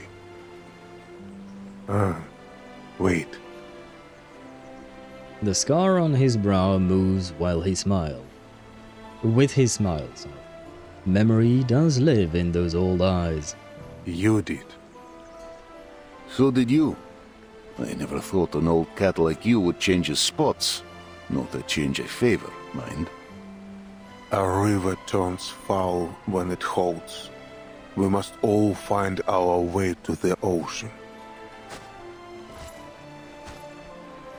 Igor steps toward the river, his boot spurs cutting lines in the soft mud at the bank. I suspect you were the one that persuaded the lieutenant to leave her gun unloaded. I owed you for what you did for the Corps. The commander runs an agitated hand through his hair and joins Igor. Got a cigarette? I quit back in '99. The famed commander of the Xeno cavalry pulls a handful of grass from a nearby tuft. Do you have any idea how many of my silly pups wish to follow you after Tamarovka? I found a place, somewhere big enough to welcome you and the Corps. I'm not ready to have a bounty on my head. But you spoke in this bounty target's defense. What did you say to Lieutenant Lilia? I gave her a choice. End your life with a bullet, or let you live, bearing the pain of your guilt. Did you ever consider that I might just be a cold-hearted tyrant? That I feel no guilt at all? We've all changed since the storm. I read your letter, old friend. No truth serum could tell me more than it did. I tarnished with my own hands the honor we once held dear. Molly, please tell Lopera that... A dark arcane glow appears by the letter. A shadowy mouth emerges from it, chews it down, and drags it into the void. The jar in Igor's hand flickers. A firefly dims and falls to the bottom. Really? Running your old bones deeper into the ground just to protect your privacy? Privacy. I thought you'd never heard of the word. I didn't mean to pry. The soldiers were getting their letters. Yours was the only one with no name. We ride out come morning. We all know that many of us will never return. You still have a chance to come to the siege before we leave. You want me to take those young soldiers in? This was never meant to be their war. Lilia's aircraft has left a lingering line across the sky.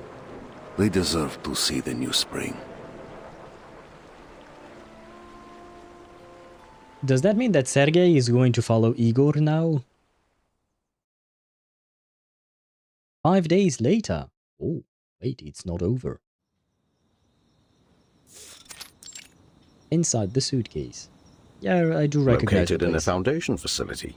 Completely confidential and no field mission application required. You're more thoughtful than I expected, Timekeeper. Oh. I'm not really a fan of Irene, not gonna lie. You want that minus the anger part. Yeah, but the anger part is kind of very important there. Igor casually teleporting evidence away. Yes. I mean, we knew he was strong, quote-unquote, you know. Bro has his ways, I suppose. A strong, strict, loving dad. Yeah, he does remind me a lot of Arlecchino. Halves hopium, I want Sergei to follow Ivan and Lilia still. I mean, technically speaking, if Sergei follows Igor, and Igor wants to work with Timekeeper, Sergei might still have a shot at working with Lilia again, technically speaking. Let's make the most of our time, Mr. Irenai, before our absence draws unnecessary attention. Then let's cut to the chase. About the vessel ensoulment experiments conducted in the Amber Room laboratory. What have you learned? I managed to recover documents detailing the experiment's main procedures. However, I didn't find anything significant about Erd.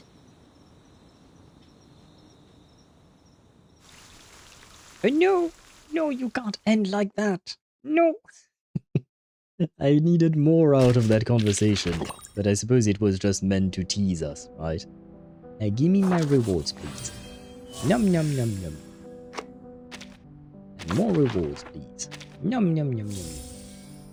And, clue. Oh god. Vertin. Amber room, information, does not uncover. Dan, could you tell me which relation specifically you wanted me to take a look at? Because most of these things seem to be more or less what we have already read. Do not conflict, she can trust, yes. Igor. His intelligence obtained at the cost of Griffin soldiers' lives. Igor learns of Krutov's movements. Yeah, that's what just happened, okay. I meant from Zeno. Zeno cavalry? Is this the one? Yeah. There's a value of Igor's proposed alliance. Yeah, no, that was about the fight. Things in the cavalry. As a result, Vice Admiral Burukov begins to let go of some of his suspicion towards Igor. And wait, blue is neutral, right? Okay, wait. So they're all friendly here. Red is here, red, that's all normal. Neutral with Timekeeper. Oh, neutral with Lilia as well, between Igor and them, okay. Friendly... Oh no, neutral here as well, okay, even with Kreyes, Irene. And I'm surprised that we don't see a string between Madame Z and Vertin to signify that they're friendly. I would have thought that this one would have worked. I mean, I guess they didn't make a one for Sonato as well. So it kind of makes sense. But let's see, you said Zeno. Zeno would be him. Supernova, maybe? Sergei. Ah, you want me to see Sergei? Sergei is an enemy to the ritualist, and he is friendly to Meryl, Sternova, and Ivan, okay. Sergei is a soldier locally recruited by the Zeno cavalry. He comes from a village in the Don River Basin with a long family history of military service. After unusual climate conditions caused crop failures, he joins the Zeno cavalry to hunt down the local bandits. He has an optimistic nature. Clue 1. After the city's disturbances are quelled, Sergei's squad begins pursuing a patrol team from Krutov's army, but falls into an ambush set by a Manus ritualist, resulting in the capture of the entire squad. Clue 2. Sergei lives through the final battle. He later decides to follow Igor and joins the Griffin Legion. So Sergei is indeed joining the what do you call that? The Griffin Legion and Igor. So Igor and Lilia might be working together, depending on when Vertin would ask Igor for help.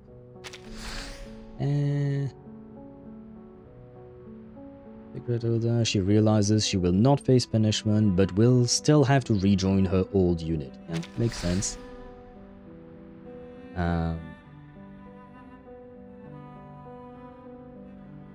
Some reason did not return the foundation, knows she fears him and is avoiding the former squad mates. Upon learning of Meryl's desertion, Mr. Treyas forges a secret order assigning her to the Eastern Front to investigate the Golden Famine, preparing for her eventual return to the squad. Unfortunately, they don't explain why he did that.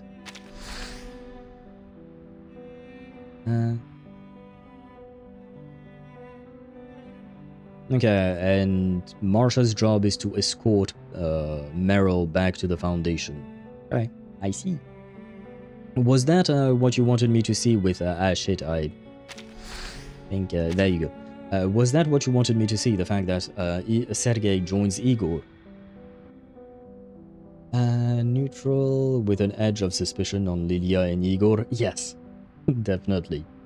I'm crossing fingers Sergei becomes playable. Out of all these characters, I don't think Sergei would be one, not gonna lie.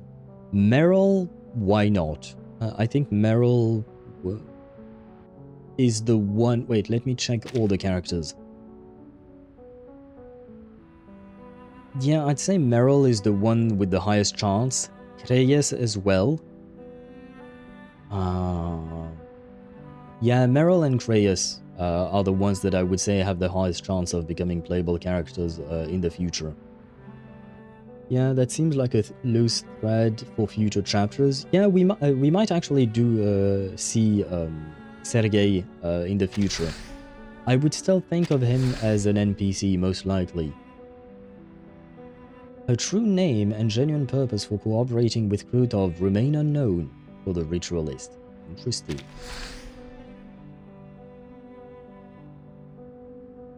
Yeah, okay, he vanished. They do confirm that. This is just about that. Ah, so during the war on the Eastern Front, Moldier is carrying out missions in other regions on Igor's orders. Interesting. So she still do be listening to him. I mean, we heard that during the last stage, right? And Lilia... disgusted by betrayal, that didn't change, but yeah, she's at least neutral. She considers... but is persuaded by his confession, deciding him to give him another chance. Well, kind of, I suppose. She tolerates his existence, basically. He's the underdog, and the ritualist confirmed he has arcanist powers. Yeah...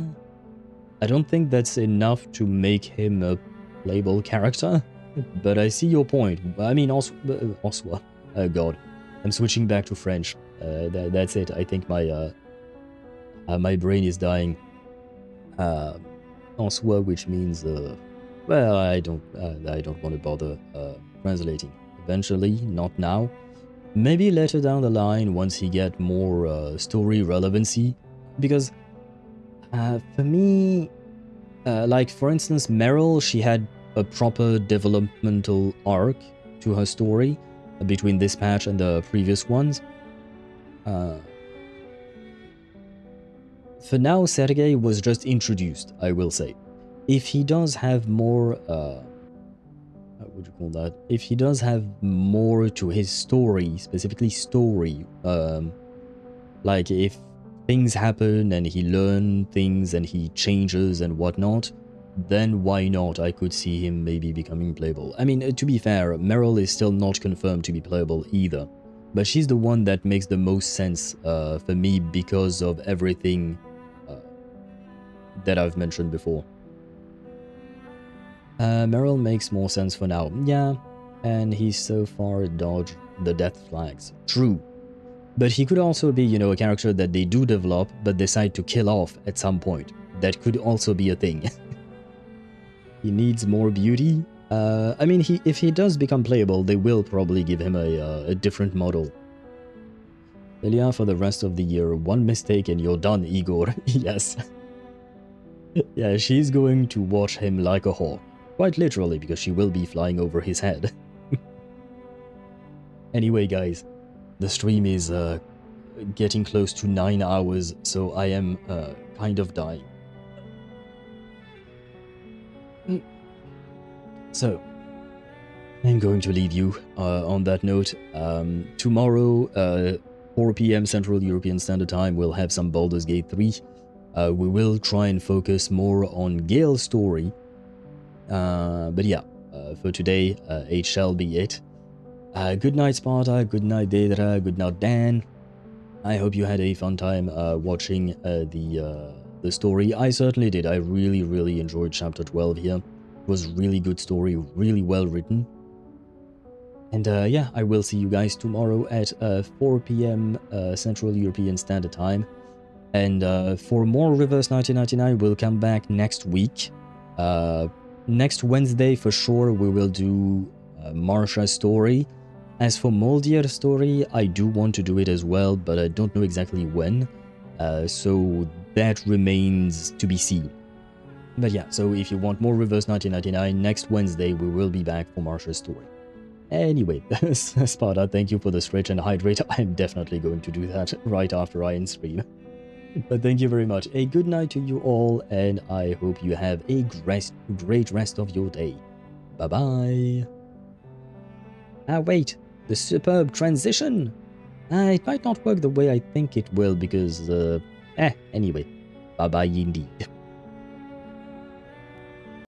Oh, it still kind of worked the way I wanted it to. Yay.